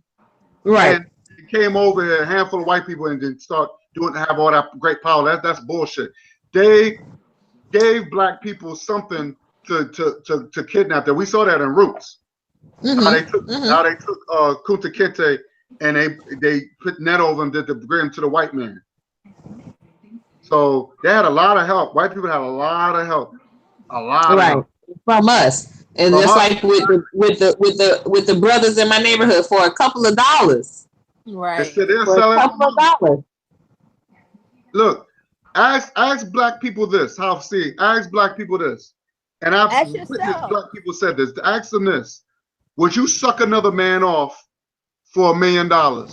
And see what they say. And 9 out of 10, they will say yes. No, they won't. Another male? Exactly. I can't buy Yes. into that. I've had some of these conversations. They won't say it, but that don't mean they won't do it. Right. But they won't say it. They won't admit it. I have told them, they told me, our dudes told me, they probably won't say it to a female. Yeah. They'll tell it to a dude. You've had consistent dudes tell you this. I had dudes tell me this. See, that's one thing about men, guys. They would tell their darkest secrets to another guy, but they would tell it because they don't want you looking at them funny. They're like, oh well, shit, you know. But why would they accept the dude looking at them funny? Right. Because Well, they're looking at because I'll be shocked. I was like, damn, you would do that? I'll be telling them they would do that because they'd be shocked. They'd be like, oh, you saying you wouldn't do? I said, hell no, I'm not selling my soul like that. I'm not selling my soul. But dudes, well, they said they said. They might not tell y'all. They might tell because they don't want y'all. They don't want women looking at them differently. But they'll tell a dude that. But that's what I'm saying. It would make less sense for a woman to look at it differently than for a man to. Right. No, You know? they don't want it. They probably won't tell it. They won't be honest with a woman of that. If you ask them that question, like that's what I understand what you're saying. That they're not honest when they tell us that. But the fact that they would risk a man telling that to a man. Because what's stopping you from saying, well, I got $1 million, what's up? You know what I mean? Like, you can call them out on it right like that. You know, I think that it would make less sense for them to tell a man that than it would for them to tell a woman. But that just shows you. I've had men, honestly, admit some very interesting things. Because one of my things was, I used to always post this question to men, and I would be like, hey, you know, what if, like, you see me now, and I'm a full woman, and, you know, da-da-da-da. This was before I had kids, but anyway, I've always been a full woman. But I would say, what if one day, you know, we start, you know, after we're already dating, we already even, you know, active, what if I wake up as a man? Would you still be with me? Every last one of those men were like, yeah. Some men were like, well, as long as you don't tell nobody that you turn into a man. Wow. But other men were like, yeah, you know, it's still, one dude said to me, it's still the same mouth. Wow. Oh my God. And you know what? This is no lie. Okay, so this happened. This is the only time in my life this happened. But I was in Philly. I was on a bus, and I was telling the driver because I was going to like a different part of North Philly than I had ever been to. So I was kind of explaining to the bus driver where I was going. So on walks the bus, this beautiful guy. When I say beautiful, he looked like Kobe Bryant in his like heyday. I don't know when Kobe Bryant had the nappy hair. That to me was Kobe Bryant in his heyday. Kobe was looking good. That was the last time Kobe was a nigga to me. So I was Kobe looking bona fide. He was looking like Kobe Bryant, just really cute. And he walked past me. He walked to the back of the bus, and he was like, you know, trying to get my attention. So finally, you know, once I got through telling the bus driver where I was going and getting the directions, I went and I sat down next to him. So we're having a great conversation. I mean, really good chemistry. You know, like I said, just a beautiful dude. We singing songs. He's telling me that he liked, you know, my hair. That was back, like I said, when I was teasing out my weave. Everybody always thought it was my hair. And so I've always been kind of sarcastic and a joker. So I was just like, you know, so how many women have you been with? And he was like, man, I ain't out there like that, like maybe about 5. And I said, oh, and how many men? And he said 1. Wow. Oh. Wow. I am kidding. Shocker. I am not kidding. And this is what he said. I'm not kidding. And then he said, but it ain't like that though. It ain't like that though, you know. I wouldn't. He didn't do it to me. I did it to him. I ain't gay or nothing. What? I'm serious. If you He want said to the get a whole brother story. on Oh like my God. hush mouth He- cases, you say something about being like being with another man, or that is to me one of those touchy subjects. But it seems like a lot of our brothers are like are questioning. That was the only time that's ever happened, and that was in Philly. So that was more than 11 years ago. And I've been, in the industry, but that was the only time it's ever happened. And I really thank him for being honest. And after, because my stop came before his, and he said, "So my cousin, he having a party tonight. Can you come? Because I really want to spend more time with you." And I told him that I would, and I just knew, even when I said I would, honey, I was like, I hope I never see this guy again. Like, are you kidding me? Because when I tell you, he was super attractive, and the reason why I hope never see him again, not because I'm afraid, like not because I didn't like him, but I'm afraid that my emotions won't be in check. I'm afraid that I'll start making decisions that may not be good decisions. And he walked me through the entire thing that happened. And it really blew my mind that he really thought, because he was not getting the pipe and he was piping, that he wasn't gay. He was like, yeah, the guy just really liked me, and he just really begged me to do it to him one night. So, I went ahead. And he was like, I couldn't even last that long, because it was, I was just not turned on with him. And I'm like, but you couldn't last, like But it came up, obviously. Yes. Wow. It really, and like I said, I appreciated him because he was honest. I appreciated him that he would share that. I appreciated all of that, but I couldn't do it. I wasn't there yet. I wasn't there yet. And I've known a couple of sisters, literally about 2 sisters in my lifetime, that they dated men that they knew were gay or that were currently bisexual. I pray I don't get to that position when searching for, when waiting for my husband, that's not a compromise that I'm faced with. Well, he was, Well, here's my thing. I know a lot of Black women now they support homosexuality, and they say that if I had a gay son, I'm gonna love my son. Say my mother, she didn't play that. My mother, she was, she brought me as a Catholic. She was a church, because her mother brought her up to church. So she told me from day one that behavior is not tolerated. And then when you know about yourself and your history and African culture, of course that behavior is not taught. That's a Greek and Roman behavior. That's a European behavior. So what happened is when you have Black women nowadays are more accepting to that behavior, and you have brothers feel like, oh, I could be gay and I could still get pregnant, but and still have children by a Black woman. Not thinking that when you check the CDC reports, they have 80% of Black people either have HIV or syphilis, because that comes from homosexuality. Because anytime a male penetrate a male, you're dealing with blood mixed with blood. So that's if he's ripped. It's what I'm saying, and then you got the feces. Because we are carriers, not the women. The women are not carriers. We are the carriers. So if a guy have sexual relation with another dude, and we give it to a woman, God forbid, if you get pregnant, you catch something, you get pregnant, and the baby has it. Yeah, that's why to this day, I tell people all the time, I think Magic Johnson, to this day, you can't tell me that came from a woman. Of course he done something with a dude. Because remember, he said he done a lot of drugs. Yes. Yeah. So that would lead to doing things that he should not be doing. Thank you.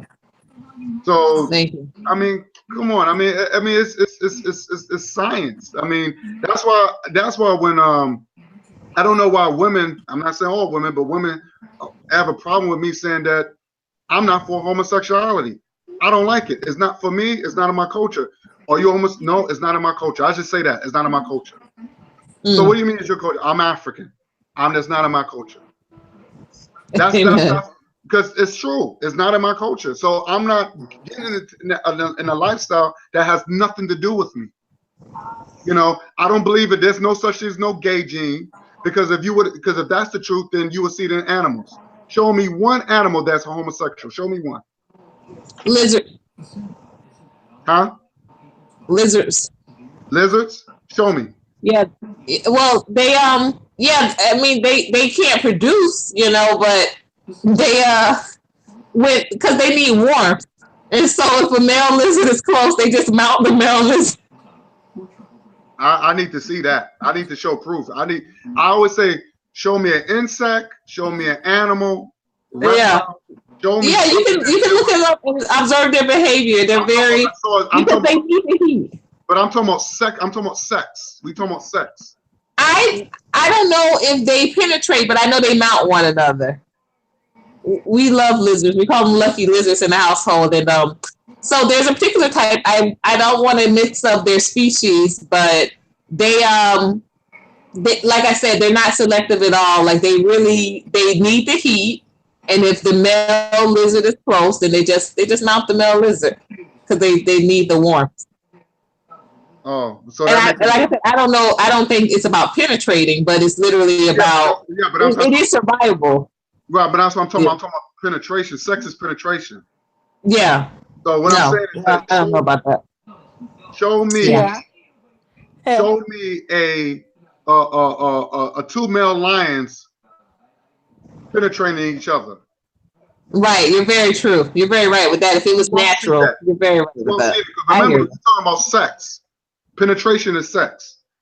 I hear you. Intercourse. So show me two male horses doing it. That's what I'm saying. It's unnatural. That's something that the Europeans have done since the Greek and Roman times. And remember, you have to understand, you got to know the history of Greek and Rome, right?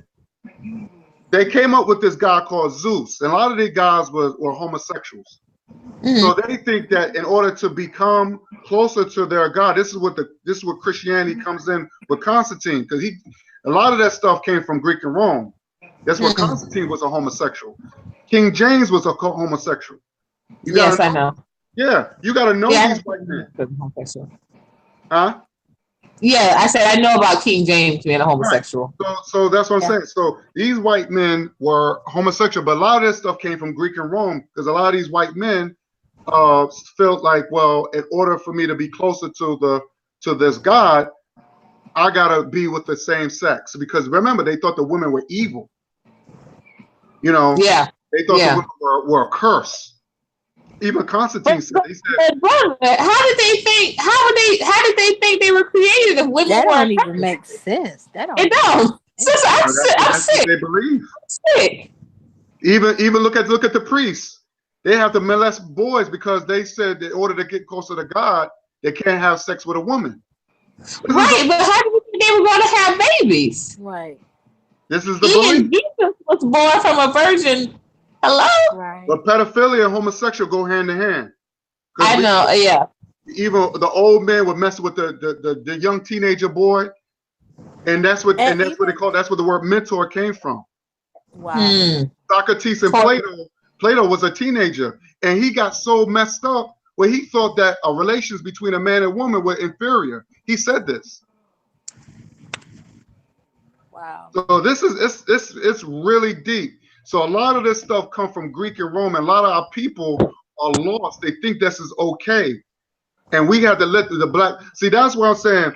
That's what Malcolm X said. He said, we are hard on our women. That's what he said. He said, we are hard because they are because black women are the first teachers of the world, like of the earth, of the planet. You know what I'm saying? Y'all, because remember, it's that saying, what's that saying? If when a man's would a woman teach a man something? Oh, it's that. Yeah, yeah. I know something about you said it's when a man teaches someone like it's like she teaches like a student, but when a woman teaches, she teaches the world. Or a generation, yes. Yeah. Wow. That's what it is. So like I said, the first that's what they said the first creation was the black woman. The first human being was a black woman. I don't know if y'all know that. Yeah, I know. Not the black man. It was the black woman because Lucy. she used to give birth to herself. She didn't need no man. Right. We are defects of the black woman. That's the reason we have nipples. We have our vagina. We have an inside out vagina. Yeah. That's science. See, it's funny that you call it an inside out vagina because I used to call my vagina a premature penis. Right. It's because it's inside out. It's inside. But I'm saying the opposite. But look at the click. That's what the click is like. Look like a little. Yeah. Penis. But that's what it is. We have that. Yeah. So once I would say my premature penis. Right. So that's what I'm saying. We are defects of a female. We are defects. That's what we have. Male. That's what we have. Y chromosomes and X chromosomes. Yeah. Amen. You It's are science. our That's what I child, said. Biology our is mother really nature. is We are important. mother. We are God. So that's what I said. When they said a black woman is God, that's true. Yeah. My mother used to say that all the time. And I used to hate that. She said, "Oh, I'm a God." I'm like, "No, you not." So that was that white male chauvinist. See, No, amen. you ain't no God. But then I had to go back and apologize to my mom. Be like, "Yo, mom, you Because I right. am a You are creator. God." We are creators. Amen. She said, "You are." She Amen. said, "What?" She said, "Yo, what made you say that? What made you?" I said, "Nah, because I did my homework and it's true. Y'all But are." we still need our keys to make y'all. Amen. Yeah, but y'all know how. I believe honestly, y'all know how to make men. Because my mother made me into a man. She told me what things not to do and what to do. And don't get me wrong, I did need that father figure. I need that male role model. Don't get me wrong. But my mother taught me, if you want to please a woman, this is what you need to do.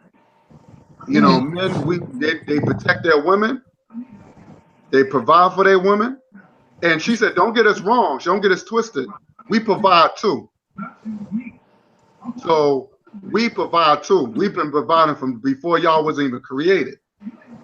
So she said, right. so whatever y'all did is nothing new. Right. So yes, I think remember the black woman sat on the throne too. The white man don't believe in that. That's why Queen Nzinga, when she fought for Angola, that's where my descendants are from. I'm an ancestor from Angola, on my father's side. Queen Nzinga, the white man didn't even want to give her a seat. So one of the black men, one of her workers, what did he do? He sat there, he bent over like a seat, and she sat on him and looked at him. And she sat on him. You better say that. I love that story. I love that story. Powerful. I love that. Because we Come on. That's true love right there. Craig. She said, I'll be your seat. Craig. Tired, huh? Yeah, we still chopping it up. Yeah, but I'm about to bounce. I'm getting hungry. You said what, brother? Yeah, I'm about to bounce. I'm getting hungry. I gotta wake up tomorrow. Yeah, we ate. Yeah, I ate while we were still talking. I went ahead and got dinner. My daughter had made it. I saw you cooking. Yeah, I saw it. Yeah, we ate, bro. Because I'm supposed to go to this fashion show, like for sisters that got breast cancer and all that. Yeah. And I'm going out in Queens. I thought I'm just, cause my homeboy, he's a photographer, good brother, and he's friends with a lady. She has breast cancer. She's a breast cancer survivor. I'm sorry. Are you gonna post it? Oh yeah, cause my homegirl, Roxanne Shante, the first battle rapper, going to be there, and I gotta go see her. So. Oh wow. But I love supporting my sisters, when it comes down to that, Yeah. So I want to definitely go out there and support. So it's free too. So usually they charge, but I guess they're making it free because I guess it's Father Day weekend. So Oh, okay. Yeah, I'm gonna head out there. But I'm gonna try to leave around 4:30 because it starts at 6 to 9. So it may take maybe So an hour to get you there. on tonight because of Father's Day or something? You're not gonna be on Sunday? You know what? I'm gonna see, but if not, I probably might do. I might want to do a show Sunday. We'll see. Okay. But tomorrow, like I said, tomorrow because I wasn't gonna go nowhere Saturday, tomorrow, but this is gonna be a fashion show and it's gonna be a special guest, which is Roxanne Shante. Well, make sure you post I'm it. definitely Make gonna sure do you it and post support. So I'm definitely gonna be posting pictures of my homegirl Roxanne Shante. So just be a looking. So I'm just so glad that we had this conversation. Me too. It was a We definitely pleasure. gonna do this again. It's always awesome to have a It's a healthy conversation. Yes, a healthy conversation. You know what I'm saying, Craig? Hey, You okay? Yeah, I'm here, bro. Okay. Courtney? I'm here. All right. Well, I'm just glad y'all sisters came on board, you know what I'm saying? And we always, me and Craig always wanted our sisters to, have a sister's point of view when it comes down to issues and stuff like that. So we've been trying to get some sisters on board, but I'm glad y'all two came on in. And Courtney, I'm glad that me and you reconnect after all these years. I know it. And I'm glad I love the support. Thank you. Thank you for having me. I saw it. I said, nah. I said, wow. I was like, oh my God. I said, I gotta. That's why I've been hitting you. I said, Courtney, if you got a Facebook page, blah, blah, blah. What's so funny is that I hadn't had a Facebook page. Like, even though I had activated it years ago, I was never able to get back on. And it just so happened when I was running for my campaign, when I was campaigning, people were sending me requests that I couldn't check on it. And Wilford, like I said, my colleague, he was like, well, just click the link, maybe it'll work. And it did. So that's how I got back on. But I want to get back into making my YouTube videos. That's what I want to get back to doing. Oh yeah. I miss your YouTube videos. Oh, I miss it. Thank you, man. I love the stuff that you talk about. I love the discussions that you have. I miss because I sometimes I look at the past videos that you did, and I think I saw you made a recent one not too long ago. Yeah, I was talking about my breakup. Right. Yeah, and it was the day that I was talking about it on the election day for Trump. Oh wow! Yes. Yeah.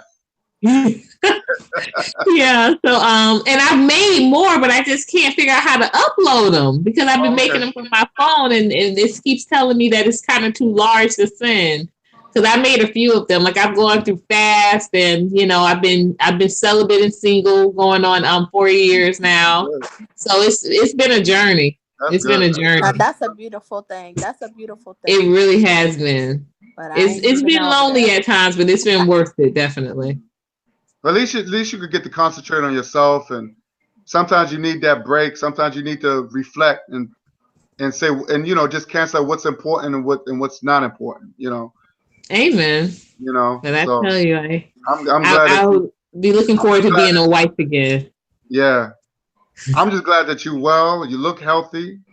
Thank you. You look the same. You didn't. They say black don't crack. That's true. Oh, thank you guys. Amen. Yeah, the babies are just older. That's all.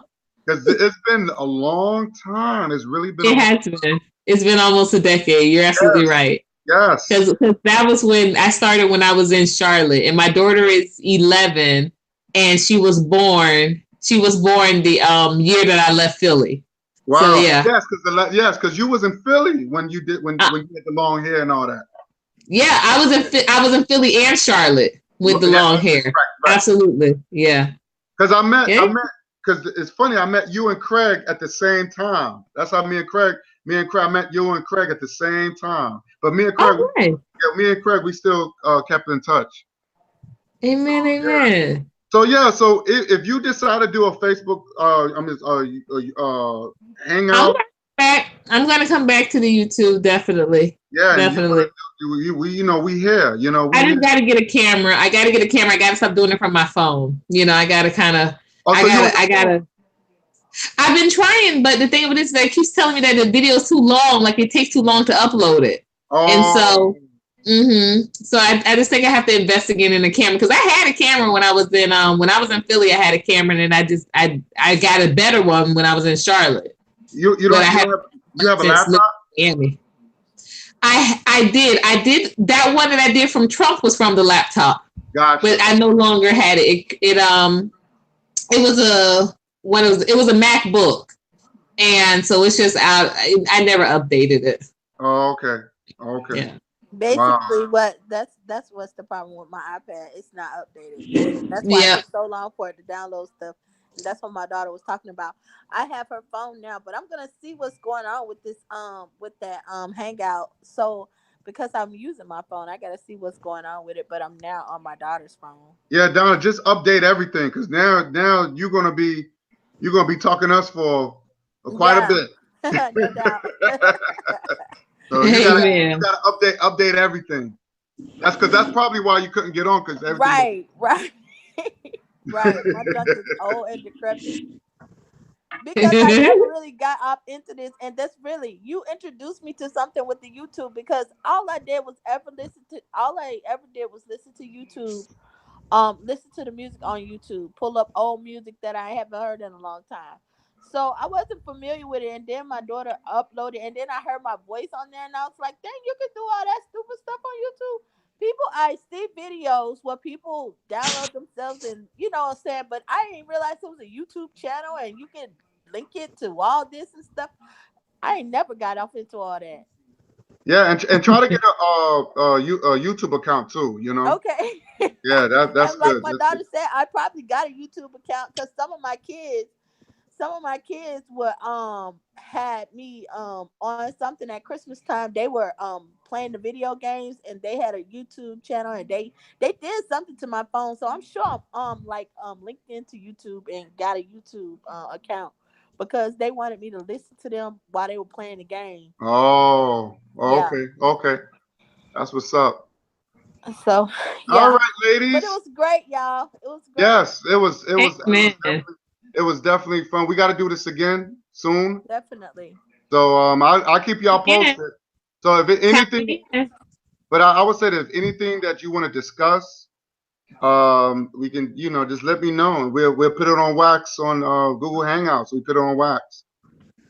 Well, the relationship's always a big thing, but yeah, I hear you. I definitely think Powernomics is going to be great. We can start talking about how to powerfully organize our economic situation. Yeah, I agree. We need more to creating more Tulsas. I don't know if you guys are a part of that